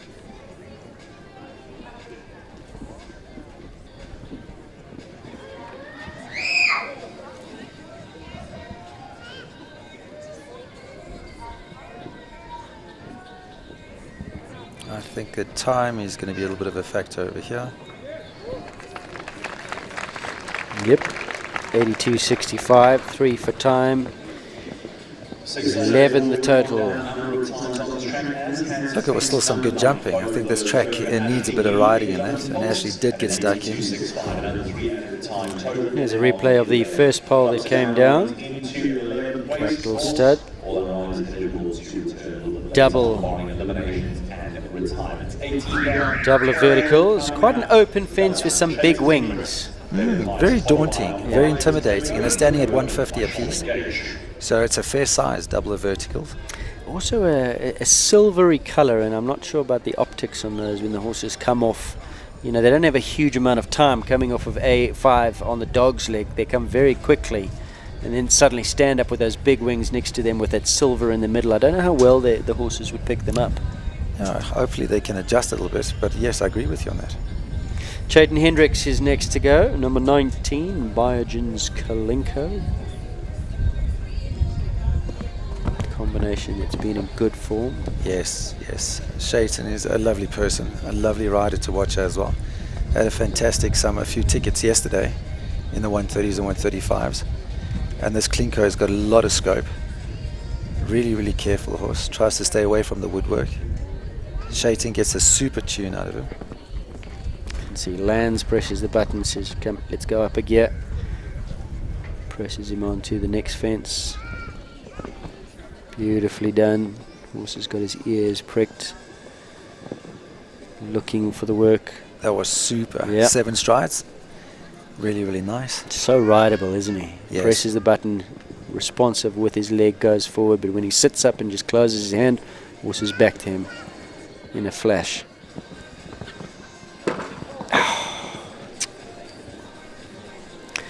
That little panel's a pain.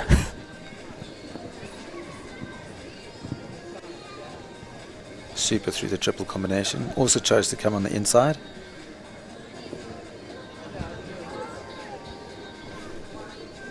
Look at the time. Oh, that was such a pity. That was a super round there. Really good. Really, really nice. 4 penalties could so easily have been a clear. That little panel on the way through. I think that was the back toes, was it? Yes, on the back. Do we have a replay? Let's take a look. Yeah, but a good ride up the hill. 1, 2, Chayton Hendricks and Biogen's Kalinko. So slightly rubbed it there with his back legs. So 4 penalties, another one on 4. 2 rounds, 2 full rounds, carrying forward your scores from the first round to the second round. Reiner Korber goes next. And this is the winner of the Shongweni World Cup qualifier a few weeks ago in devastating form. Man, did they operate that day, this combination. He'll be looking to retain that form into the South African Championships for Slade Equestrian. Very unorthodox mare, this, Aidan. She jumps a little bit with her hair inverted. Absolutely. But it doesn't stop her from the amount of scope that she has got. Daughter of Tinker's Boy, the great Tinker's Boy.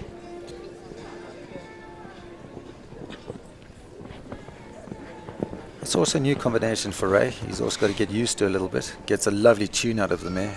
I think he absolutely adores her.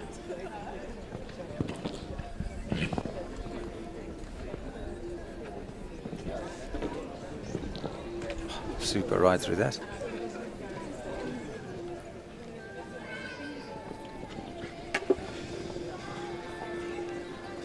Let's see if he's going on 5.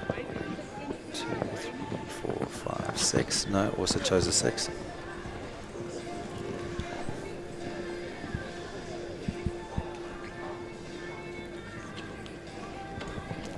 Little knees. Look how she's tucking up those knees. Wow. Up by her chin. And her chin is quite high up with that head carriage. So those knees are really tucked up. So he chose to go around Kuda, and he's come inside. So he'll have to put, yes. And look at that. Inside the time. Lovely. That was super riding. What a class act. 77.81. The form stays strong.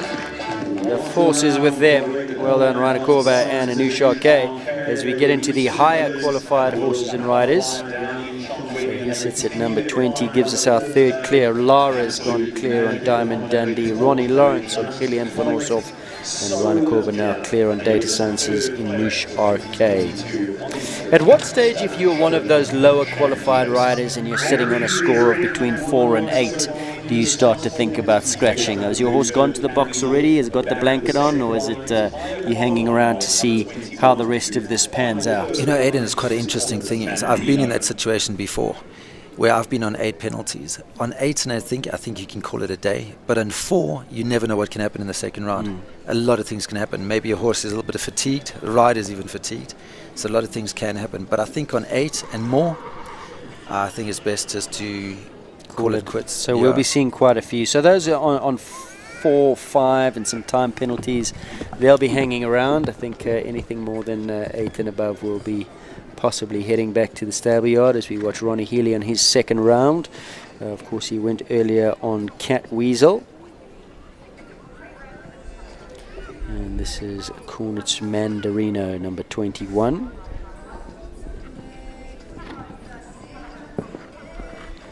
He had one down on Cat Weasel, sitting on the 4. This is the current Burlington Cup title holder from last year. Horse that's really stepped up, come into his own, jumped to World Cup at Shongweni. That was nice to double the verticals as well. Went to the Heartland Money Show recently on this horse and came away with a nice payday.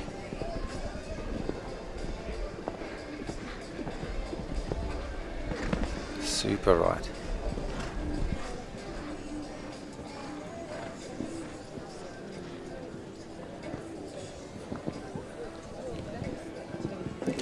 Wow. That was nice. Got himself underneath that one, sat up, and the horse just pinged up, made the space in front of the fence. Time is looking good. Oh, gave the last a rub, but it stayed up. 79.14. Inside of that 80 seconds. Wow. So he's got 1 on 4, and now a clear. Ronnie Healy and Cornets Mandarino. Clears are starting to come now as we get into the higher qualified horses and riders in this Capital Stud sponsored 1 meter 50 Grand Prix or South African Championship over 2 full rounds. This is looking good. Shaping up. There's still some strong ones coming. Oh, absolutely. So anything can happen. Lara's got another one. Consuri, Nicole Horwood, Night Star. Wow. Romney Alexander, Road to Flow, Yella, Nicola Syme Riley, the current champion in Sagi, Lexington Jean, Amy Macau, Go to Blue. Campbell, of course. Lisa Williams was so hungry for her first win in the SA Champs. And Bronwyn De Santos, Babisi. This is Jonathan Clark back on track. Clooney 3.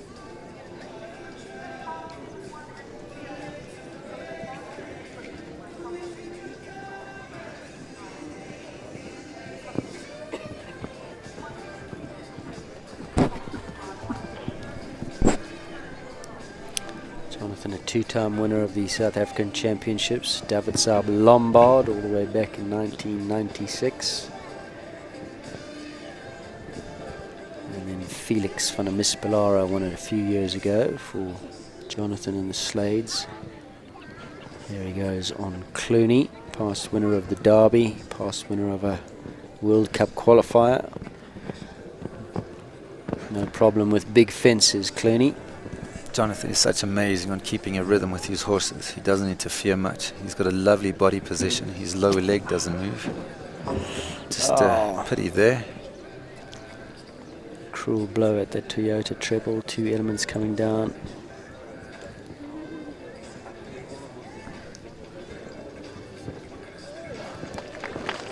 What a pity. He's looking so solid. 2 down, 8 at that Toyota treble. A and B element coming down. The A and B elements on that triple combination go down to finish on 8 penalties in the first round. Looks like he ran slightly left. A little bit left, and it could have been a little bit deep. Put him a bit deep, yeah.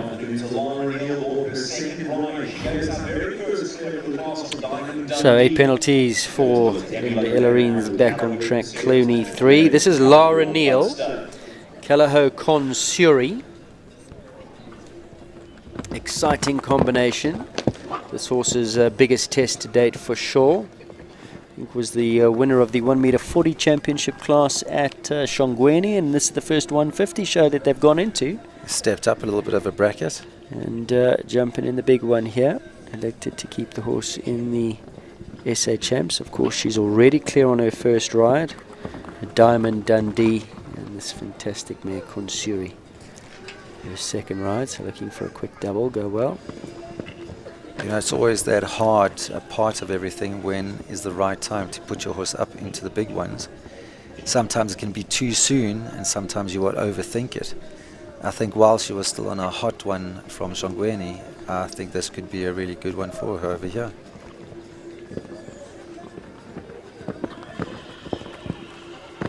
So far it's looking fantastic. Coming around to the triple combination.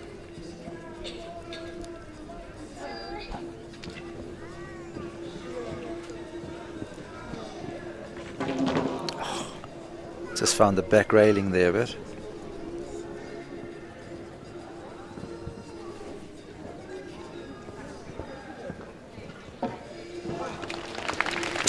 She's all smiles. She's happy with the way that the horse has performed. As I said, that by far the biggest test for that mare to date. Comes through with flying colours. Look at Lara, all smiles, beaming, pats down the horse's neck.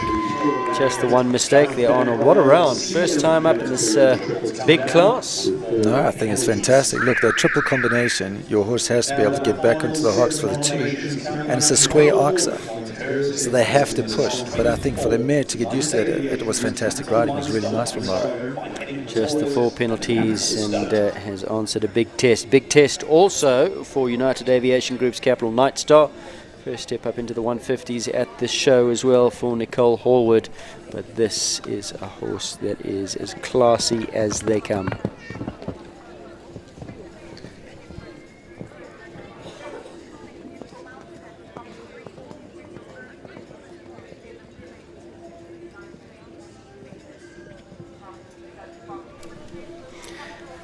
Nicole went earlier on Capital Kronos, 1 down and 2 for time. This horse bought by the Capital Stud,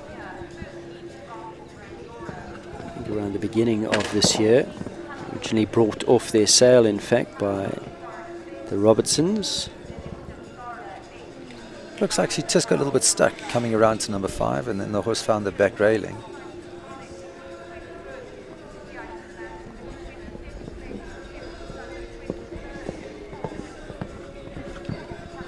going lovely through that. Skipping around, isn't he? A lot of scope, and she rides him really nicely.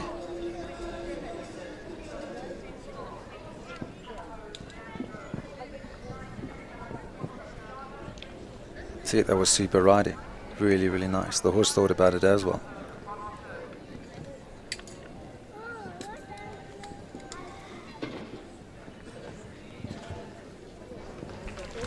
Just the one down inside of that 80 seconds, 79.45. Only just, but inside, and that's what counts. So really good performance there from Nicole Horwood. Let's take a look at the ride to 5.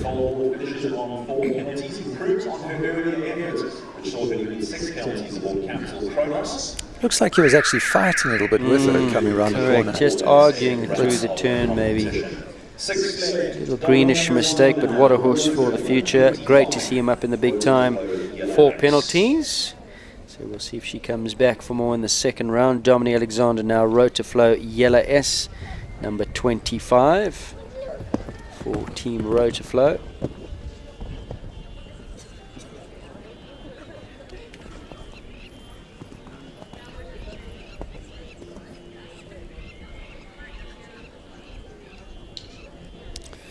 Dominique, a past winner of this class. On Fedora, I think it was. I think you could be right. That was also a nice mare.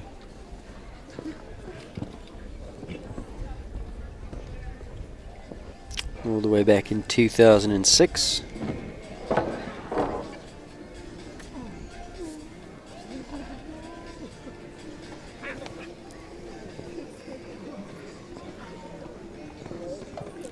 So he jumped 5 to 6 on the 7 strides, jumped the first vertical and just found the back railing of the second one, which hasn't come down yet for quite a while since after Grant. Had a little bit of a oops there. Well, 10A's gone down as well. 10C. Up to 12 penalties as he canters to the last. And finishes on the 12 in 80.28. Dominique Alexander.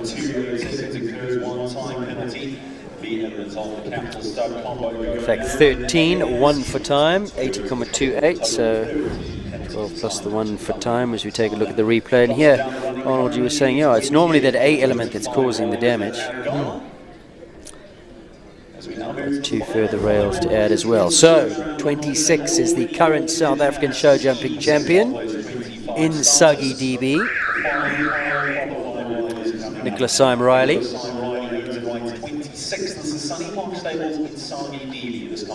Had some big wins on this horse. 2-time President's Cup champion. Both of those occasions I think she won on a time fault. President's Cup format. Defend your score. And then last year at Brits, South African champion, this partnership was crowned. So let's see how they go today. Go well. She's right up there in the World Cup rankings as well. Also not a very big stallion, but got a lot of scope. Really, really tries. And she rides him really nicely. You can see this partner step is getting a firm foundation.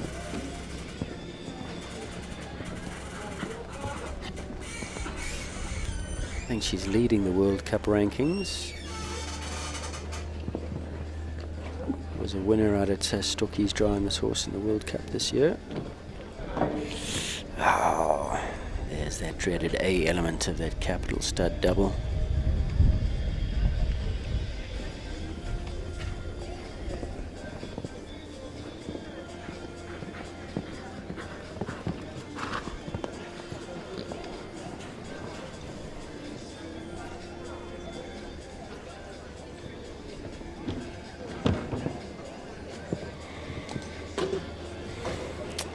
Not going to be their year this year, Arnold. Look, I wouldn't underestimate them for the future. I think this team can come back again and win some nice, good classes. Absolutely. This track needs some jumping, and it's going to have to get some big jumping on some of the riders and the horses. Kate, I think, has built a really good track here. 12 penalties as we take a look at the replay of that Capital Stud A element that went down. Mike Downey, however, inside the time by 3.5 seconds to finish on 12. 12 penalty ride there from Nicholas Syme Riley. Of course, they do have the option of coming back for the second round, which will be at the same track in reverse order of classification, taking into account penalties. Jean Corbett, Star Fragrances, Callao Lexington, number 27 of 30. Percentages sitting at 15%, 26 have gone, 4 left to come. 4 clears, 15%.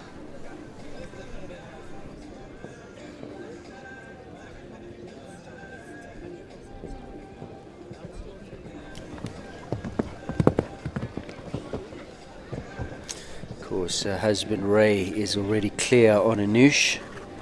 Sean would love to get into that second round on a faultless score. It's a family affair today. We saw the 2 kids as well in the All-Stars, Future Stars lineup on the ponies. That's where it all starts. Yeah.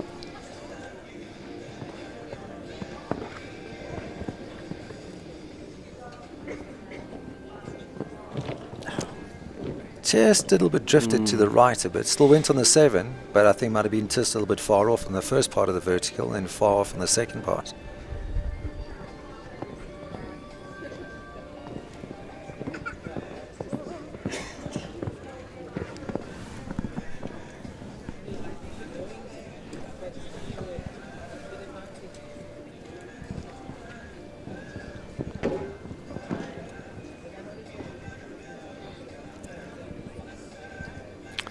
She's gone round that could have fence down at the bottom end, but already, of course, has a few fences down. Oh, he's fighting with it. Finishes on the 12, inside of that time allowed of 78.97. 12 penalties there for Star Fragrances, Callao Lexington. And Jean, once again, Capital Stud, sponsors of this class. The jump is getting a lot of airtime here in the replays.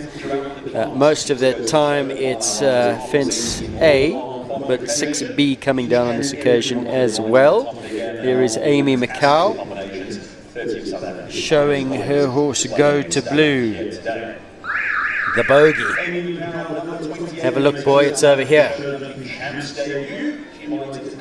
Talented young rider, Amy Macau. KZN, now based in Stellenbosch, where she's studying. Now training with Damien Stevens. For a long time was with Graham Swanson when based in KZN, but now that she's moved to the Western Cape, Damien Stevens doing the coaching work, and I think the horse is being sent to Liam to be based here for the big shows when they know she's going to be in town. It's nice when you've got a young rider that's got talent, and even a young horse that's got enough talent. Yes, the odd fence is going to come down, but I think this partnership, once it solidifies itself, will be a reckon to be done in the high grades anyway. Got herself into this high qualification by being a winner in the first qualifier day I think that was on Thursday.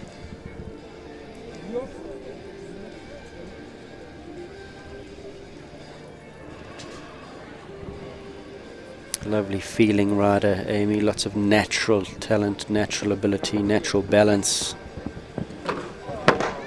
Good feel for rhythm and pace. Tries to make it as easy as possible for the horses. Rides in a light position. Sure, little triple or skip through that C element and just pinged up into the air. A lovely horse. So nice to watch. He's got a lot of scope. And also a combination that's new to the 150. She hasn't been up in the big grades for long, and of course she's juggling varsity with riding. Probably a fair amount of partying thrown in there as well. As we take a look at the first pole that came down, finishes on a score of 12 penalties inside her time allowed 77.50. There it is. could have fence. Has come down a few times today.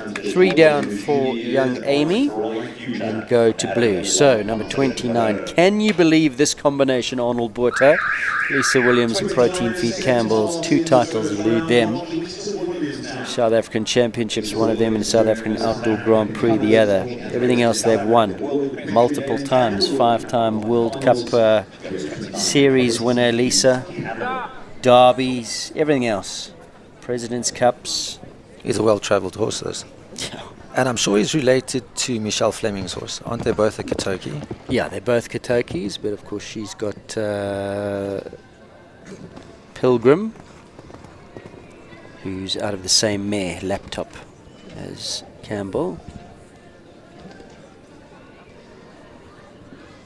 This combination has to know each other so well. The pace, the canter, he's got so much scope. He was pipped into second 2 years ago at Shongweni for this title by Nicole Horwood and Chantilly in one hell of a jump off. I think it came down to milliseconds, the two of them. Chantilly just getting the edge over Campbell that day. I think he's been second a few times, so we're rooting for you, boy. One of the all-time greats of South African show jumping. Coming around to the triple combination.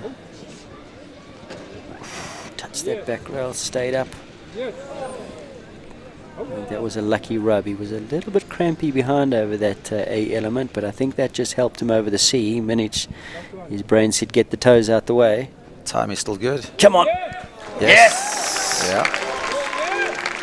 Really good run. 76.65, and she's in the hunt with a big shout. Protein Feeds Campbell and Lisa Williams.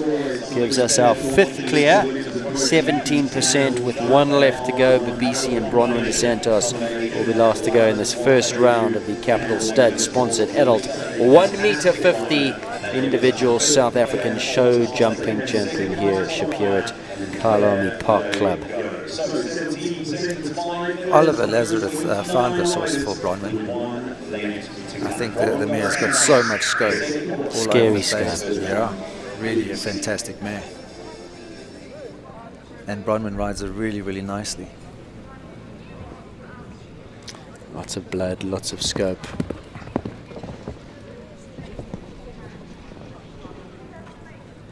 Not the easiest ride, quite tricky up front, will take you on. Bronwyn does a really good job with her.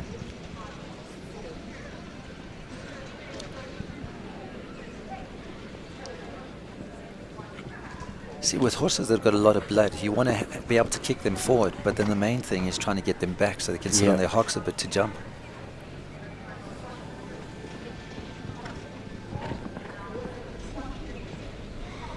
And keeping the lid on the pot while you're trying to do all that they don't fizz over.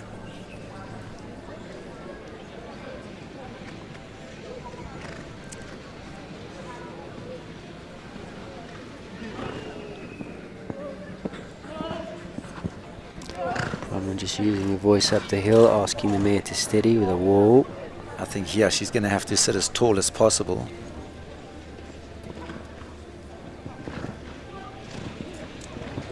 Joe! Yes. Did well. Oh. Ran to the base of C. Bronwyn got her body up. Gave the mare space to jump up to her. 1 left to come. Wow. Well done. 76.92, well inside that 80 seconds, and that gives us another clear. Well done, Bronwyn de Santos. So the clears from the first round, Capital Stud sponsors, big thank you to them. They are Lara Neal, Diamond Dundee, Ronnie Lawrence, Kilian van Orshoff, Raina Korba Inush, Ronnie Healy, Cornets Mandarina, Lisa Williams, Campbell, Bronwyn de Santos, BBC. Those of them are going through to the second round on a 0 penalty score. But remember, barring eliminations, which we had none, there was a retirement from Grant.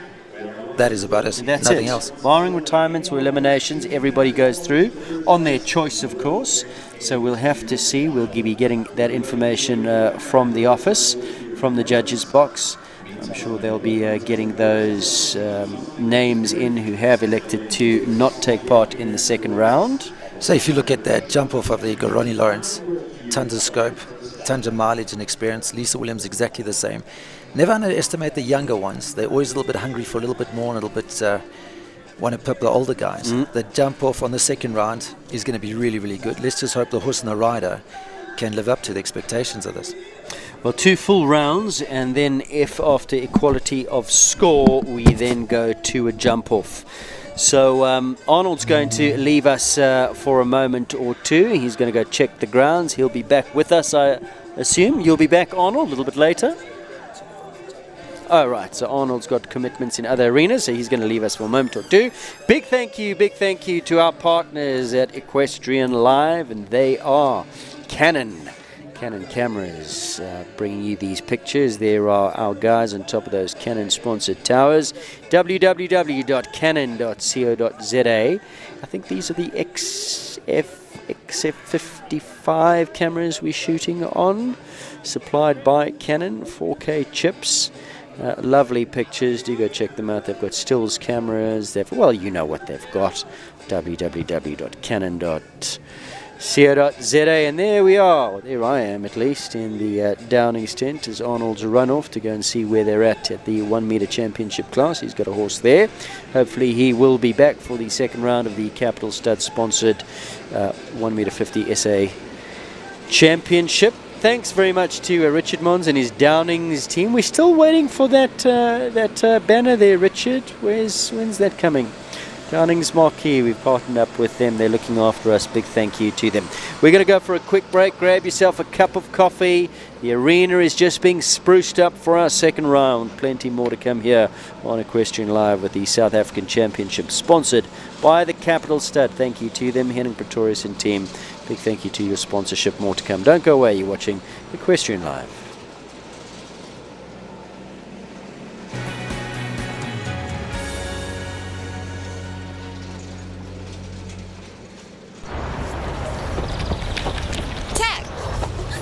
Hear it?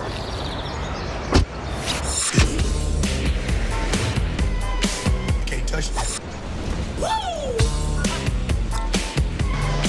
Can't touch this. Tech. Can't touch this.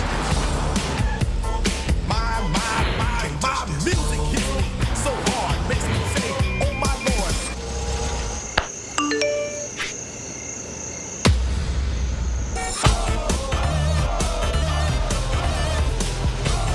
The all-new Toyota Starlet makes space for fun.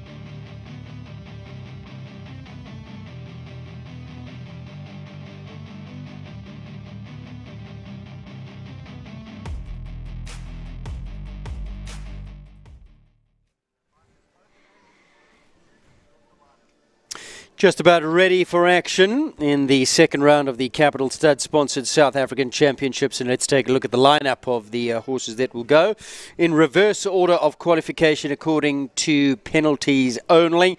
And, of course, there will be a lot of horses that have dropped out of the running order. So first to go will be Johan Lotte, Pour Moi, followed by Jan Clements, Chili Whack, then Nicholas Riley in Suggy DB, Jean Corba, Lexington, Amy Macau, Go to Blue, Nicole Hallwood, Kronos, Georgia Rorich, Don Costello, George Cutlass, NCT's Callagher, Lord Chris, Jonathan Clark, Clooney 3, Michelle Fleming, Plastic Colours, Masterbat Chigori.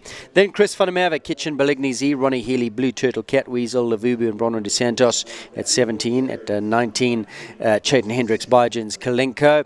Then Lara Neal, Callagher Consuri, Nicole Horwood, United Aviation Group's Capital Night Star. Then Clarissimo, Leona van der Merwe, Lara Neal, Dundee, the first of the clears, Ronnie Lawrence, Gillian van Orshoff, Rainer Korba, Data Sciences in Noosh RK.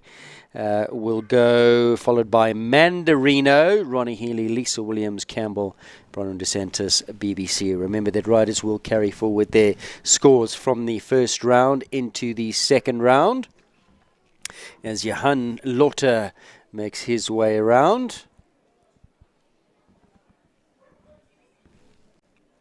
Pour Moi, 16 penalties in the first round. In a time of 77.43, the time will remain at 80 seconds. In fact, nothing changes.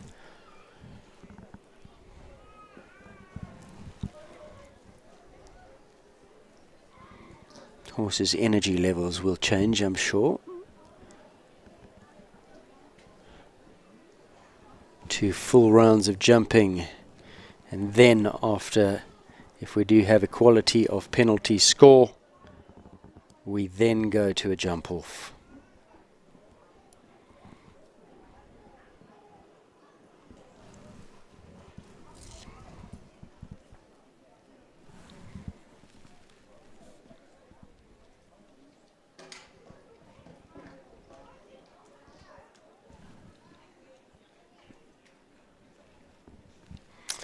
So 10A and B coming down for Johan.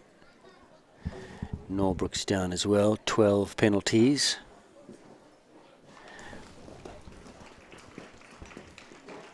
Total score of 28 over 2 rounds for Pour Moi and Johan Lotte. So it was clear all the way up to 10. And then unfortunately 2 of those rails coming down, 10A, 10B, and then the Norbrook fence as well to finish on a score of 12. To 16 penalties from the first round gives him a total overall score in the South African Championships of 28 penalties over 2 full rounds of jumping. But good to have him back in the 120s, and plenty more to come from that combination. Pour Moi, certainly a little bit inexperienced here at this level, but will no doubt go from strength to strength. So 28 penalties over 2 rounds. So Equus Chilliwack, I have been told, is a scratching with Jan Clements, will not take part in the second round. So the horse that we're waiting for is the current South African show jumping champion. Won the title a year ago, Sunny Park Stables in Suggy DB. And Nicholas Syme Riley.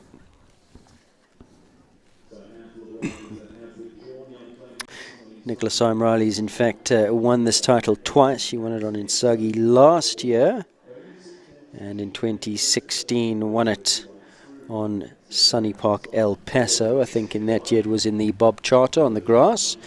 Trotting in is Nicole Horwood. She's no stranger to this title either.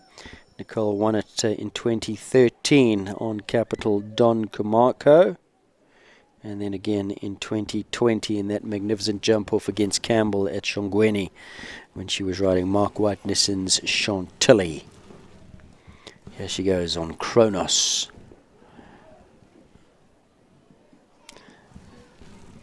So I have been, are we to assume OB unit that 26, 27 and 28 will take no part? Okay, so we do have further scratchings. That was bound to happen. All of Insagi, Lexington and Go to Blue have elected on their relative scores of 13, 12 and 12 not to come in. So this is Nicole Horwood, who's on a score of 6 on Kronos coming into this round. Feels that she's still in with a relative shout. Not a loud shout possibly, just a whisper perhaps. See how the rest of it plays out, but over 2 full rounds of jumping, anything can happen. Talking to Arnold earlier on, if you're on a 4 or a 5 or possibly a 6, you would still elect to come in. Aim for the clear, not going to be the case here with Kronos, as he has 1 down. And then hope that others have 1 or 2 down and put yourself into the money. But Kronos, I'm afraid, had 1 down, but not a bad round. I think she should be happy with that. 10 faults in the South African Championships over 2 full rounds. Of course, her standards are incredibly high, a 2-time winner of this competition. Here is the mistake in the second round. Comes inside at the time allowed this time round, 78.84, was caught out by the time allowed in the first round, 81.53. So over 2 full rounds of jumping, finishes on a score of 10 for United Aviation Group's Capital Kronos. Of course, she comes in again a little bit later on number 24, United Aviation Group's Capital Night Star. Georgia Rorich returns. Capital Don Costello, number 7. Finished on 8 penalties in 79.99, just inside that time allowed in the first round. Son of a previous South African Championship winner, Don Camarco.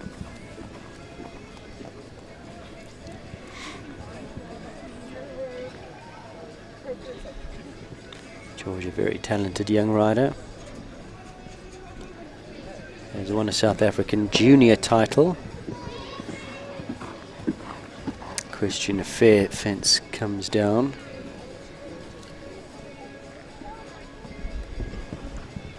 So moved on to 12 penalties at this stage.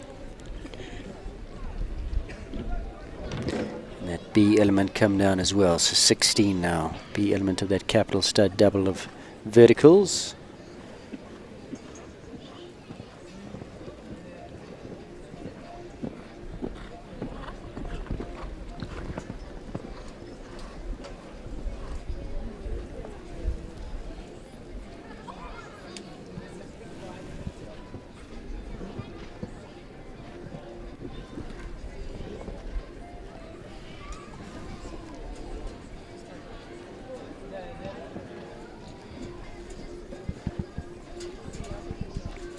Here's Prick coming to the last. Lovely way to finish. Big smiles from Georgia. 16 jumping penalties over that time allowed, 81.30. So 2 to add for time, 16 for jumping, 2 for time. A total score over 2 full rounds of 18 penalties for young Georgia, who's got a huge future ahead of her. Let's take a look. That was the first of the polls that came down here in the second round, the Question Fair. Vertical. George Cutlass goes next, number 15. This is NCT's Callao Lord Chris. He carries forward a score of 8. Was well within inside that time allowed of 80 seconds. Finished his first round in 75.29. Started off on a good pace.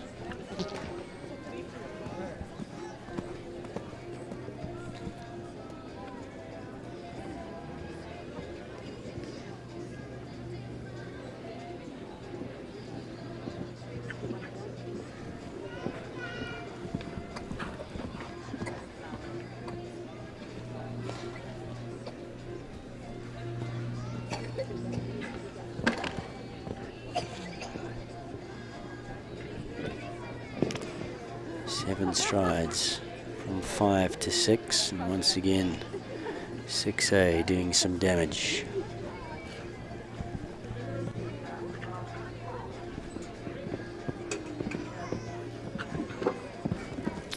Lays a toe on that plank, but it stayed in those very shallow cups. Just sitting on the 4 from this round on at, oh no, it's 8 now, so 16, 20. over 2 rounds.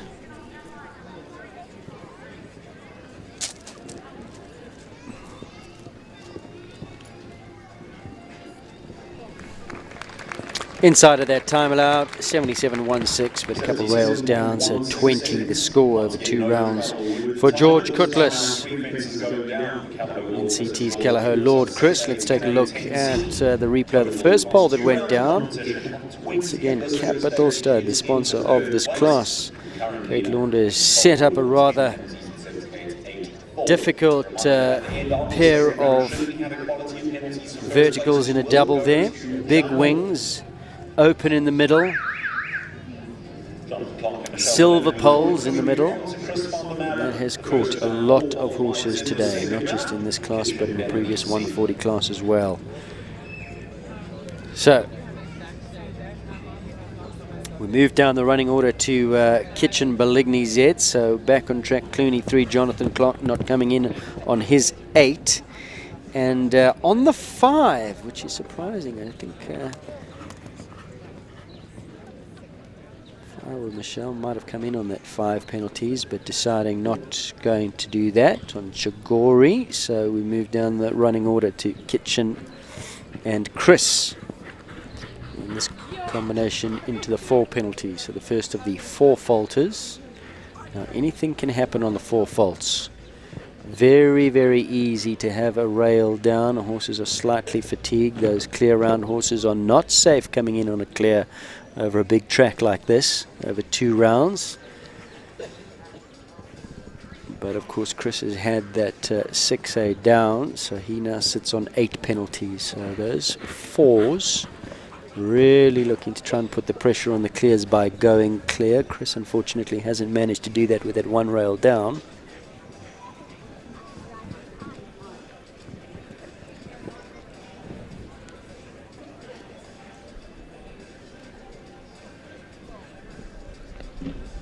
Second rail down, so an 8 penalty round this time around.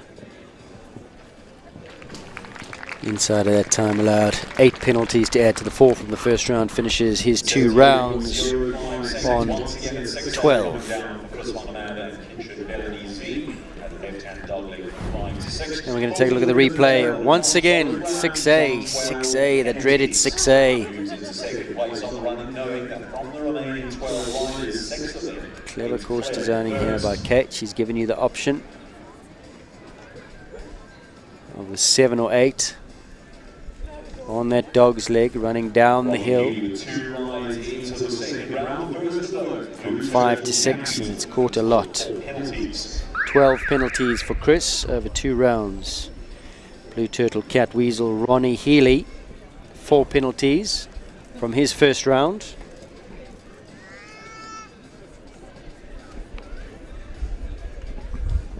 Of course, he's got Mandarino still to come. He was clear.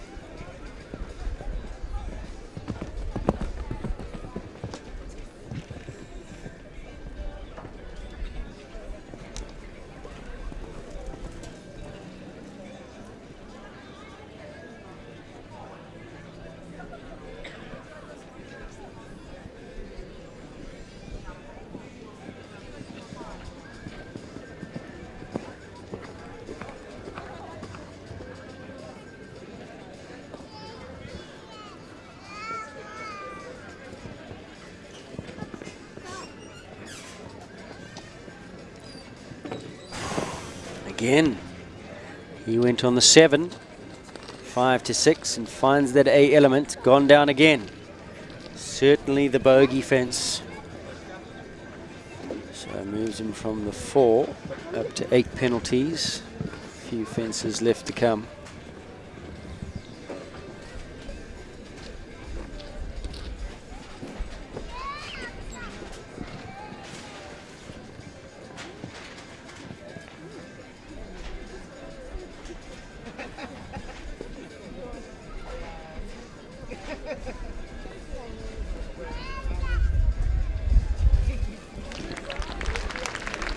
Good effort from Ronnie. 4 in the first round, 4 in the second round. 79.48 inside at the time allowed. And look at Cat Weasel.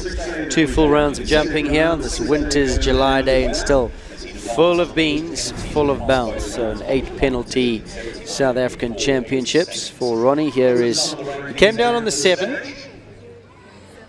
And once again, that going down.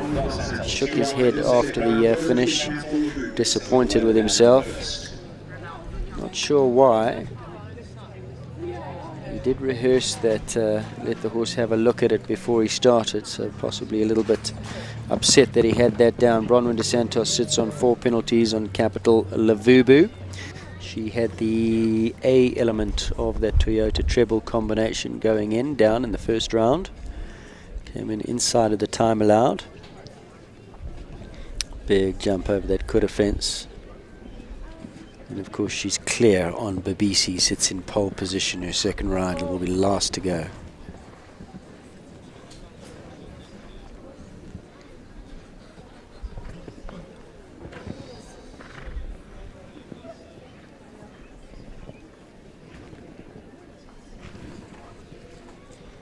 Safely through the double of Capital Stud. Verticals, presses off that hairpin turn.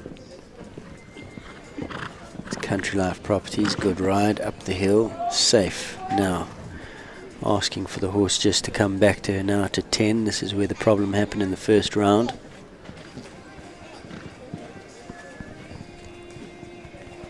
Super.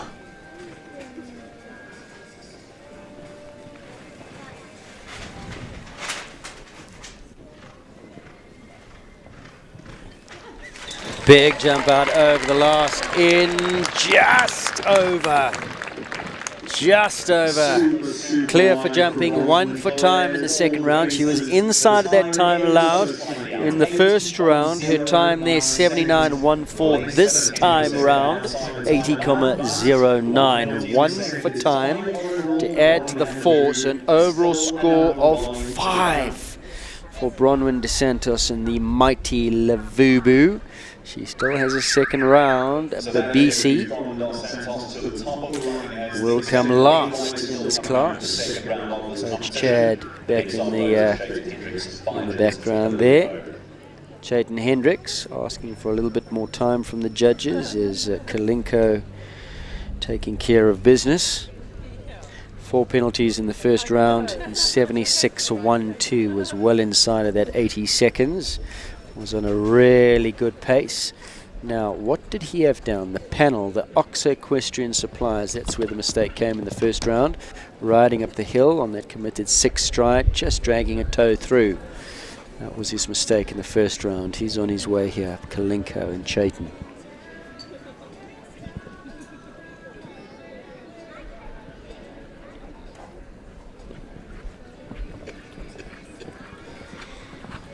Lands after that Equestrian Affair vertical, presses the button, round the turn he comes, move on forward, number 5.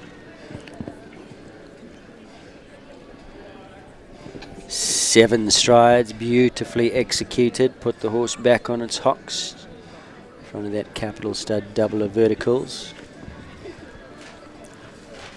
Need to have a disciplined ride, disciplined approach to that, nails it. Oh, gave it a touch again, this time around with the front toes, but it stayed in those flat caps. Come on, keep it together. Oh, he's rubbed off the front rail, that A element of that Toyota treble. So 4 penalties there to add to the 4, sitting on 8 after 2 rounds. A light touch on that Norbrook vertical. 1 insurance to finish. 8 penalties in 76.23 over 2 full rounds of jumping in the South African Championships for Biogen's Kalinko and Chayton Hendricks. Really good outing from him today. He would have loved to have gone clear in the second round. Put the pressure on the clears, force a jump off, force a 4 penalty jump off.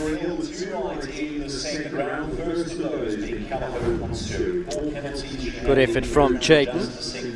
Callagho Consuri up in the big time. First outing in the South African Championships with Laura Neal. 4 penalties, 78.53 the first round. Looking to go clear and put pressure on the clears. One of which is herself on Dundee, who she's still got to come in on.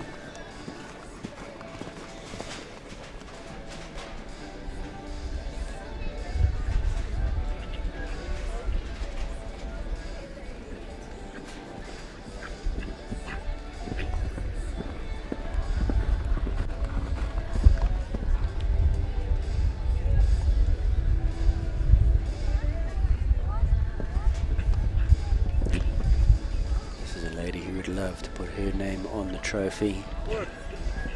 Husband Gareth won it on Mirage. Brother-in-law Sean has won it a few times. Clyde Z, Gold Rush. Sister-in-law Catherine Neal has won it on Clyde Z. Out of the 4 riders in the family, Lara, the only one yet to win it, and I say yet to win it because it will come, make no mistake. She's too good for it not to, that's for sure. Top rider.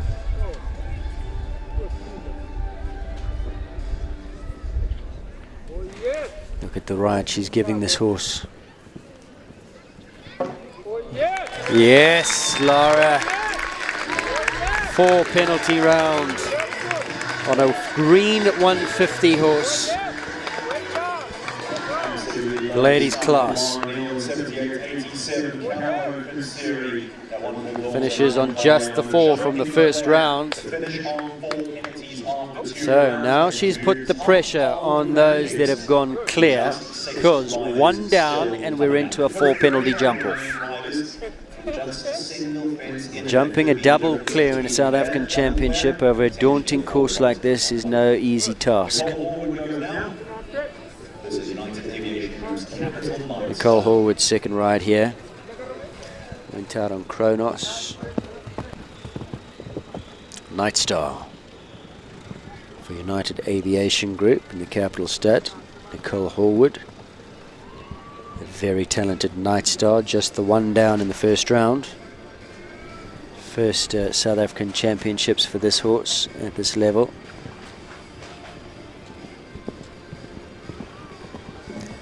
New to the 150s. You wouldn't say so though.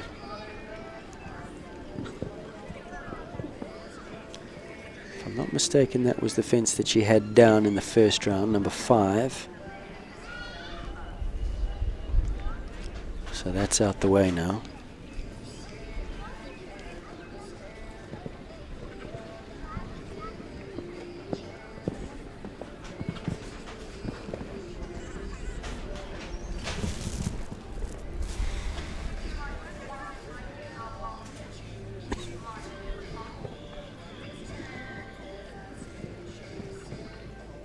Wow.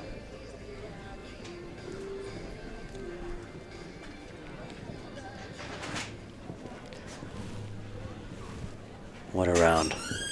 What a round, Nicole Horwood. 4 penalties in the first round. Clear in the second. Inside of that time allowed, stays on the 4. So, at the moment, of course there are still quite a few left to come and some of those clear. We've got 2 after 2 rounds sitting on 4 penalties. Leona van der Merwe next to go. Capital Clarissimo left them all up in the first round. What a round it was, but was caught by the clock. Had 2 time penalties in the first round.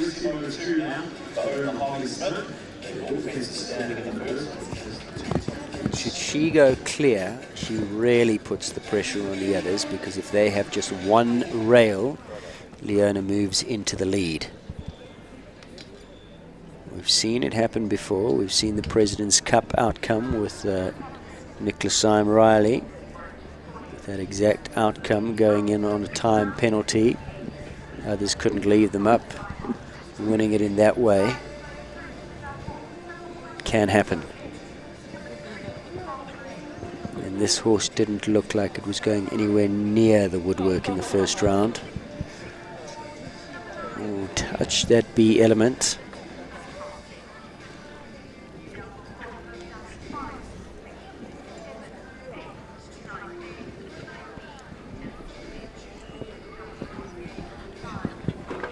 Oh! Didn't breathe on that, touched that. Kicked that out a little bit.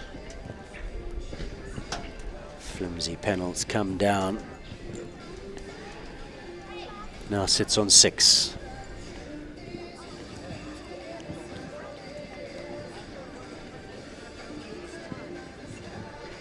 Beautiful ride up to the last. Did not need that. Leona shakes her head. Such a soft rail. Two-time penalties in the first round. This time round 78-40, 79-80, I beg your pardon, as we take a look at the replay. Just on that 6 strides up the hill, possibly getting there a touch, a fraction, a smidgen too strong. Plank comes out. 4 to add to the 2 from the first round, finishes on 6. There are going to be plenty medals, trophies, titles, accolades to come their way in the future. That for me is the most exciting up-and-coming partnership in South African show jumping at the moment. Mark my words, watch out for them, Capital, Clarissimo and Leona van der Merwe. Depth in the sport at the top level is looking so strong. And then of course you've got wonderful young up-and-coming horses coming through all the time. A year, 2 years from now, top level sport in this country is never going to be as rich. So we are waiting on Lara Neal, Diamond Dundee, number 6. Of course, Lara has just jumped off of Kelaho Konsuri, who sits on 4 penalties from the first round and gave us a lovely clear in the second round. We've got 2 on 4. We've got Leona on 6. Still to come, Diamond Dundee, Gillian van Oshoff, Data Sciences, Inouche, Cornets Mandarino, Protein Feeds Campbell, and BBC Bronwyn De Santos in this Capital Stud sponsored South African Championship class for 2022.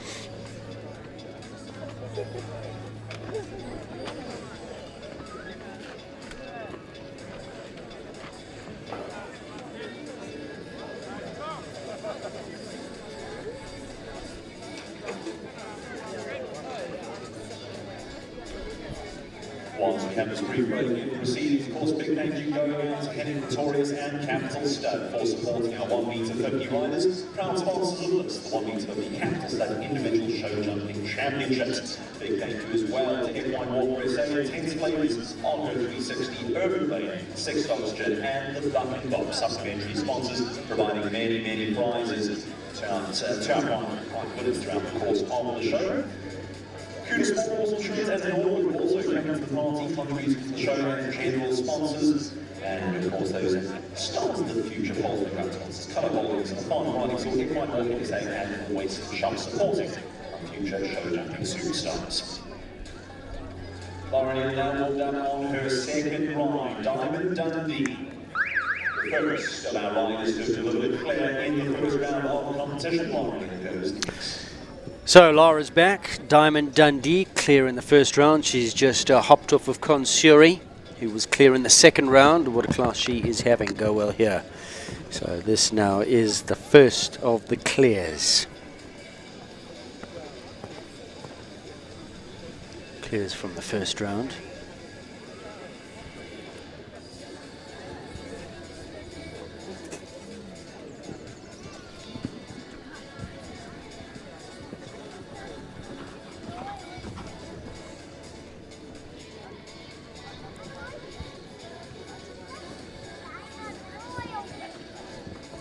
Beautiful jump up over number 5.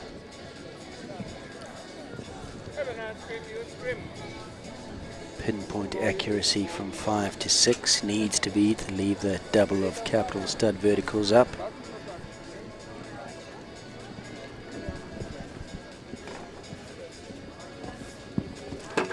Oh, gave that Oxo Christian Supplies a good rattler, jumped up in those flat cups, but it stayed.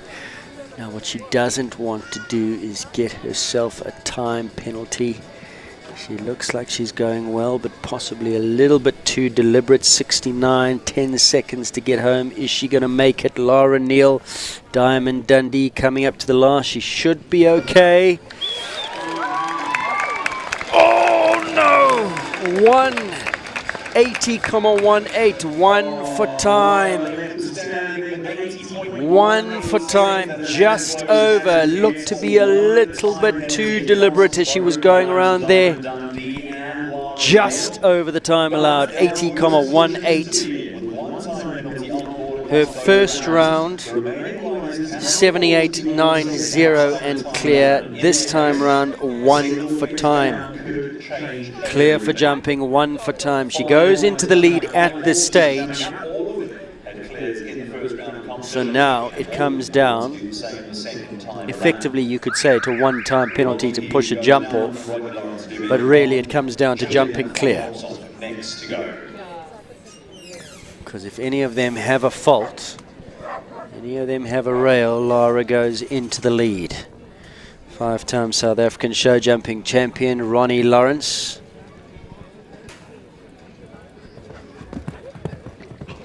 Gillian van Oshoff clear in the first round.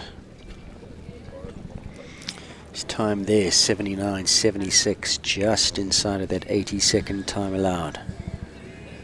He added a few strides, but he took good lines to get inside of that time allowed. He'll be weary of the time, knows that he has to keep moving forward.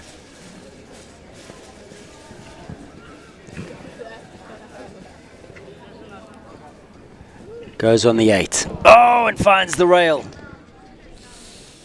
Went on the 8 strides, found that front rail. Capital stud double. Cruel blow for Ronnie and Gillian. Can't win it from there. Not going to be a 6th title. Not today, as Lara is in the lead on the 1. Finds a second rail. 2 down. 8 penalties, and just like that, now level pegging with Chayton Hendricks and Kalinko. Drops down into 5th position.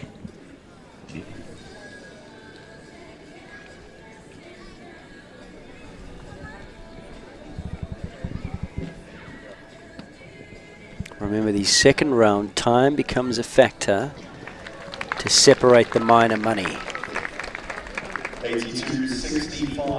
So if there are 2 on 8, the faster of the 8 will go ahead of the other.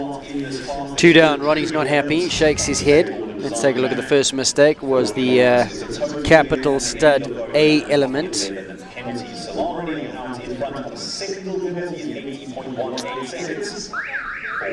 And then that Oxa question supplies flimsy, skinny little panel. Exactly where Ray is right now on Anush, who's next to go. Leading the way, 1 time penalty, Diamond Dundee, Lara Neal. What a class she's having. She's put the pressure on the others. They've got to go clear here. Ronnie finishes on 8. 4 left to come. Ryan Akorba, Anush. Shongweni, World Cup qualifier a couple of weeks ago, was the winner.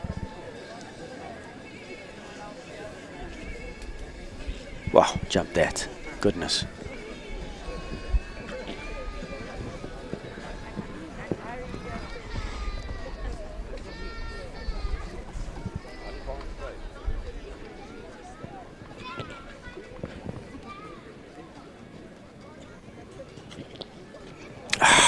Again. Down. 6A. 6A, the trouble fence, the bogey.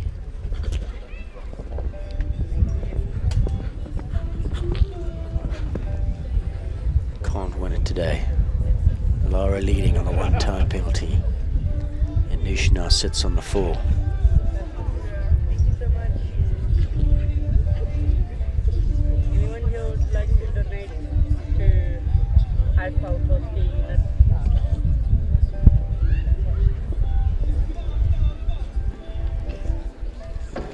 Over the last she goes. 4 penalties in 76.53. Cruel blow there at 6A for Ryan Akorba. Clear in the first round. 6A comes down in the second round. Let's take a look. Goes fastest 4 poles and into 2nd place in the South African Championships class. 7 strides down the hill. Just bellied that, didn't she? Second line in round. Cornets, Mandarino, third. So Ronnie Healy needs to go clear. He goes clear, he goes into the lead. But he'll know that behind him is a very, very hungry Lisa Williams, who's never won this title. She'll go next on the mighty Campbell. And then last to go will be Babisi. He needs to go clear to put the pressure on them. If they go clear, we'll have a jump off.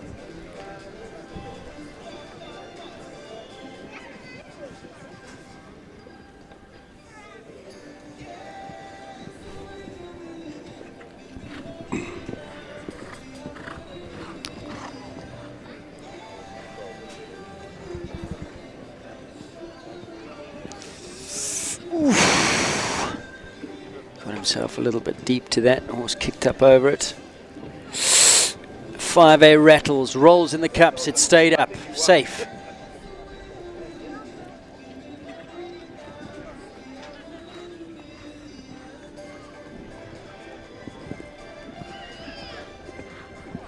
Swerves up the line on the 6 strides, gets him straight at the base of the fence, jumps it. Toyota triple combination to come. 5A clear, although it got a tap.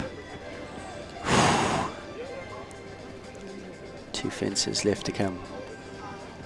Ooh! Titan Norbrook leaves it up. And there you go, clear all the way. Into the lead goes Ronnie Healy. Into second goes Laura Neal, Diamonds Dundee, South African Outdoor Grand Prix champion. On Eldo, moves into the lead in the South African Championships. Ronnie Healy, Cornets Mandarino. What a year this young man is having. Double clear. Now the pressure is on Lisa Williams, who's in picture now. Never won this title, been second a number of occasions. Needs to go clear to force a jump off with Ronnie. She's been in this situation before, no stranger to pressure.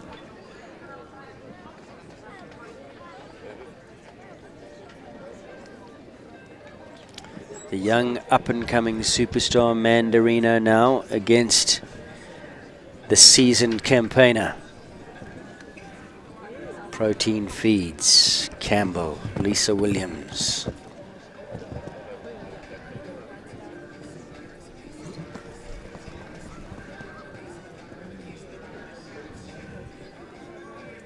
Lara will be kicking herself for that time penalty.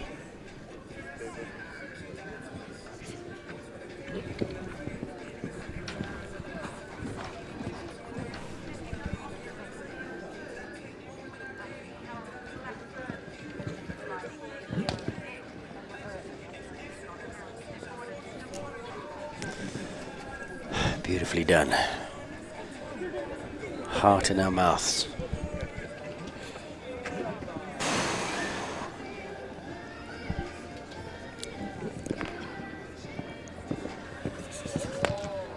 Another danger out the way, that flimsy panel, that plank.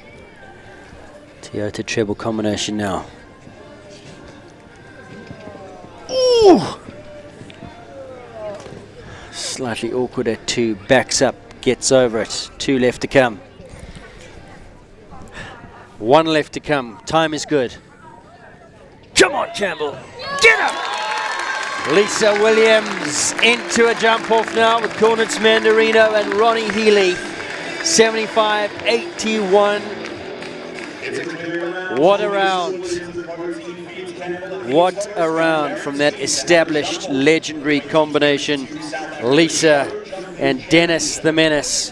1 left to come. BBC, Bronwyn de Santos. How's this all going to play out here in the Peter Mini Arena at KPC 2022. Capital Stud sponsors the South African Show Jumping Championships, and it's all coming alive here, ladies and gentlemen. 2 full rounds, and we have a jump off. 2 in the jump off. Lisa Williams against Ronnie Healy with 1 more to come in the second round, and there she is, Bronwyn de Santos.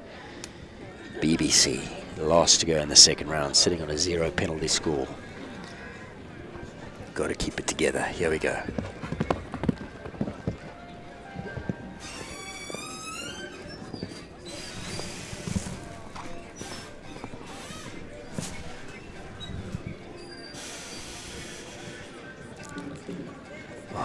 the woodwork at that Kura fence.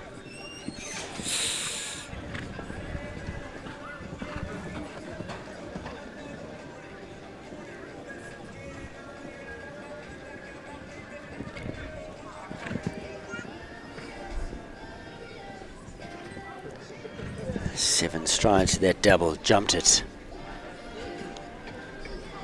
Flyer at that Country Life fence, gets over it. Got to get her back. Settle down, settle down. Oh! Just ran up that hill. Means it's a two-way jump off. Two horses into the jump off as Bronwyn drops down onto the fall. Laura sits in front of her on that time penalty. Another fence down, just like that. The horse was blooding up after that Country Life fence down at the bottom end of that arena, and Bronwyn, yes, I think she's going to put her hand up. Horse just bubbling over a little bit. Just getting away from her. A blood animal, and just a few fences coming down now. Too much fizz. This was the first of them. Took a flyer at that Country Life Properties fence at the bottom of the hill, and then on it was game on for that mare. She was running against the bridle. Bronwyn had her work cut out for her, and that's sometimes just the way it goes. So drops out of it, but she's had a good class. So retiring here in this second round. Two-way jump off here in the South African Championship, sponsored by the Capital Studs. Jump off. Ronnie Healy, Cornets Mandarino, going against Protein Feeds Campbell, Lisa Williams. Jump off track. 3, 4, 5, 6A, 6B, 7 and 9. 3, 4, 5, 6A, 7B, 6B, 7 and 9. We're going to go to a quick break. When we come back here on Equestrian Live, all the action from a two-way jump off to crown the 2022 South African show jumping champion. Don't go away.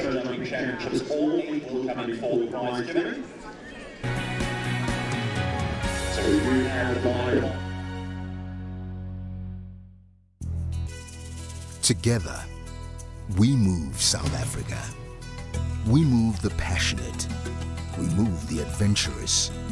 We move the hopeful, the helpful, and even the helpless. We move the earth and the economy, the strong and the superhuman. Together, we move the nation. Together, we move South Africa. And South Africa moves us.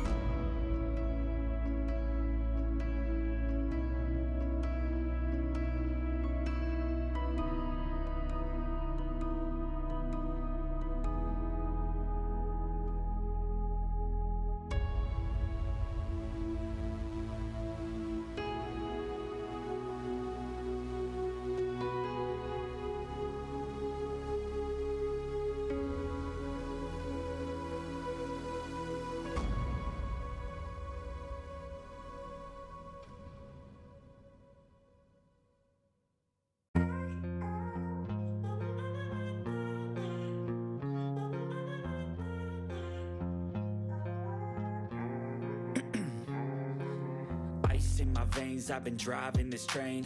Years in this lane, there's no stopping this flame. Cause I came to the game and I changed it to play how I like, rearranged it to my own domain. Yeah, I got what it takes, made lots of mistakes, taking shots, skipping breaks, feeling lost, feeling great, popping off, singing straight, never stopped, never changed. All the squad here to play, and I've got something to say, yeah. I work hard each and every day, I get lost in the words I say. I don't push pause, no I push play. I won't stop till I make a change. What a year the man in picture has had, the winner of the South African Outdoor Grand Prix on Eldo at the Toyota Easter Festival. Winner earlier on of the first of the World Cup qualifiers in the Serena on Cat Weasel. Here he is on Cornet's Mandarino, the horse that he took the Burlington Cup on last year. Consummate professional, looking for his first win in the South African Championships. Young, up-and-coming horse against the older, seasoned, experienced campaigner, Protein Feeds Campbell. Jump off track 3, 4, 5, 6A, 6B, 7 and 9. Here we go. It's a two-horse race, and we're off. Ronnie Healy, Cornet's Mandarino. 3 to start, the Kuda fence. Question of fair vertical. Round the turn we go. To number 5, the Skinny Oxer. It keeps sponsors. Now the bogey, the one that's caught them many times before. Beautifully done by Ronnie.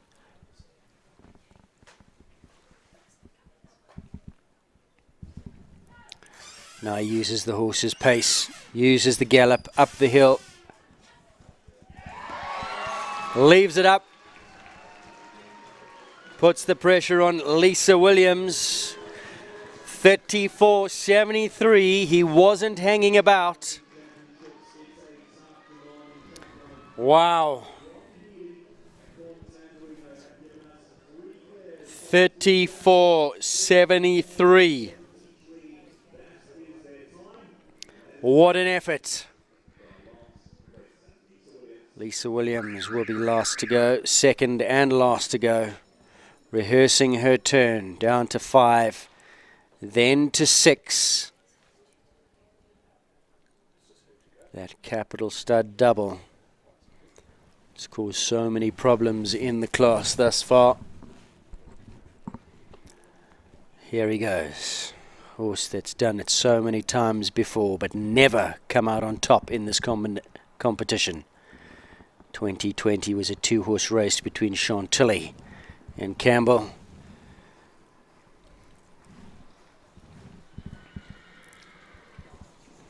Good shot.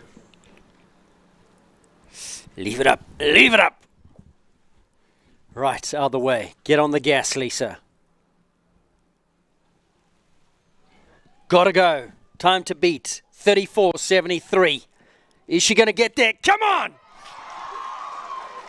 32.99, and there you go. That's your winner for the first time. She breaks the SA Champs hoodoo that has plagued her for so long. And Lisa Williams and the legend. And we don't use that term lightly. He is a legend of the sport. Look at him, ears pricked, Dennis the Menace. Wow, big hugs for him.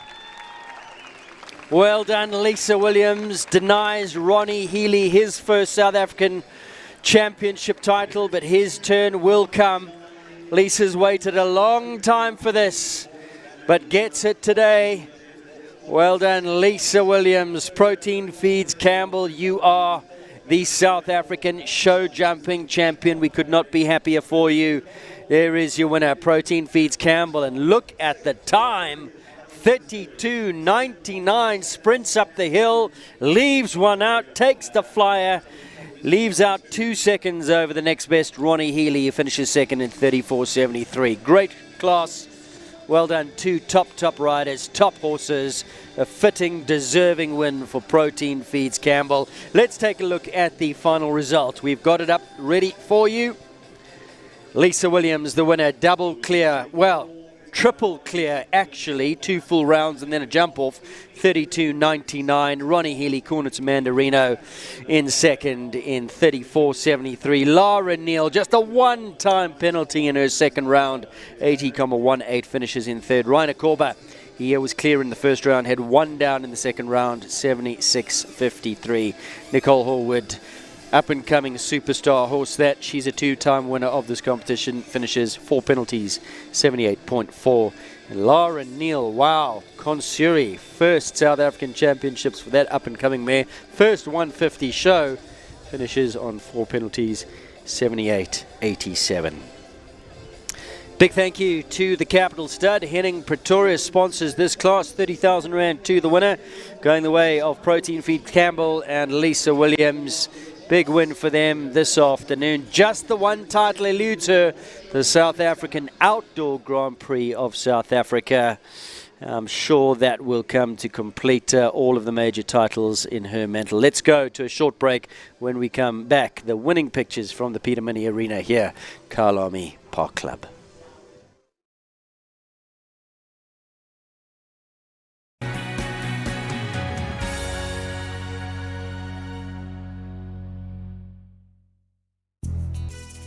Together, we move South Africa.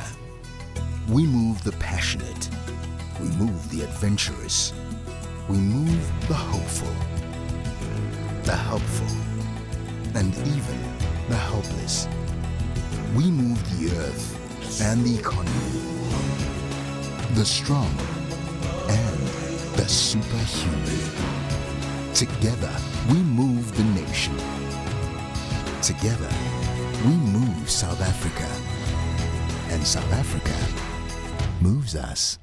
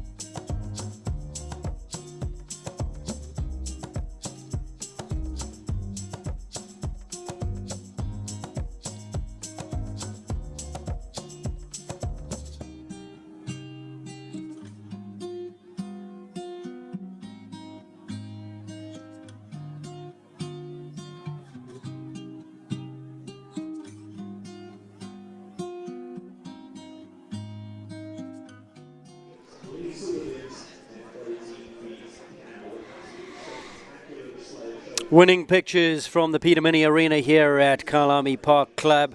Mr. Henning Pretorius of the Capital Stud going forward with Mrs. Sandra Cox to present the winner, the newly crowned for the first time in her illustrious career. It's one of 2 titles that have eluded her, but gets the monkey off her back today, does Lisa Williams in brilliant style. Look at him on his toes as well. There in picture, Dennis the Menace, showing why he's called Dennis the Menace, playing up. He's jumped 2 full rounds and a jump off. Flat to the boards he went. 16 years old now and still full of beans, full of running, plenty left in the tank. Wow, what a horse he has been, horse of a lifetime. He's won the Derby. He's won World Cup after World Cup, the series 5 times. President's Cup, everything there is except now only one title, the Outdoor Grand Prix. Lisa Williams, what an illustrious career she's had, really an ambassador for the sport. This combination took us all around the world a few years ago, to Tryon, to the World Equestrian Games, to the World Cup finals in Gothenburg, and still full of get up and go. Wins the South African Show Jumping Championships today. In second place, he tried. Ronnie Healy, Cornets Mandarino in second. Third place going the way of Lara Neal. Fourth place to Nusha K. Fifth place to Capital Lavubu and Bronwyn de Santos. And the sixth placing going to Night Star.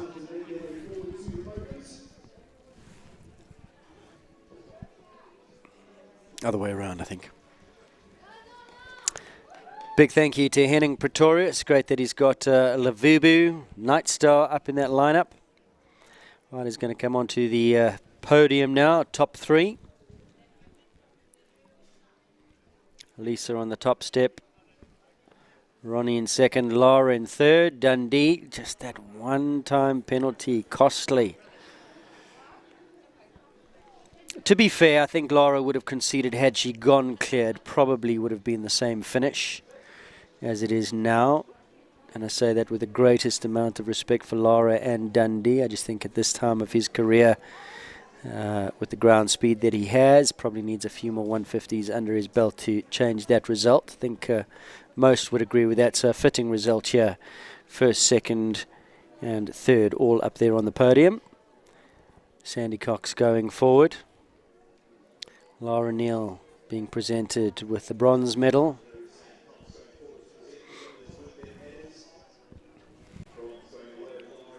Silver to Ronnie Cornets Mandarino.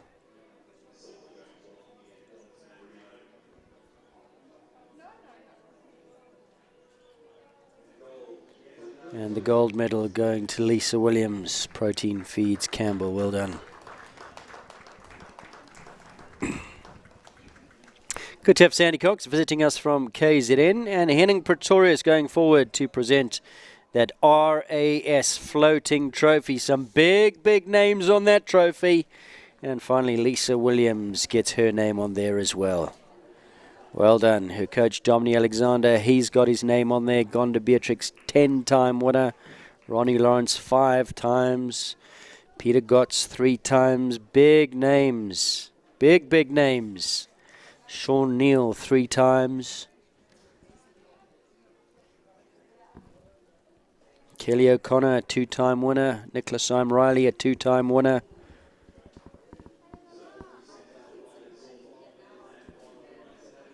Special day for Lisa Williams.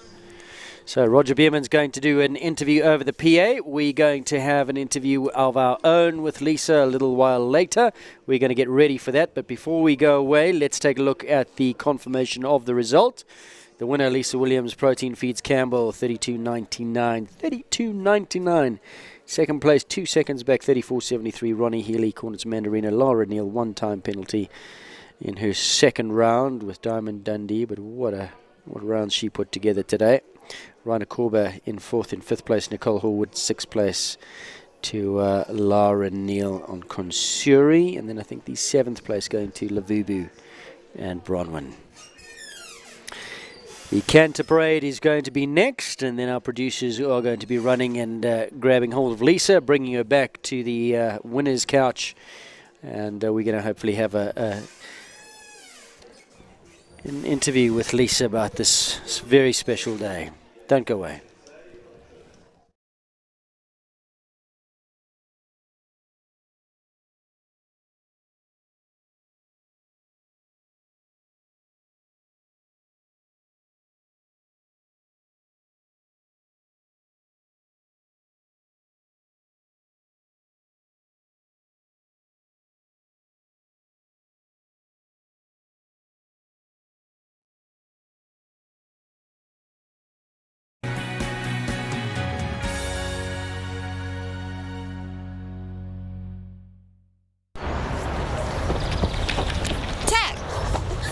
Hear it?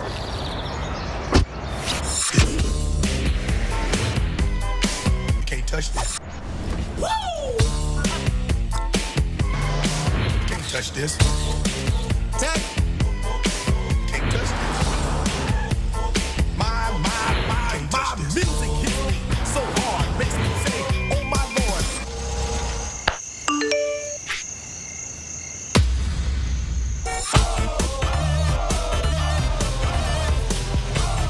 The all-new Toyota Starlet makes space for fun.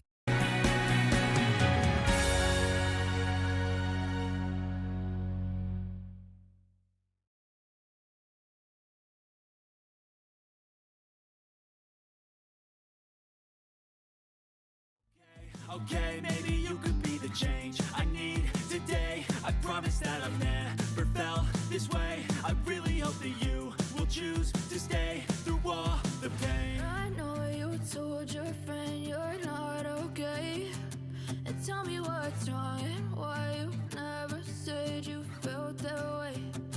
Guess you're trying to stay strong and fake a smile until I look away.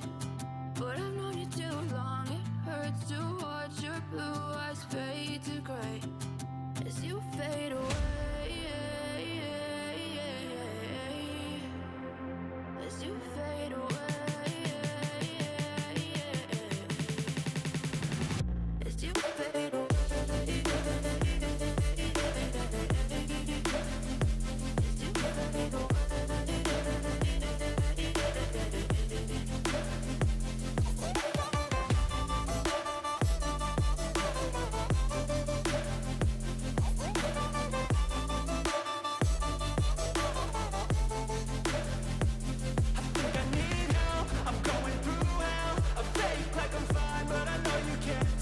Like nothing I felt, my mind overwhelms. I think that I'm broken, but I hope you can't help. I know I'm not perfect, but some days I feel more worthless. Baby, you make me feel nervous. If I still have you, I have purpose. It's all worth it.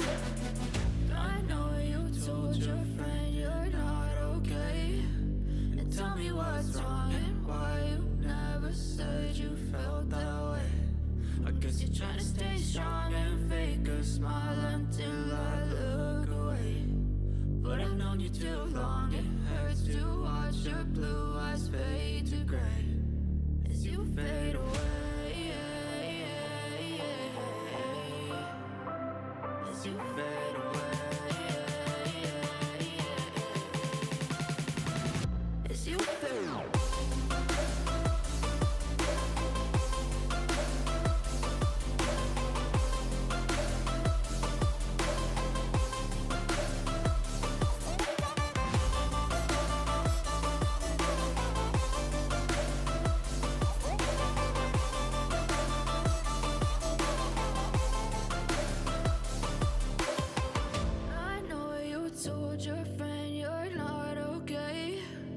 Tell me what's wrong and why you never said you felt that way. Guess you're trying to stay strong and fake a smile until I look away. But I've known you too long, it hurts to watch your blue eyes fade to gray.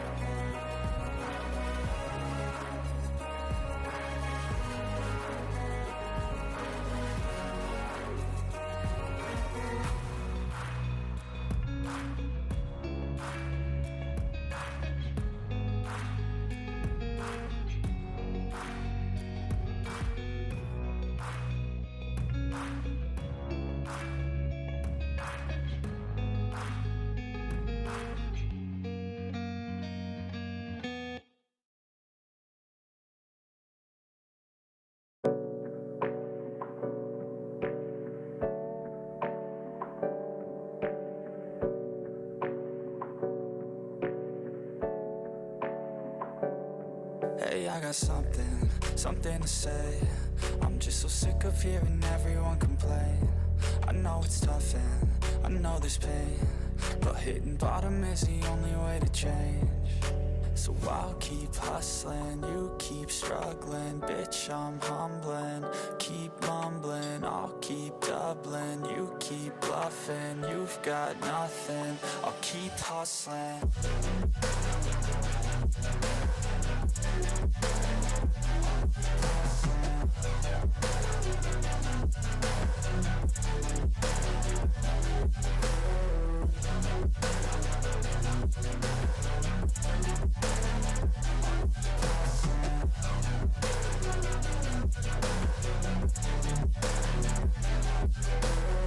I've seen a lot of people who don't know what work is. I've seen a lot of people who don't know what thirst is. I've had a taste of evil and tried to cure the sickness, but I just keep my head down and focus on the facts. I'm setting down gravel while you just follow the path. I'll lead them into battle while you're just too scared to act. I'll leave the knife right in my back. So I'll keep hustling, you keep struggling. Bitch, I'm humbling, keep mumbling. I'll keep doubling, you keep bluffing. You've got nothing, I'll keep hustling.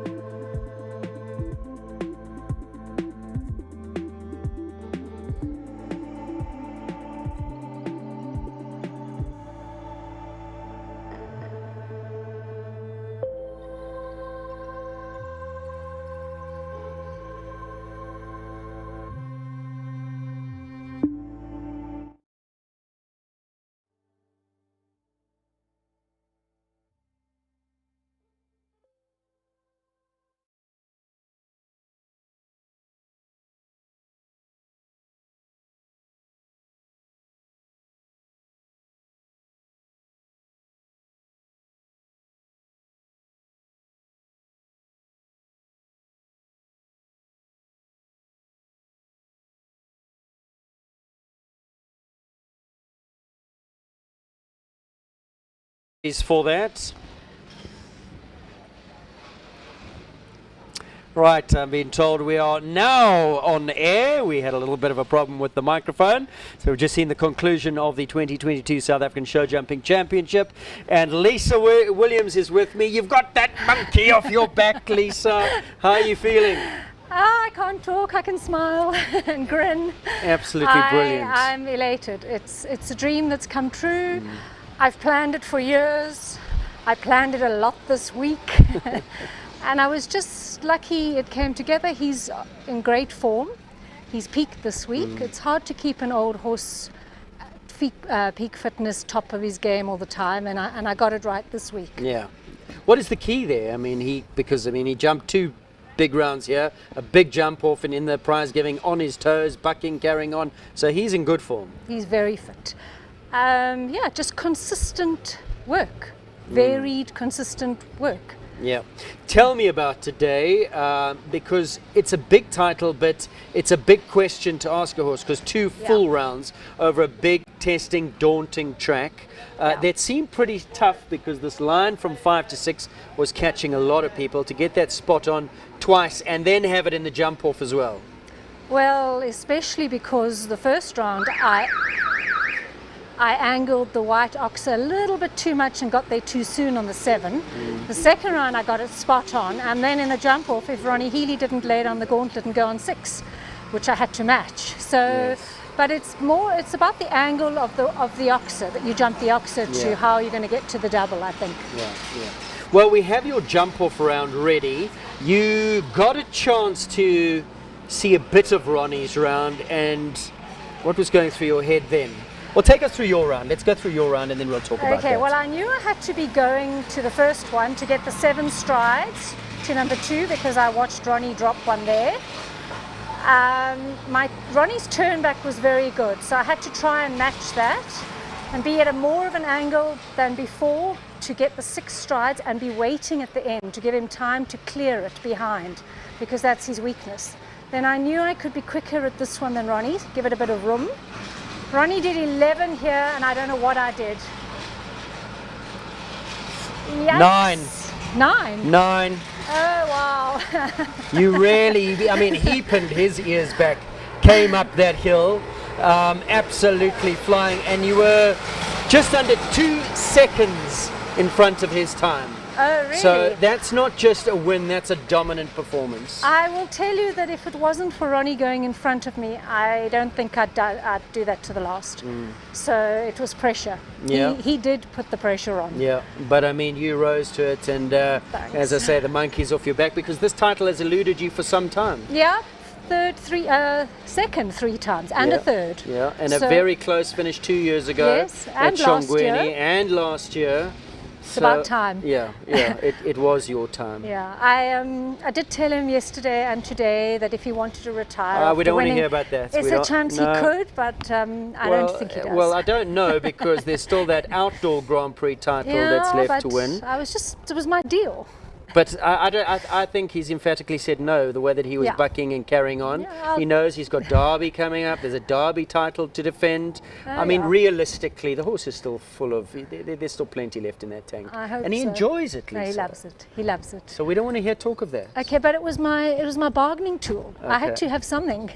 Well, it worked, but I think he won it just because he wanted to win it. Now he's got another big title coming up, Derby. He's got to defend that. Outdoor Grand Prix next year. Okay. We want to see Campbell with the full. We want to see that collage, you know, with every title with his head in the middle. That's what we want to see above the fireplace. Thank you, Aidan. Congratulations. I can't be happier for you. There's nobody who deserves it more. There's no horse that deserves it more. I'm actually quite teary now. Thank you. Thank you so much. Thank you for the support. Thank you to all the viewers. Thank you to the sponsors. Thank you to Kep. Everybody, my family, George. of course, yes, and Dominique, who's been the long road with me, waiting for me to win this title. I did apologize it took so long. No. But it's here now, but and it's that's what here, counts. and thank you to everybody. Brilliant stuff, Lisa Williams. And your magnificent horse. Wow, what a legend he is. We said that in the broadcast, and that's not a term we use lightly. This horse and you are legends of this sport, ambassadors, and we are privileged to see you and him go in the ring every time you do. And when you come out on days like this, it just makes us happy. Makes me especially happy, so thank you. Lisa Williams, Protein Feeds Campbell's the winner of the South African Championships for 2022. They'll be out there defending their title in a few months' time. Come Derby, make no mistake. We look forward to that. Thank you, Lisa. All the very, very best. Thanks, Ed. Thank you for your lovely words.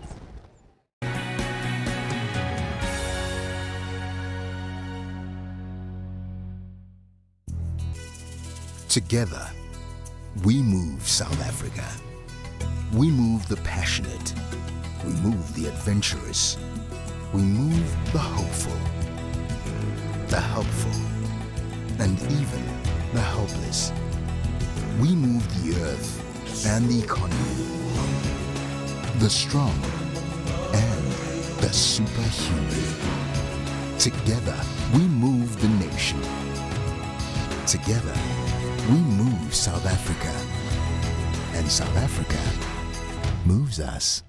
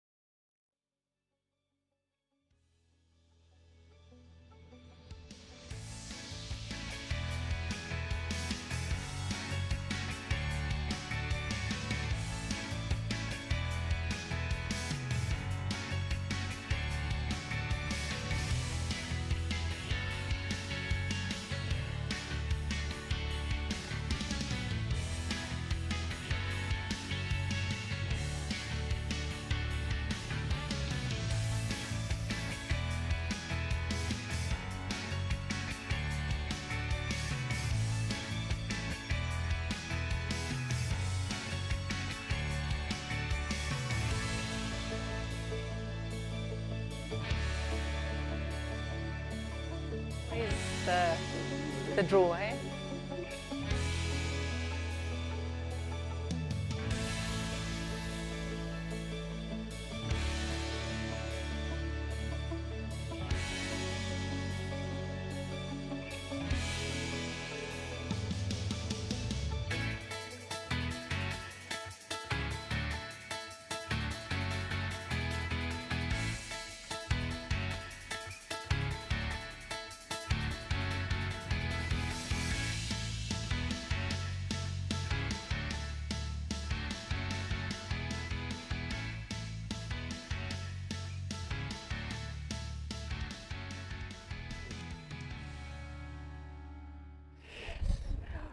Welcome back to the Peter Mini Arena here on Equestrian Live SA as we get ready for the final class of the day, which will be the interprovincial class over 130, 135. Those riders currently walking the course. But with me is Lynette van Zyl, who's the Gauteng Regional Chair for the Pony Club of South Africa. Yes. I didn't even know Pony Club was still going. I was a member of Pony Club. I had the tie with the purple and the yellow. I had the pins. What happened to Pony Club? Because it's still around, but we never hear about it anymore. Pony Club has been with us for the last, since 1943. I've actually found some information about 1943 of the Irene Midrand Pony Club. We're still busy, we're still active, we're still doing a lot of initiatives. And we're growing, which is quite good. Is Irene where it all started? Because I asked that question because I remember when I was a kid, we did our Pony Club games. We had the Pony Club games, we did all the sack races and all that with the ponies. And that was at Irene Dairy. That's where I remember from a kid. Yes. That's where it actually happened. So I have seen photographs of games at Irene Dairy. It still exists. It was one of the bigger pony clubs, even in those days. Nowadays, Boksburg and Benoni is also quite big. We've also got Rand Hunt, so we've got a number of pony club branches that still exist, which is amazing. Yeah. Yeah. I'm the chairman of KPC, and I want to start KPPC, the Kalami Park Pony Club. So that would be brilliant. Thinking about getting that initiative underway, so maybe I need to chat to you. But absolutely. We're here to chat about a fundraising initiative that was taken on by the kids at Irene Pony Club. Yes. What was that all about? Because they raised 40,000 Rand. Yeah, so what happened was one of our members saw a call out for help from the SPCA, from the Midrand SPCA, for the coal yard horses that were in such a bad state. So 2 of our kids decided to start the fundraiser. And based on that, we actually collected 40,000 Rand just by a show jumping rally. So what we did, we started with a show jumping rally. Then we added a lucky draw. We added a cake sale. We did it all in Randjiesfontein in the area, and all the people contributed. You cannot believe Solo Saddlery donated 13,000 Rands worth of harnesses for these coal yard horses. It has just been phenomenal. Brilliant. And if you think about it, 24,000, 25,000 just from a show jumping rally. Brilliant. Show jumping entries, and then all of the other peripheral initiatives, which is so brilliant. that went to the Tembisa, to the Midrand SPCA, and that money was donated to them, and they're going to use that for those coal ponies or harness ponies that are in and around Midrand. Most probably in Tembisa, with what? Education, feeding? Feeding, shoeing, also harnesses, veterinary, the works. Dewormer, all our Pony Club members also donated dewormers for them, because they have about 20 horses there, which they need to feed, keep together.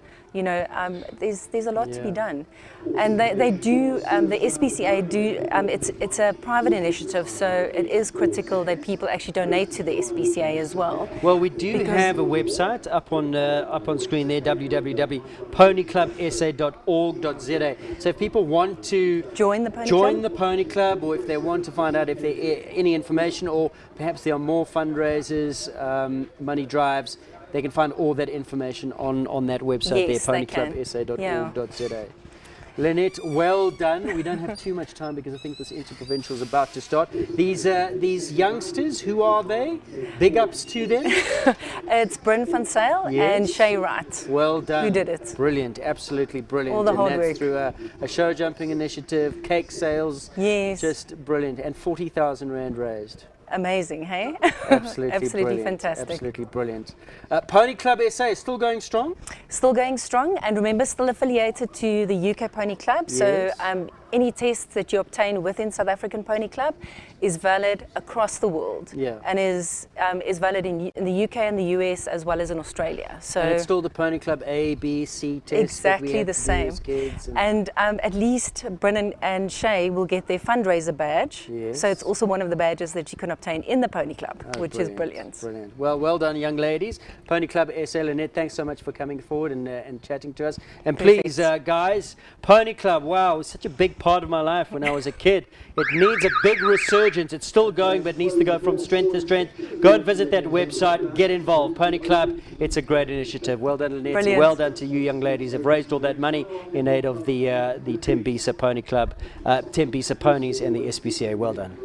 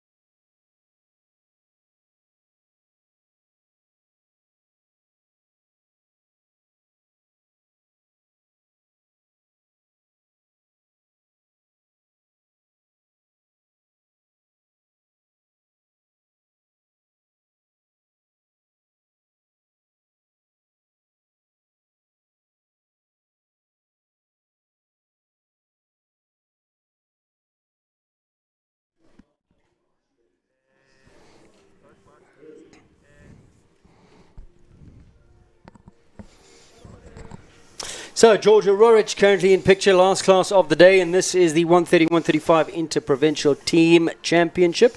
Joining me in co-commentary now, Andrew Olaf. How are you? Very well, thank you. Excellent. Aiden. Have you recovered after your touch, don't touch moment? Yeah, not my best ride, but no, I thought it was brilliant up until it wasn't. It's always the last. They're always the last fence. Exactly. Always catches you. Yeah, you were going for it. I thought you were on track for a nice win there, but such is the sport, I guess. Yeah. Right, Interprovincials, Georgia Rorich for the Eastern Cape goes first. Annalise Comfort for Mpumalanga. Western Cape goes at 3. At 4, Tracy Connie, then KZN, and then back to Eastern Cape. So, how's this working? 4 riders or 3 riders in each team. Best 3 scores count. Drop scores come into play. Each team afforded a drop score unless, of course, they only have the 3. And we'll see how this all plays out. So all these riders going in this class have been awarded interprovincial colours. I'm not sure about Georgia Eastern Cape. She's not based there anymore. Are they allowed to claim her still? I think for now she spends a lot of time up here in Joburg, but still wearing that Eastern Cape badge. She is.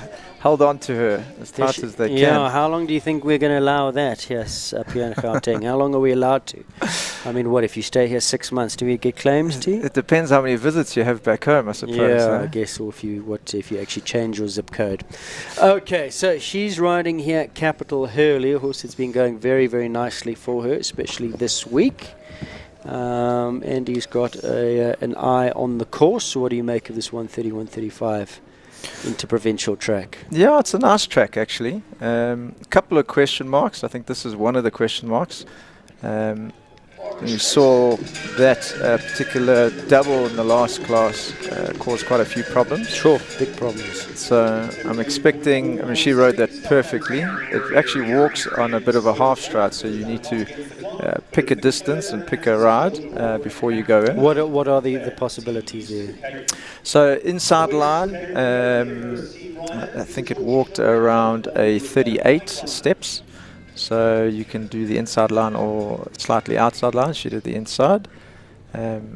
This 1 to 2, similar type. She's actually done one less than Georgia did.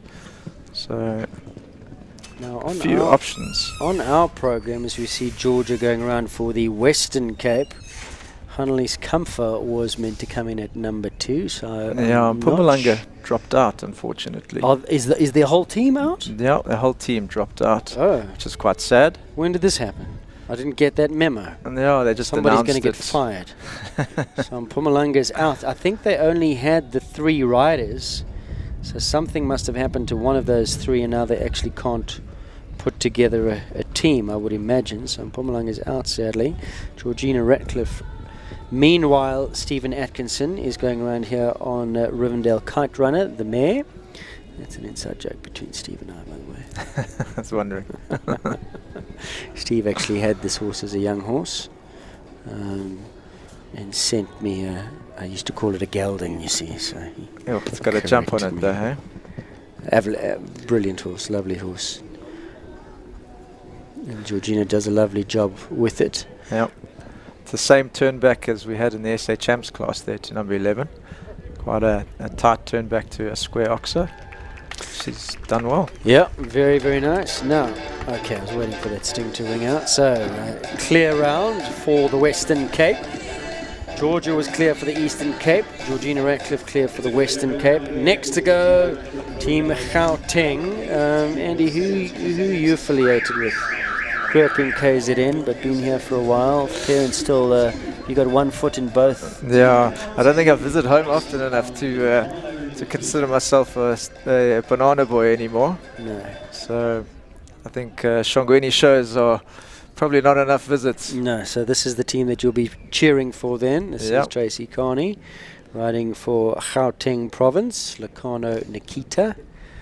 And the pressure's on with those first 2 clears. Absolutely. Okay, that little rattle. This is a lovely horse there. And quick as well. Very fast in the runoff and very careful. I'll try not to do the commentator's curse, but it's actually quite an experienced horse, so should be quite comfortable at this level. So now in these interprovincials, how is it working? Is it working on a Nations Cup format where you would nominate one rider to go into the jump-off if there is a jump-off? Or do they all go through to the jump-off? It's a good question. I know there's 2 rounds. The second round is on a shortened track on speed. So I imagine it's a cumulative score in the jump-off with time. If we get to that jump-off phase. Yes. So if we have a quality of score in the first round, we go through to a team jump-off over a shortened round with a combination of penalties and time. Yeah, that's how I understand it, but I'm not sure if that's exactly what the rules are today. Lovely, Hopefully clear. our fact checkers are on it. So well done, Team Gauteng.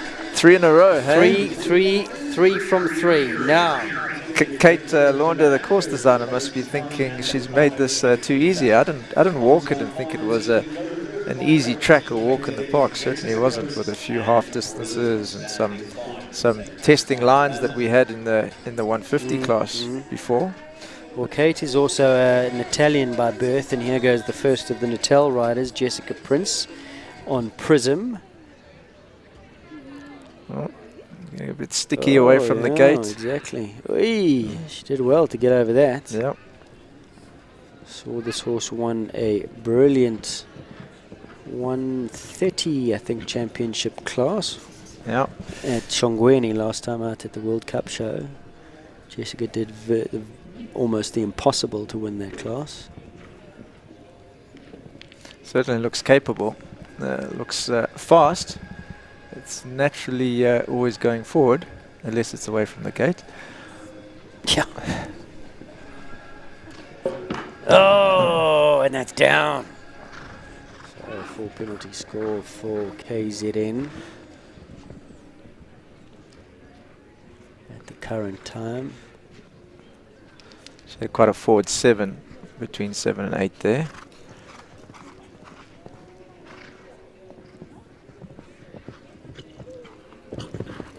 7 to ride.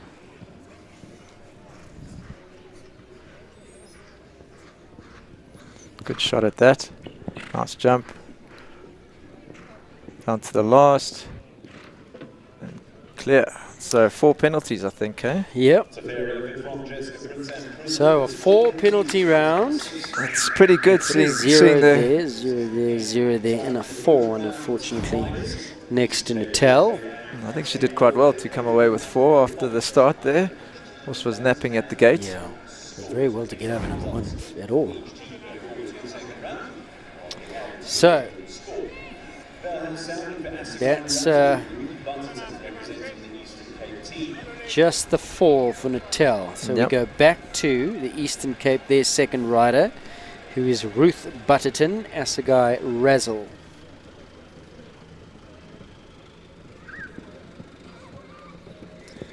So looking to keep their chances alive. She's clear from the first 3 down to the treble. This is the same line, treble combination. Big oxer in, vertical out, 2 strides that is out. Down now, 4 penalties for the Eastern Cape, their second rider.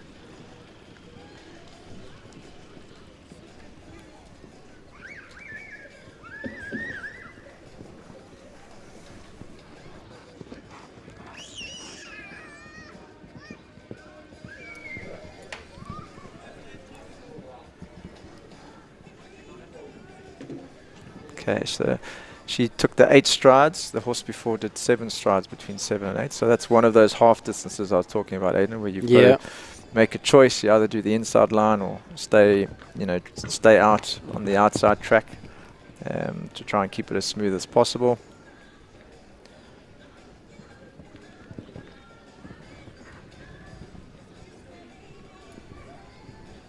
On to the last.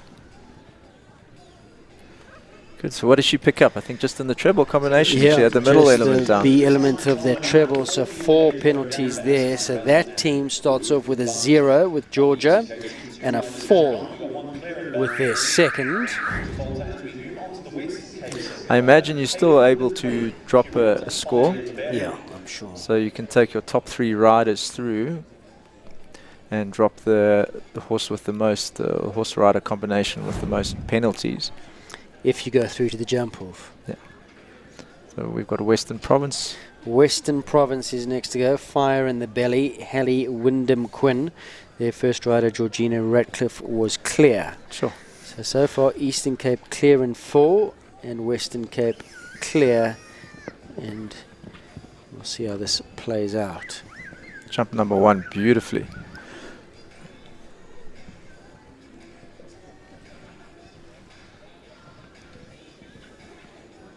Got some hang time over that as well. Yeah. Nicely through the treble. I actually haven't seen this horse before. Thoroughbred. Yeah. Lovely type, hey? Yeah. I always get excited when I see a thoroughbred cantering around. Oh, that was unlucky. Well, we grew up with him, didn't we? Yeah, so you always have a little place in your heart. I think there's such a gap for young riders. You know, thoroughbreds, they used to be fantastic educators. Teach you to be soft and gentle and quiet with your hands, and still have a place for them in show jumping in this country.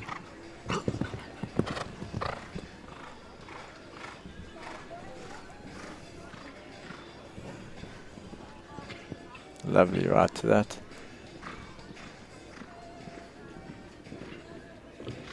Sure. Gave the last one a bit of a rub. She was actually a little bit on the inside line there. So took a bit of a chance, but got away with it. Ended up being a nice round. I think she ended up with 2 down. So 2 down and unfortunately 4 for time. So a score of 12 for Hallie Wyndham Quinn and Fire in the Belly as we take a look at the replay. The first poll that went down. Now this is Rochelle Kluk, second rider from Gauteng. Moon Zapper, first rider from Gauteng, Tracy Carney, clear. So the first from Eastern Cape clear, and then a 4 from Western Cape clear, and a 12. And Gauteng clear and yet to be seen. Now, if those in the OB unit would listen in, because I have been given some information in my ear, Andrew. So, over 2 rounds, all scores count. If you get eliminated, you still go through to the second round, but you get a score of 20 plus the worst score of anybody in the competition. Yes. And it's cumulative on all scores and the time in the second round. Okay. Is that correct? Those listening in? Oh, we do drop the worst score of each round per team. Okay. So there is a drop score. Okay. Oh, so some maths to do. You're the mathematician. You're the finance guy. You're the numbers guy. Here, do you want the pen?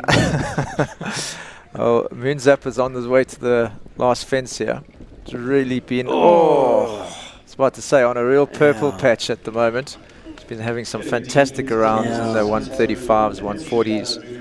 Won a really nice class the other day down in Brits. Unfortunately, just taking the last rail there. Again, maybe just fell in 11 to 12. Yeah. So, 4 penalty score for the... Oh, yeah, there you go. So you take a look at the replay. Just a bit of a miss there. Yeah. It's lucky to jump that, actually.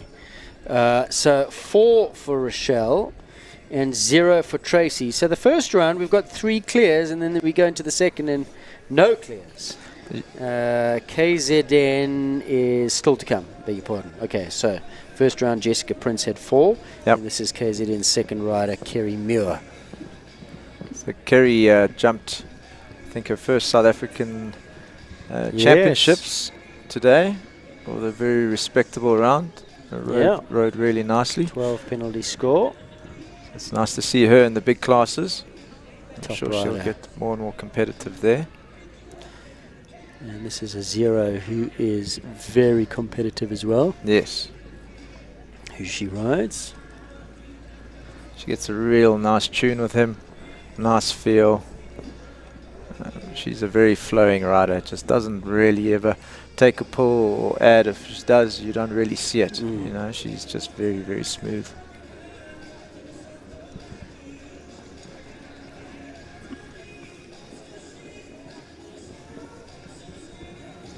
Just has to hold it together for another 2 jumps. Come on, Natal. She's fortunate. She's jumped a few of these lines in the last class, so she's at an advantage. Yeah, her eyes in. There we go. Lovely round. Well done. So, Natal, let's just recap. Eastern Cape, a 0 and a 4. Yep. Western Cape, a 0 and a 12. Yep. Gauteng, a 0 and a 4. Yep. And KZN, a 4 and a 0. So everybody's in 0. Yep. Is that correct? If Well, we're dropping scores, if we're dropping scores. if we're dropping scores at the current time, then all teams Yes. are level pegging on 0. As we start from the beginning, once again, this is Robin Gerber on Eagles Licorice. Robin from Bathurst these days. Lovely little town, Bathurst, just outside of Port Alfred. Lots of bookstores. Don't know how much riding. Oh no. So that's an elimination. She will go through to the second round. They'll drop this score, obviously, because unless they get another elimination, then they'll have to take one. And elimination means the worst score plus 20. So at the moment, this elimination means 32. Yep. Is that correct? That's right. Yeah. She got a good shot into the treble. Looks maybe like he just hesitated on takeoff there. And then obviously just landed a bit short for the 2 strides jumping out. Hope she's okay. I think she's quite tough for Robin. She'll be back for the second round. Well, you've got to be tough in Bathurst. You've got to have tough liver at least. So they do like a pint or 2. The pig and whistle. So, we've got Gauteng back in the mix. Now, why is it on my program order we should have Georgia beat? There she is. That's right. Is that it? Right, okay. The horse is just drifting out there. Looks a bit spooky, this one.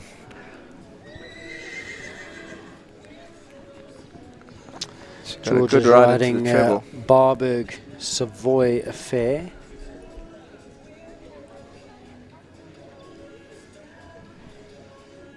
It's not a combination I've seen too often either.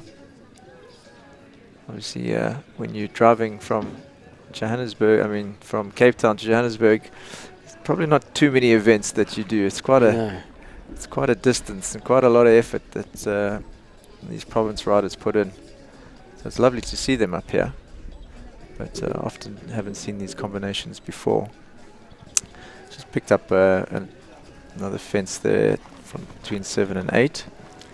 So that's another 4 penalties. It's just spooking away from the crowds there. Really hanging off the fence. Tight turn back to 11. Jumps it well. Down to the last. The horse was really looking outside of the arena for most of that round. And unfortunately, that often means you'll pick up a rail or 2 along the way. Just quite a bit of distraction in the horse's mind. Now, how many down was that? Was that 3 down in that round? I think at least 3. 3 and I think a 1-time penalty. I think that was a 13 penalty round. So a 0, a 12 and a 13 for Western Cape. As Gauteng goes again. Remember, Tracy Carney was clear. And then Gauteng second rider, Rochelle Klook. Last fence was a miss and got a 4 there. And here goes the third rider for Gauteng. And this is Bronwyn and Carlson 113. Bronwyn having a fantastic 2 rounds in the last class. Carlson a very useful horse. It's quite a strong lineup for this Gauteng team. In it to win it, Andrew. Yeah. That's the way it should be, Aidan. Just on the 4 at the moment. Of course, drop scores come into play. And he's a really game little horse, this. A lovely type, eh? Likes to leave them up. Allergic to the paint. And he's quite an experienced campaigner now. Yeah, So and very he's jumped to comfortable. 150 or 2 in his time as well. He's Yeah. done some big tracks. So this should be relatively straightforward for this combination.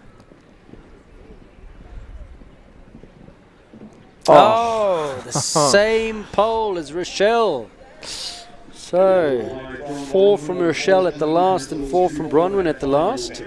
Remember, we do get a drop score, so we'll see what those drop scores are after all 4 riders have gone. So far, 3 from each team have gone. KZN is next to go. Just dragged his back leg behind there. It was quite unusual for that horse. But the capital stud jump, I don't know if it's the silver and the white, they just There's don't something jump it as optical well. about it for sure. I don't know if they cite it correctly. It was quite open. It was a few questions asked in the big classes, or for this dog's leg from 5 to 6 on that in-between distance. Yes. Big wings, open poles, and then those silver and white. So Yeah, it's a lovely looking jump. Just don't know what the horses see. Yeah, but lovely looking jump, but we just don't know what they're looking at. Okay, so that's gone down, I'm afraid, for Ryan. Yeah, just the back rail of the ox are jumping in. Carlito N and Ryan Wallbridge on track now. KZN has a 4-0 and waiting on the score of Ryan. Gave that a good rub, but stayed up.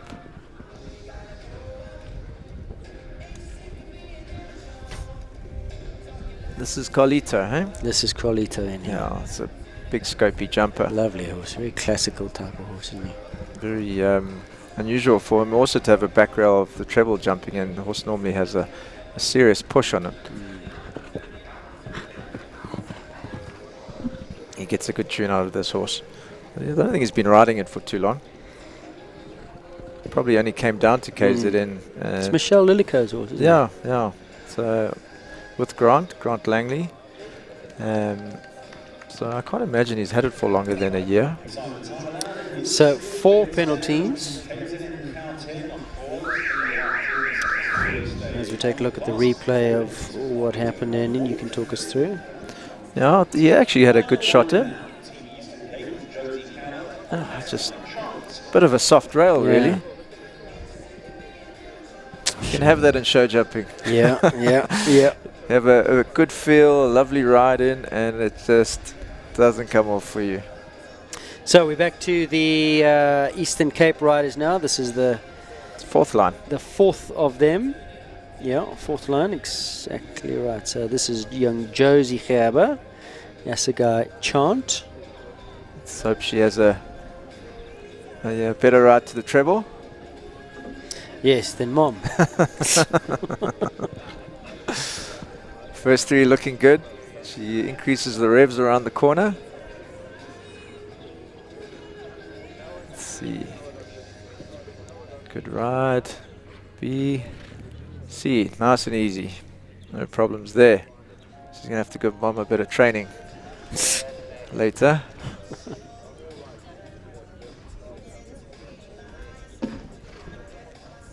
There's quite a few horses that have given that jump a bit of a rub. It's got a water tray underneath it. Maybe they just have a little look at it. Just distracts them slightly. She's gone for the outside line. Jumps that really well. Gets the revs back up again for this line.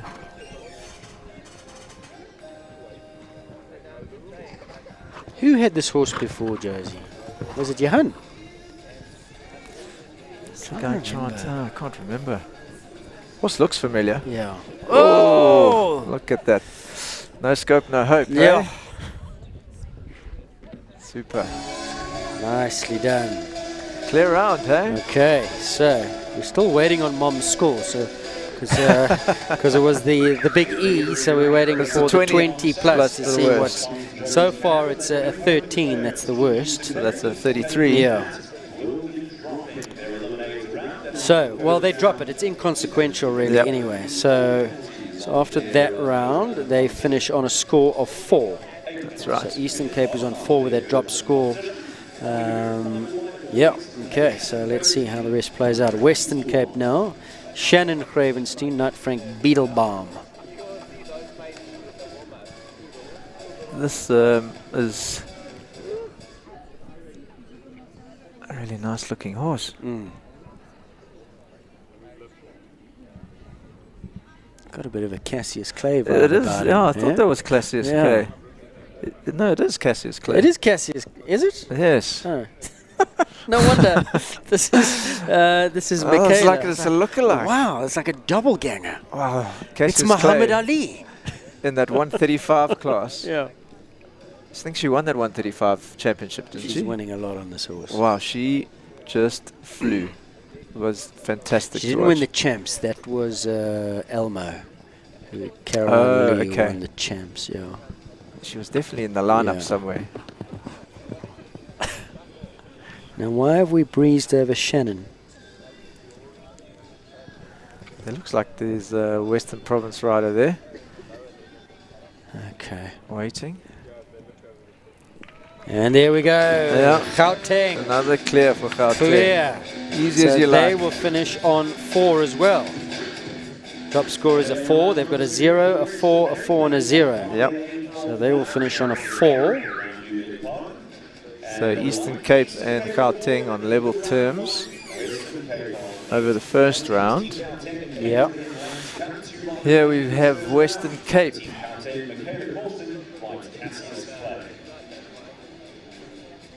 Definitely a bit of confusion with the riding order here, but this is Shannon.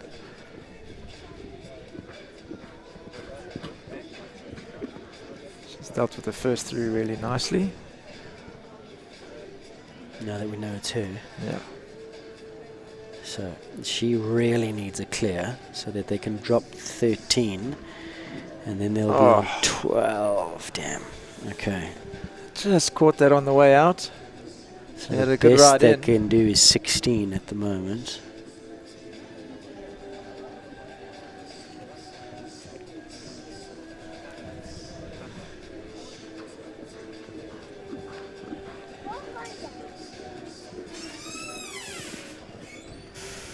Jumped that really well. Yep. Balanced up nicely to that. It's a shame it was just the toe out of the treble. Jumped the first 2 really nicely. Gave it space jumping out too. Last 2 fences. Turn back to the equipage oxer. Quite a square oxer. We haven't seen too many people have a problem with that though. No. It's mainly been this last one. Clear she jumps. So leaves that up. So just the 4, was it? Just the 4 penalties jumping out of the treble. So and they'll the time. 1 time penalty. Total of 5. Okay, so they'll drop the 13 and they'll take the 12. Take a look at the replay, Andy, of what went. Yeah, she actually rode it well. Thought she gave enough space to jump out. Just a light touch. Yeah, just maybe a bit slack jumping out. Okay, so the 12 and the 4, 16 plus 1, 17 for Western Cape after the first round. Eastern Cape 4, Gauteng 4. And KZN is sitting on 4 at the moment. Well, they're sitting on 2 4s and a 0. So they drop at the moment to do what Grant Langley and Buck Rogers is a 4. But it all comes down to Grant now. See what he can do. Yeah, Grant needs to go clear in order to have just the 4. Yeah, and KZN would be then level with Eastern Cape and Gauteng. I mean, Buck has jumped some bigger classes than this, so well within his capabilities. And Grant's an old taskmaster, so he can conjure up a clear. Oh, okay, that old wrap stayed there though. He looks back. One of many horses to give that a good old nudge. Must be super glue on those yellow cups. Oh, he was very close to the left-hand upright there. Yeah, he did the outside 8 and actually had to drift across the fence just to give the horse enough room. But, you know, that's what Grant can do. He can give the horse a really nice ride. He can use the width of the fence to give the horse enough space to jump. Last one to keep KZN in the hunt. And there you go. And there you go, clear. Inside the time. So they'll finish on the 4. So we've got 3 teams level pegging on 4, and poor old Western Cape on 17. No, it hasn't been Western Cape's day. I mean, you look at the lineup there, and it looked quite a good lineup of riders and combinations. Much the same as that team of fire that Let's you'll not know go too. The less said about that, the better. We call it the team of ashes. Yes, team of ashes. The damp squibs. It's nice to have team events. Well, that'll be your dropped event, huh? Yeah. Have you read the rules yet? Yes, we have. Now you have. Now we have. We apparently lost out on 12 points there. Yeah. Which would have still left us last. Oh, okay. But less last than last. I think I just wanted to get to the bar a bit sooner then. Yeah. Okay, so is it now a different? This is a shortened course they jump now, do they? It should be a shortened everybody track. goes again. Yep. Okay, so on time. And it's the time in the second round. Okay, so second round 9, 10, 4B, 4C, 5, 6, 7, 2, 3 is the track. And I believe everybody goes again, and it'll be a cumulative score of the first and second rounds, and then a cumulative times in the second round, which will give us the winner. So while we wait, I think we're going to go to a quick break, are we? Short break, time to grab yourself a cup of coffee, and when we come back, more action here from the Interprovincial Team Championships from the Peter Mini Arena at South African Champs 2022.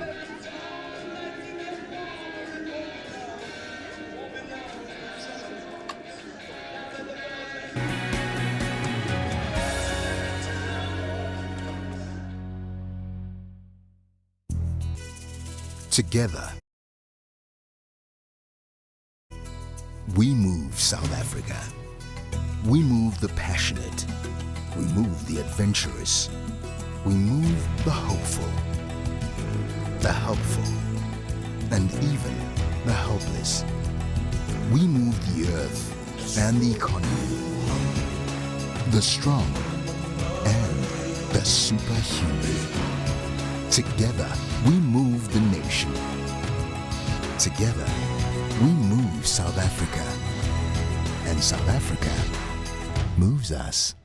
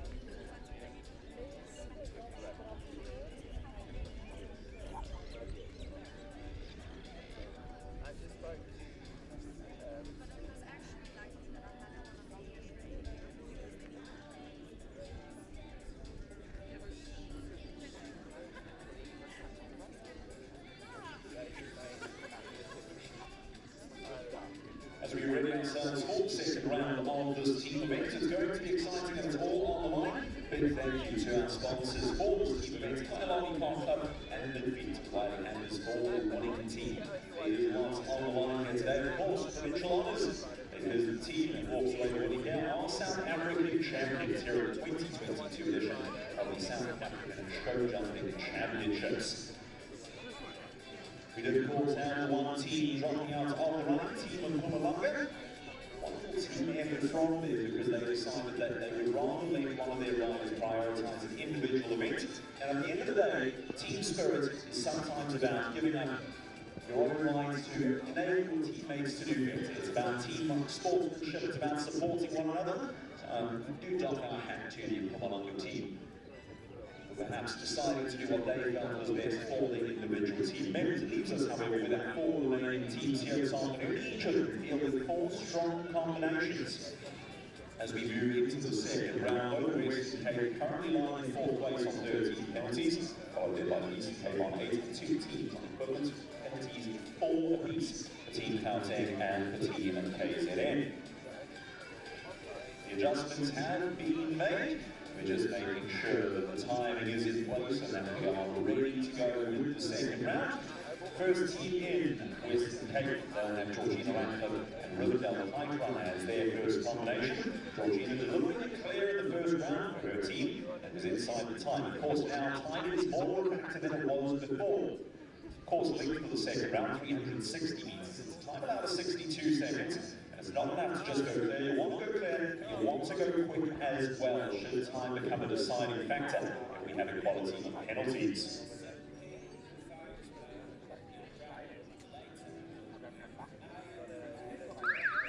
All of us are ready, the riders are ready, and we are going with round 2 of the Interprovincial Open Team Championship. Georgina Ratcliffe first up, Rivendell High Runner.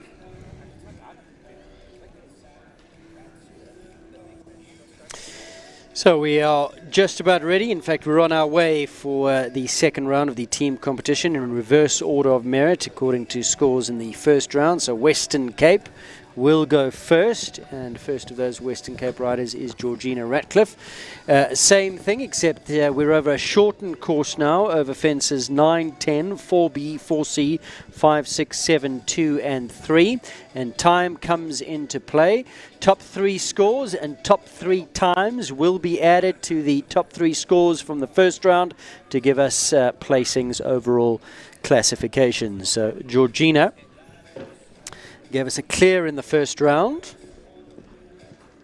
on Rivendell Kite Runner. Western Cape really need a clean sheet here. And hope that the other teams have some faults. They're sitting on the most penalties out of anybody.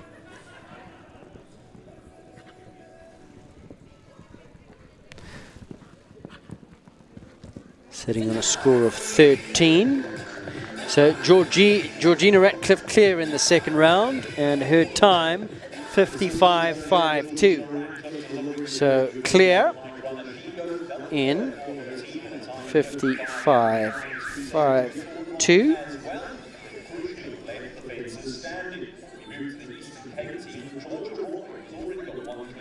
Eastern Cape going, Georgia Rorich clear in the first round, and Capital Hurley. Oh, and that's down. So sitting on a 4.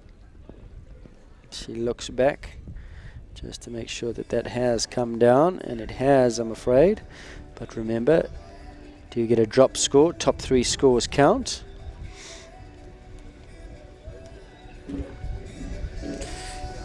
Eight penalties now, 2 down in the second round for Georgia, I beg your pardon, 3 down, 12 penalties, 3 poles, costly in the second round.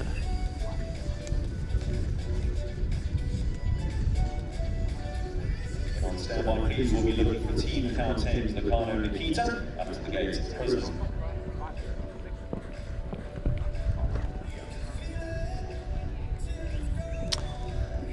Finishes on a score of 12 in 51.18. Penalties to be had with 1, 5 and 6 go down for Georgia Rory and Capital Hurley. Reminder that even in the second round, teams do have the option of a drop score. They drop their first look at the replay. Capital Hurley's first pole at fence number 9. The first jump on track came down. 2 more to follow. Finished up on a score of 12. Especially those coming up from the coast. Red blood cells not quite as thick as the riders from the high belt. So next to go, KZN. Tracy Carney goes to super clear on the car of Nikita. She goes I beg your pardon, Gauteng. Tracy Carney goes next. Was clear in the first round on a 0 penalty score. Oh! Down! Just like Hurley. They're on their bicycles here in the second round. Remember, time comes into play. Top 3 scores. Top 3 times. So they're on time here, and it's running them into errors. Tracy's on 4, had number 9 down, the first fence on track. Jump off track here is 9, 10, 4B, 4C, 5, 6, 7, 2 and 3.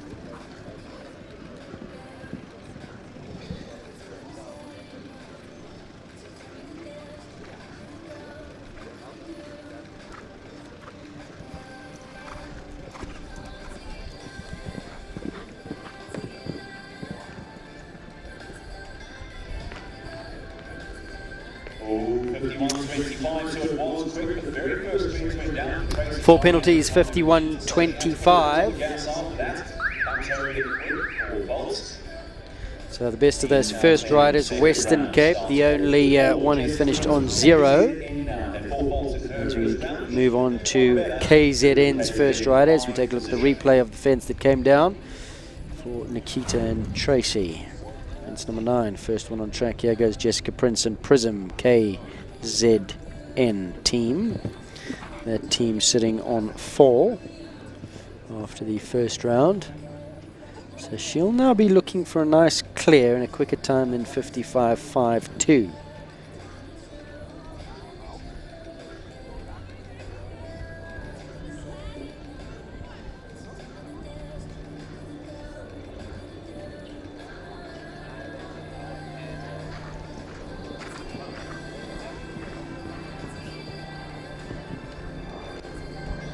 In fact, she'll probably just be trying to go clear and quick because it's an accumulative event.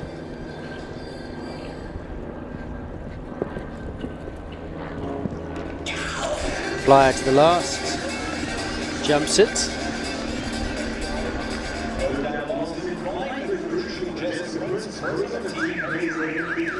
So 0 penalty score for Prism in 48.77.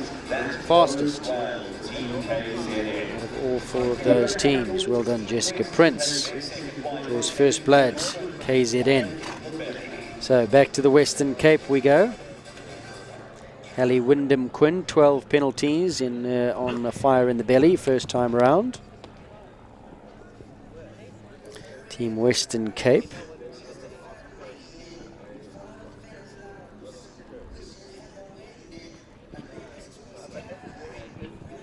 In fact, was on 8 penalties, I beg your pardon.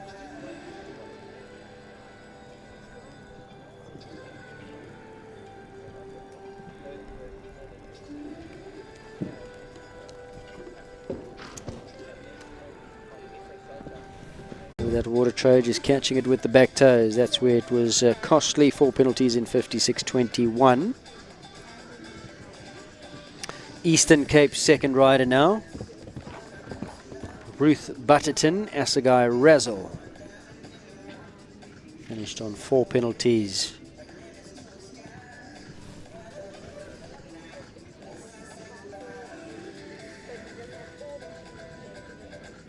The first round.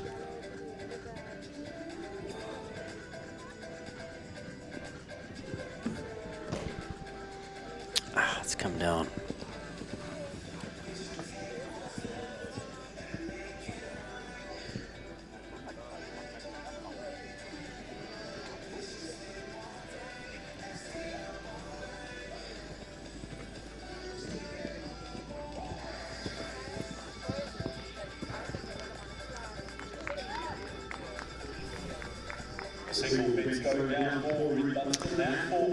Four in 53.83.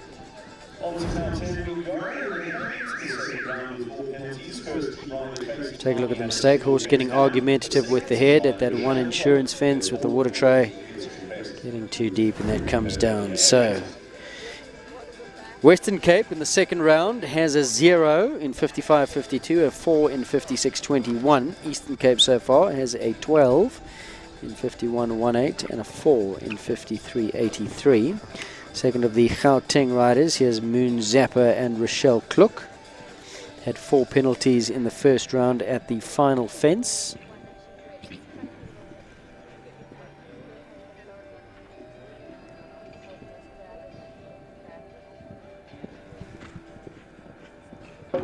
Oh, that's coming down a few times here. Very much the bogey in the second round. That one insurance vertical with the water tray.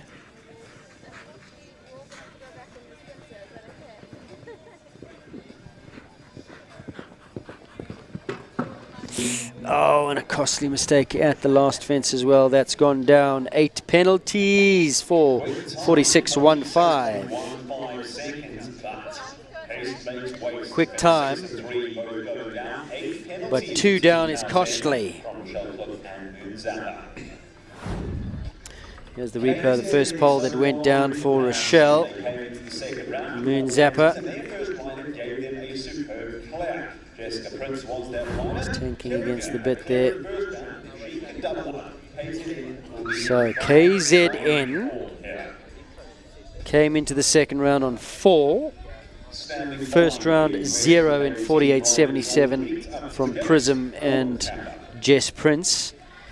So Kerry Muir now has to go clear, put the pressure on the other teams, put them into a good position, keep them on just the 4. 0, Kerry Muir. 0 would do very nicely, in fact. 0 penalty score, that is.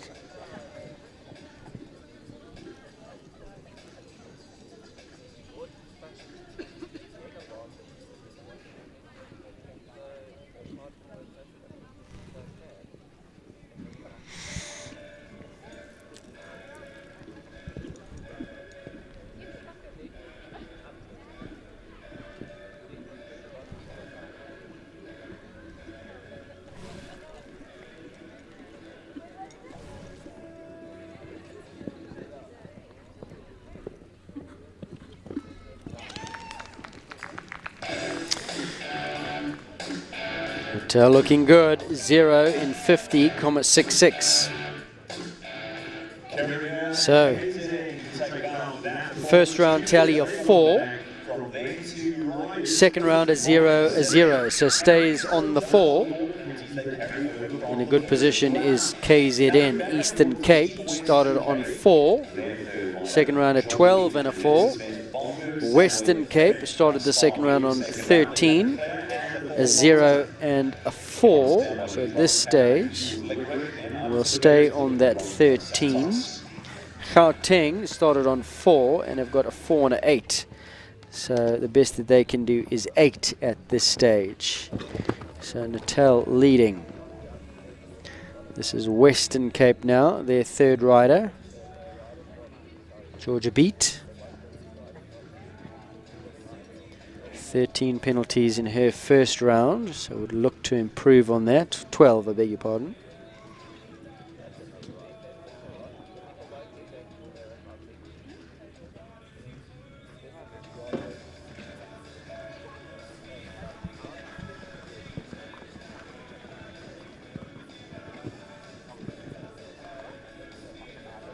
Horse was getting a little bit upset with the spectators on the side of the arena in the first round.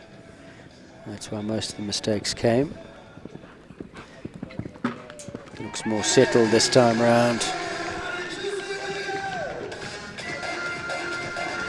Well done, Georgia Beats. Puts it all together here in the second round. 0 penalties. In 55.21. So, 3 riders have gone for the Western Cape in the second round. 1 drop score is a 4, puts them on 0. They came into the second round on 13 penalties. Robin Gerber goes next. She was the drop score in the first round, took a tumble, but is allowed to return for that second round. Didn't need that score. That was their drop score for Eastern Cape. Came into the second round on a 4, and so far have a 12 and a 4. So thus far the best they can do is 8. That drop score will be their 12.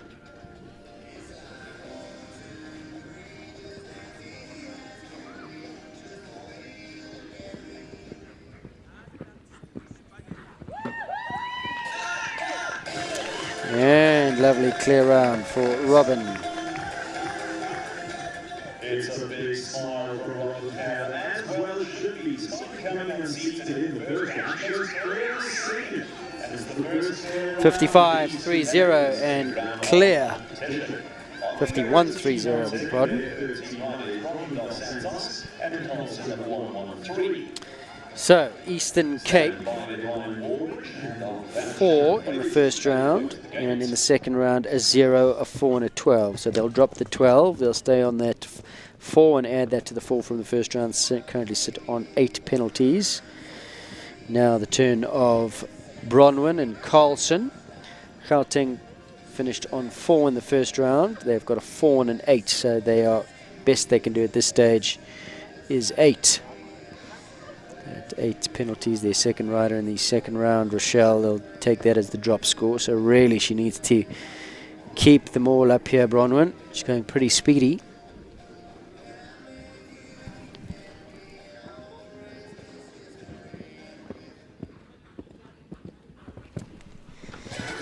Nice way to finish, and that'll be quick.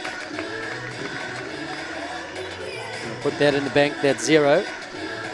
Clear around for Robin Dos Santos, clear out for Team Gauteng, and crucially is a quick one as well. 46.88 seconds. 46.58, super fast. 46.88. 46.88, Gauteng's Carlson, Bronwyn. So they'll bank the 0, they'll drop the 8, they'll take the 4 to add to the 4, puts them on 8. But of course we need to add up those times should we have equality of penalty score. Meanwhile, KZN and Ryan Wallbridge, Carlito N on track. KZN a good commanding position. Came into the second round on 4 penalties from the first round and have 2 zeros. So they'll bank both those zeros. And if Ryan... Oh! No, that's down. So their fourth rider will have to go, Grant, to try and get that 0. If Ryan went clear here, I don't think Grant would have necessarily needed to go, because they would have had the 3 best on 0 and wouldn't have needed a drop score. They could have had Grant as their drop score and he wouldn't have needed to go. But having had that 1 pole, Grant's going to have to go on Buck Rogers to try and find that clear. So 53.05 seconds, single fence down for Ryan Wallbridge, 4 penalties out. 4 penalties, I'm afraid. Take a look at the replay. Ryan Wallbridge and Carlito. Their time 53.05. Not going to tell you just by how much yet, because it comes down to the final 4 riders. So the final 4 left to go now. And Western Cape sends in their first rider, Shannon Ravenstein, not Frank Beetlebaum.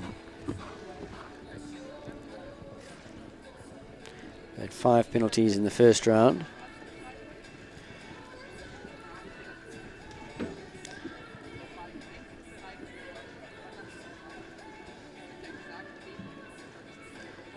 So they'll be desperate for a clear here. They've got a 0, a 4 and a 0 in their first round tally. Was 13.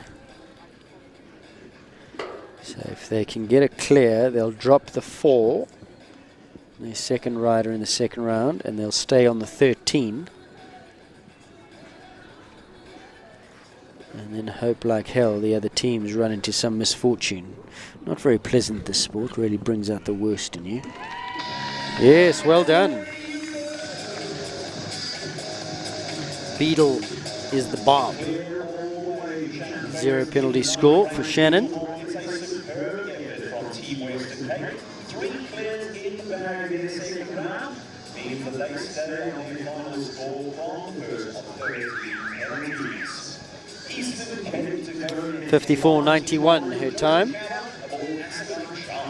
which means that Western Cape stays on the 13. Good effort in the second round. The first round, not so good. But they'll stay on that first round tally of 13 and a 0 penalty score in the second round with that 1 drop score of 4. As we take a look at Josie Gerber from the Eastern Cape. Eastern Cape 4 total in the first round. And in the second round they've got a 12, a 4 and a 0. So they really need a 0 now so that they bank that 4 and drop that 12.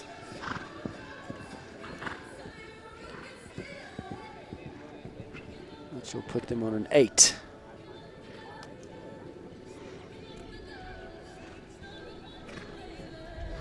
That's if she goes clear.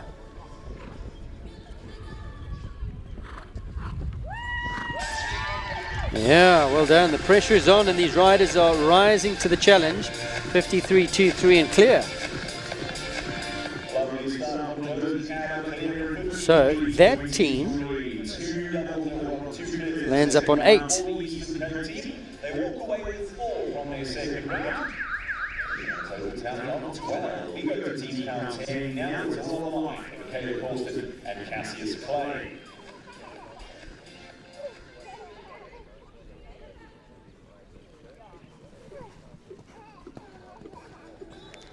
I think we're going to have to verify these scores because mine are not correlating to what's being said over the PA, and I'm not sure why.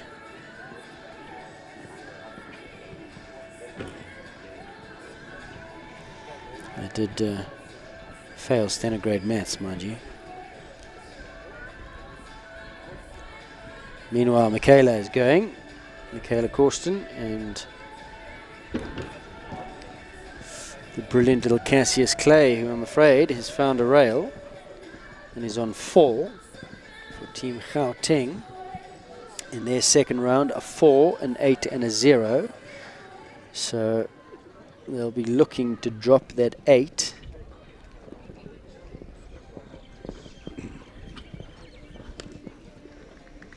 Finishes nicely, 4 in 54.81.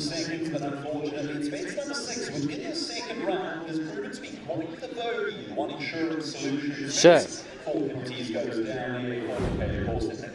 have a look at the replay. That one insurance fence once again comes down. So Gauteng, 4 penalties from the first round. In the second round, a 4, an 8, a 0 and a 4. So they'll drop the 8 and they'll have to take those 2 4s to add to the 8, to make it 8, to add to the 4 from the first round.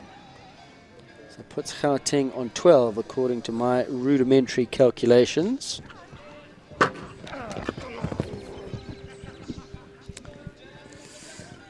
and Grant's not happy there. 4 penalties for Buck Rogers. He's desperate for. Oh, and that's down. So that's 8 penalties. So they drop Grant's score. It's irrelevant of what he does now. So that'll be the drop score, and they'll be forced to take Ryan's 4 to add to the 4 from the first round, which means that they are on 8. And according to my calculations, Eastern Cape is also on 8. But I could be wrong. Grant's not having the greatest round here.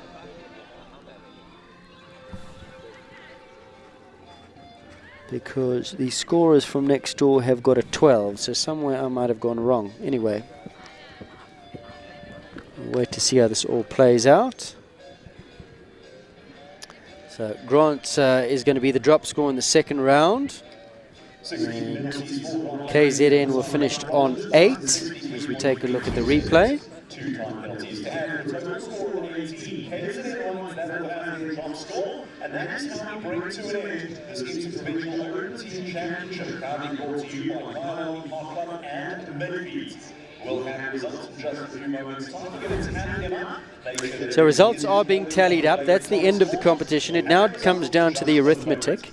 And I'm going to take a quick break and shoot on over to the judges' box to see if my scores collate or why they don't. And we'll be back with you in a moment or two for the final result. I want to throw a cat amongst the pigeons here. It's probably likely that my maths is wrong. But when we come back, we'll have all of those results verified for you. Don't go away. Many of them are tired. The tracks have been testing, but it has been absolutely wonderful to have them all competing here with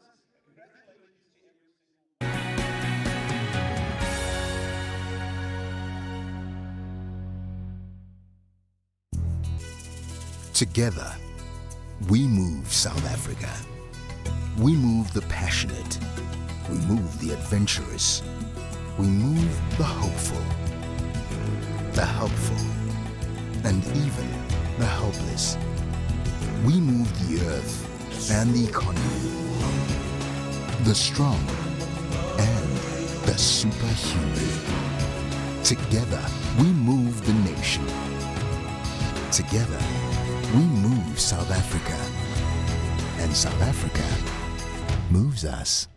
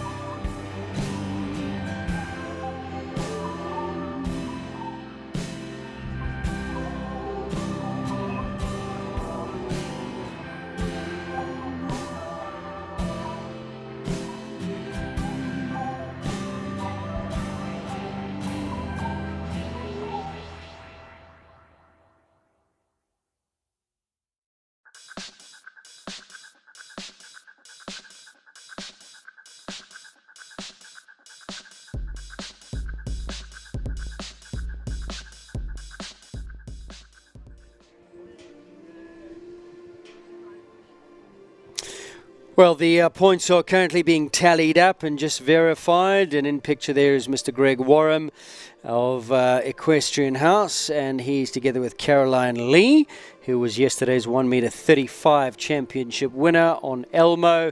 And Equestrian House donating, sponsoring that Synergy saddle to the value of 65,000 Rand and some change to the winner of the 1 meter 35 class, and being presented to Caroline Lee here this afternoon in front of that Equipe jump. So big thank you to Equestrian House and Greg Warham on that sponsorship of that wonderful Synergy Equipe saddle.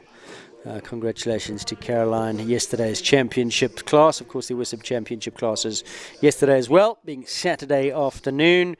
One of those was the 1 meter 35s, was the first class of the morning, and that class won by Caroline and her lovely horse, Elmo.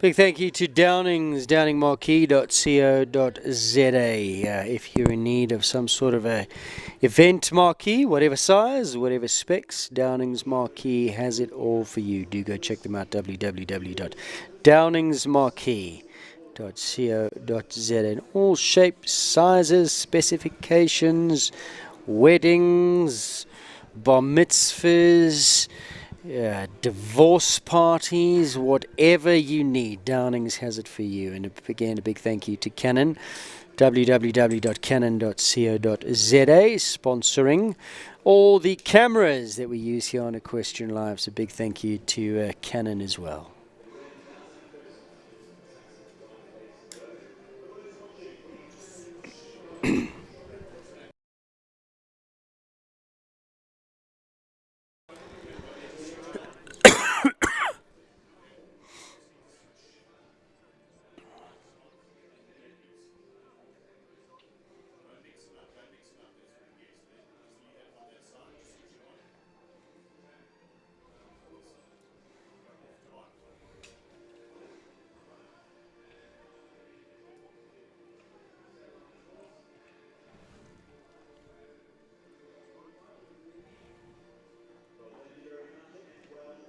There is the result of the adult 1 meter 30, 1 meter 35 interprovincial team championship. KwaZulu-Natal finishes top of them all. 8 penalties over 2 rounds. 1 round and a jump off. The accumulative score there, 8 penalties in 152.48. Very similar time to Gauteng, but 1 rail back in second. Gauteng finishes on a score of 12. In 152.94. Eastern Cape third, 12 penalties in 158.36. And the fourth place going to Western Cape, 13 penalties in 165.64. So KwaZulu-Natal coming out best of all the provinces. Of course, Mpumalanga unfortunately had to scratch from the team competition. There were 4 teams in it: KZN, Gauteng, Eastern Cape and Western Cape, and they finish in that order with KZN coming out trumps, 8 penalties in 152.48 seconds.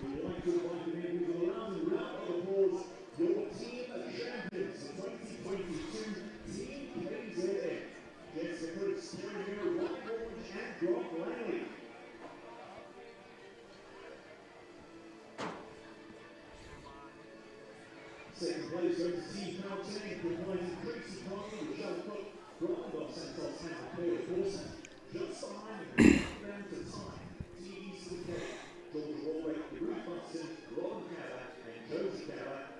And in fourth place, in Western Cape, Georgina Rackwood, Hayden Wintercombe, Georgie Easton, and Shannon Craven Steve.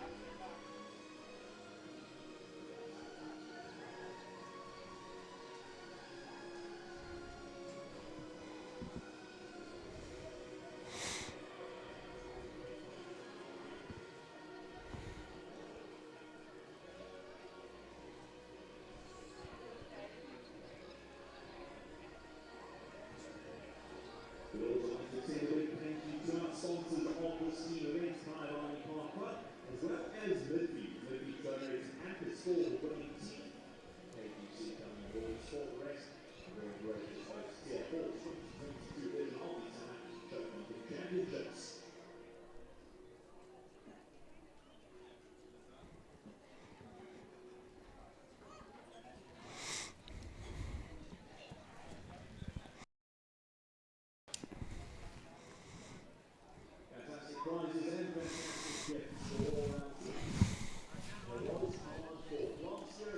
Winning team in the Interprovincials for 2022 here at SA Champs, KwaZulu-Natal comes out trumps. Well done, the team: Jessica Prince, Kerry Muir, Ryan Wallbridge, Grant Langley finish on a score of 8 penalties in 152.48. Well done, Team KwaZulu-Natal.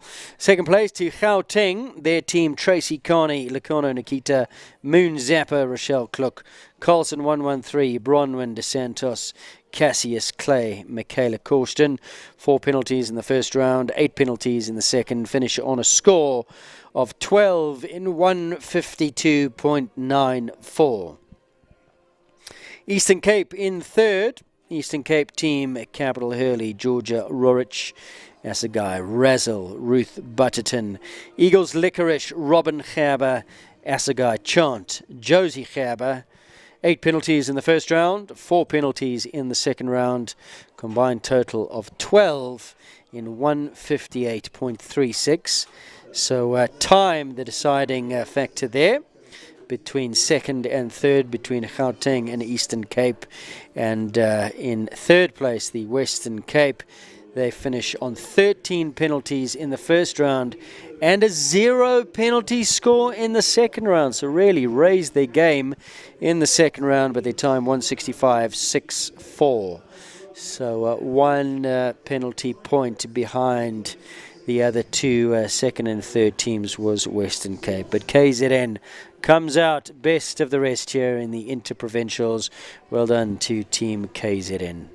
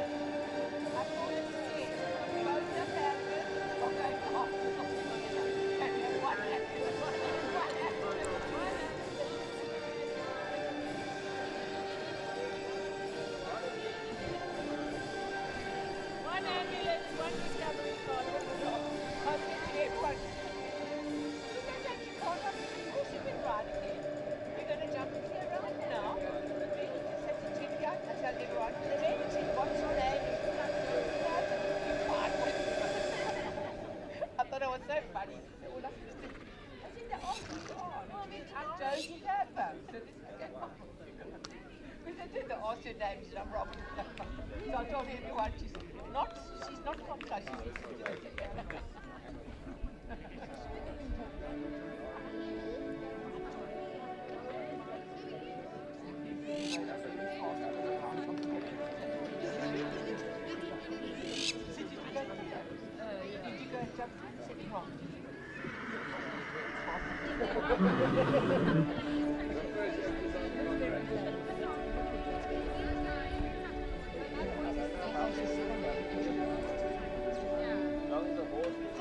She's quite tall, you know, so if she was normal, yeah, if she was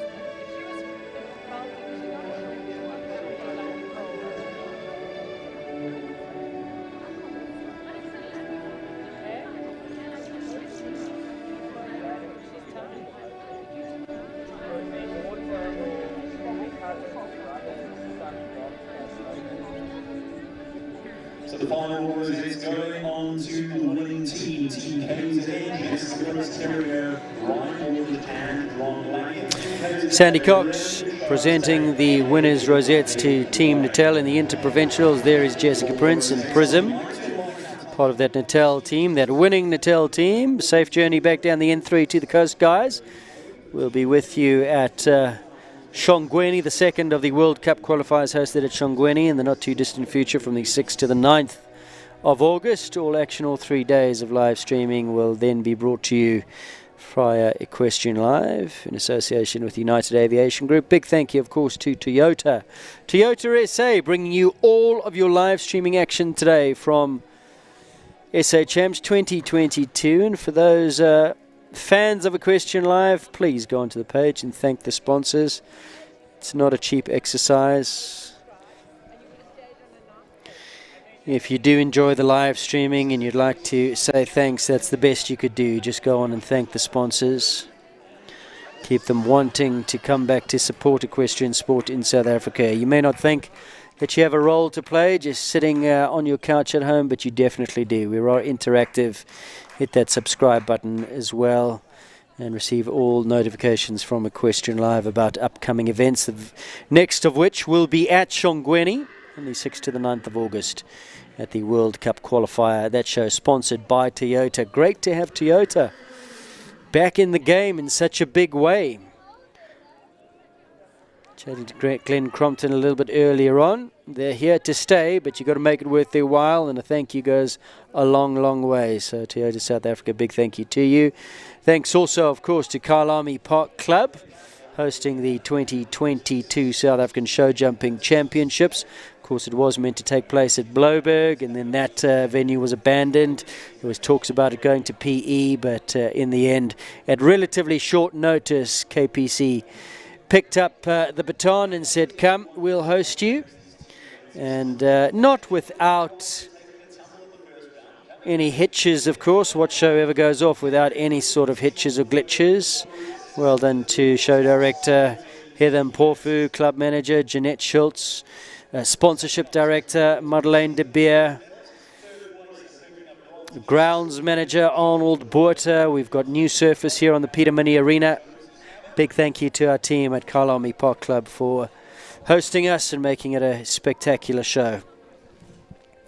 There's everybody up on the podium. Team Eastern Cape getting their medals. Eastern Cape finishing up in third. Gauteng, of course, in second. The winner, KZN. And Western Cape, after a bit of a slow start in the first round, certainly made it up in the second round. The only team there with a 0 penalty score in the second round. But it was too late, I'm afraid, and they finished in fourth.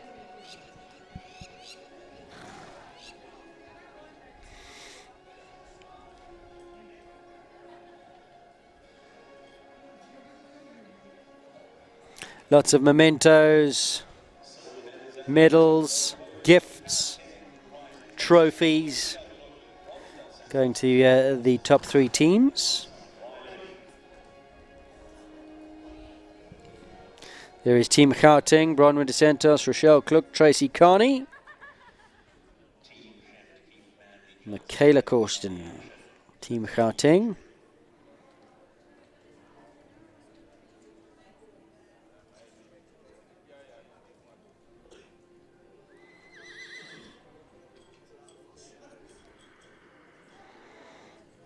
Flag bearer is Nicholas Syme Riley, whose reign as South African show jumping champion came to an end today. Lisa Williams taking that title. Protein Feeds Campbell. I think the chef to keep Mandy Johnston.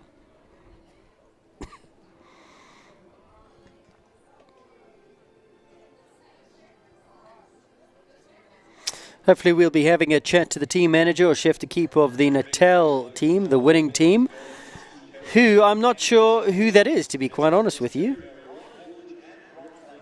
But we are told we'll be having a chat to chef to keep of the winning team.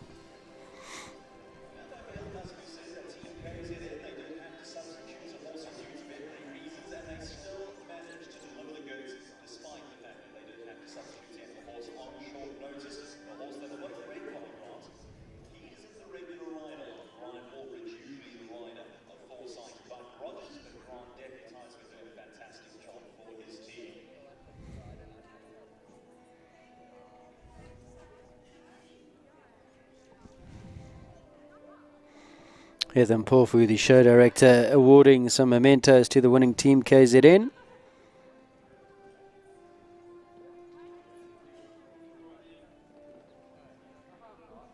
Photo time, Denford Studios. Big thank you to Barney and Hunley van Heerden.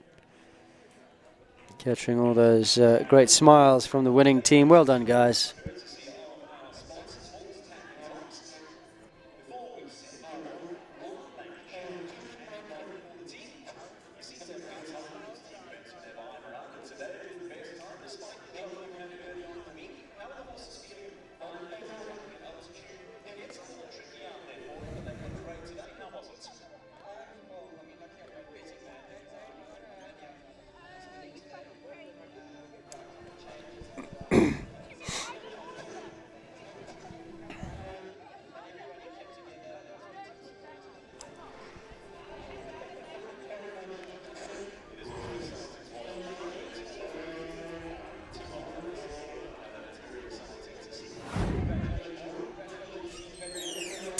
Back to some pictures from earlier on, not too much earlier on, around about 15 minutes ago. Caroline Lee, who won the 1 meter 35 championship yesterday, received an Equipe Synergy saddle from Greg Warham of Equestrian House for her win in the 1 meter 35 championship. Big thank you to Equestrian House and well done to Caroline, who won with Elmo. Walking away, what a nice gift that is. Not cheap, 65,000 Rand. It'll cost you to replace that saddle, so wow, what a nice sponsorship. Wouldn't mind one of those.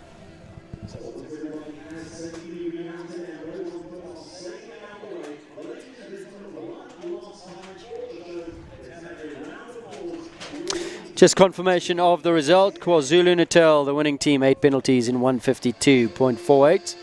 Gauteng in second, 12 penalties in 152.94. Eastern Cape, 12 penalties, 158.36. Western Cape, 13 penalties, clear in the second round. All those 13 penalties from the first round, and their time, 165.64.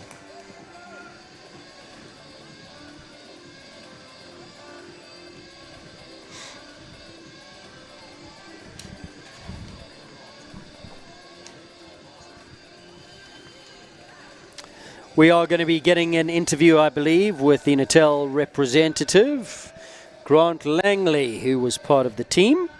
So still more to come on Equestrian Live. Stay tuned for that interview. For now, we're going to go to a quick commercial break.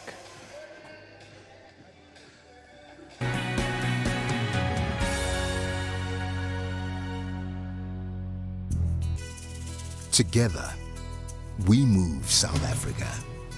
We move the passionate. We move the adventurous.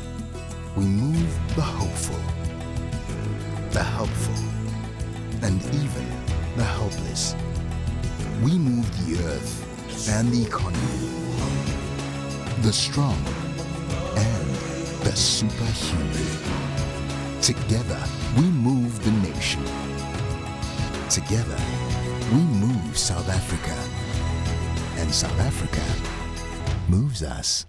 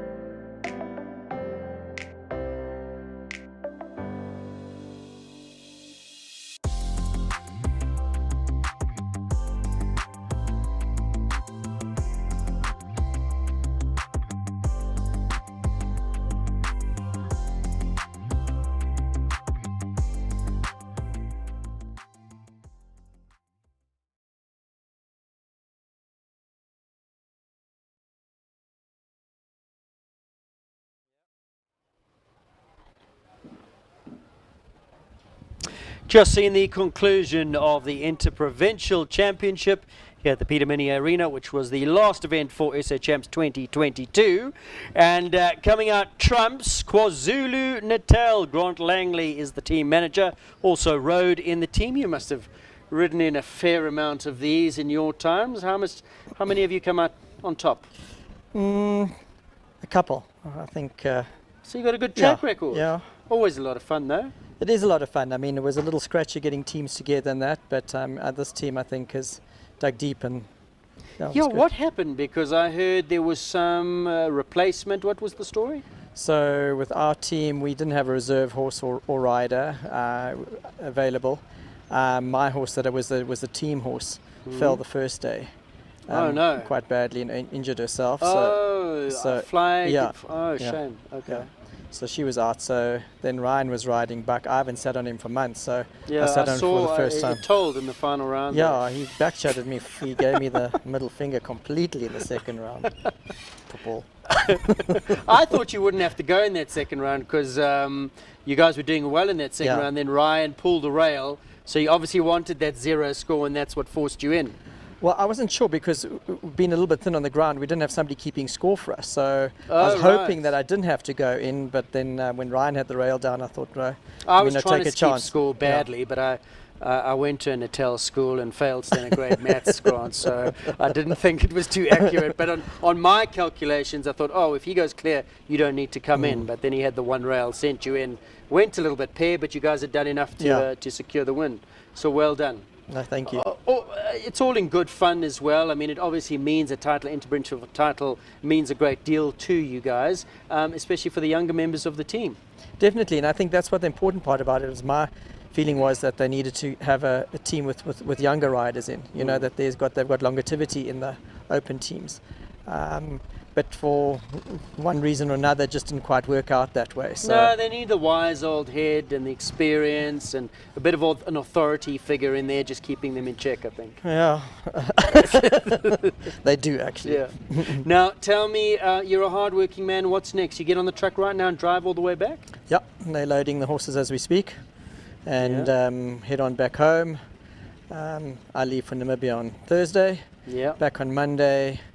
And then preparations for the next World Cup show at Chongweni. Yeah, we all head down to your neck of the woods once again. So that's from the 6th to the 9th, I believe. Yeah, and you got a full string of horses competing there? Yes, yeah. We'll have a lot of horses there, and it's nice to have a show on home turf and not have to travel for one show. Now, your experience of SA Champs 2022, pleasant?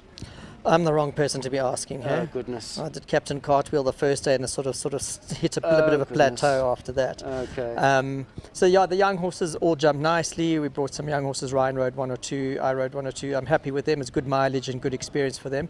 And it's great to be able to come to a venue like this with multi-arenas and all the exposure that they get. The open classes were highly competitive. I mean, when I watched those 130s, 135 classes, I mean, kudos to those guys that won. They were on their A game. We had some money on you in Bengston today. What happened? That line from 5 to 6? He felt so good. And I mean, I'm so disappointed in myself because I really feel like I let him down. I landed and he just pushed a little bit right. And I just didn't react quick enough. And I got there, I thought, well, maybe I could go in the tight 8. Well, that was tighter than... well, we won't go there. But... and I just felt that I'd let him down, and I retired after that. Such a bugger. It's a heartbreaker, the sport. That's but he's come out of it well, and he's still my champion. He's looking fit. He's looking well. Yeah, I think I've seen him look this fit and well before. No, he normally carries a little bit of a barrel. Yeah. But today he looked mean and lean. I thought, we're in for a good one here. No, I mean in the warm up he felt good. But anyway, it's how it goes, unfortunately. All ready for action for the next one, though? Definitely. Will he be in the big class? Yep, hopefully. Excellent. Well, Grant, always a pleasure having you and your team and all of you Langley, Equestrian and Foresight guys here. So all the very best and travel well. Safe travels.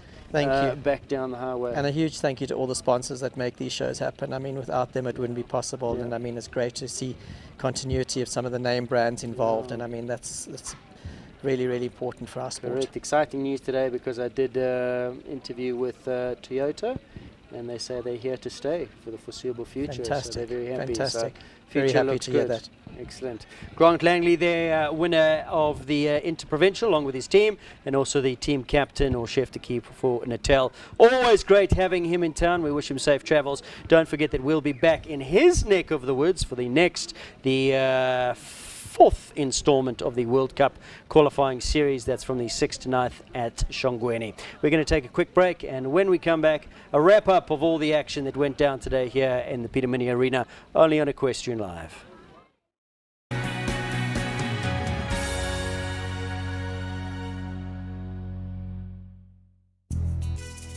Together, we move South Africa. We move the passionate. We move the adventurous.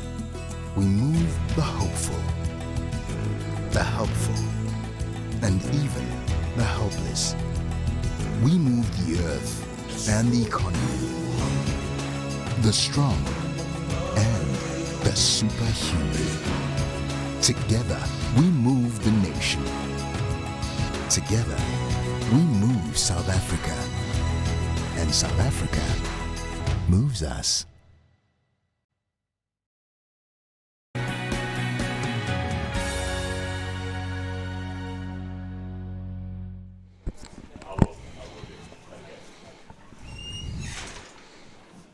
Fantastic day show jumping here at the Peter Mini Arena at KPC Kyalami Park Club. Middle of July, the weather was fantastic. A little bit chilly this morning, but it warmed up. Our hearts were warmed up by the Stars of the Future lineup on those ponies. The South African Championships took place, and coming out on top there was Lisa Williams in her majestic Protein Feeds Campbell. A more fitting winner I don't think we could have hoped to have found. Lisa's first win in the big class. Well, she's been hunting that title, come second a number of times. The last 2 years, in fact, she was second, ever a bridesmaid. But today, she and Campbell were the brides, so well done to them. And then, of course, Natal coming up on top in the Interprovincials. We just had a chat to Grant Langley. As we said a moment or two ago, lots more action on Equestrian Live to come, so do hit that subscribe button. By doing that, you become one of our followers.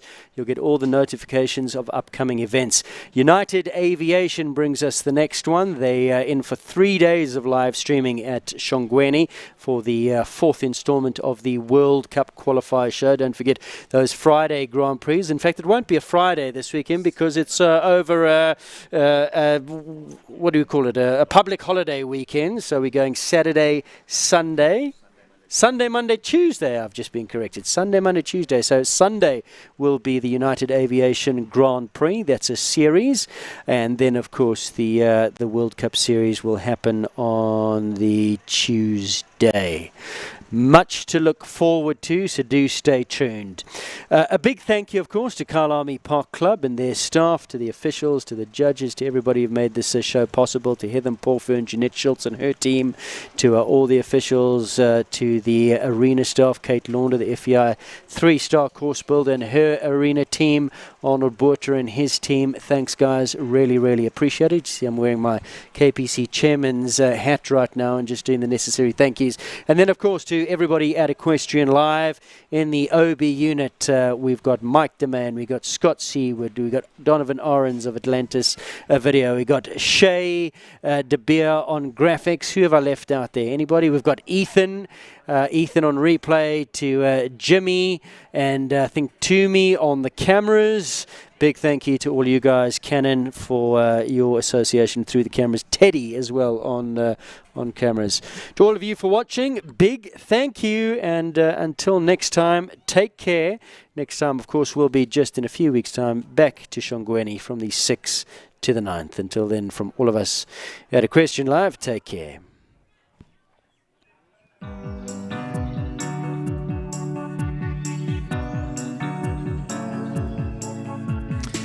Big thank you to Capital Stud, Toyota, Kyalami Park Club for the live streaming on Equestrian Live.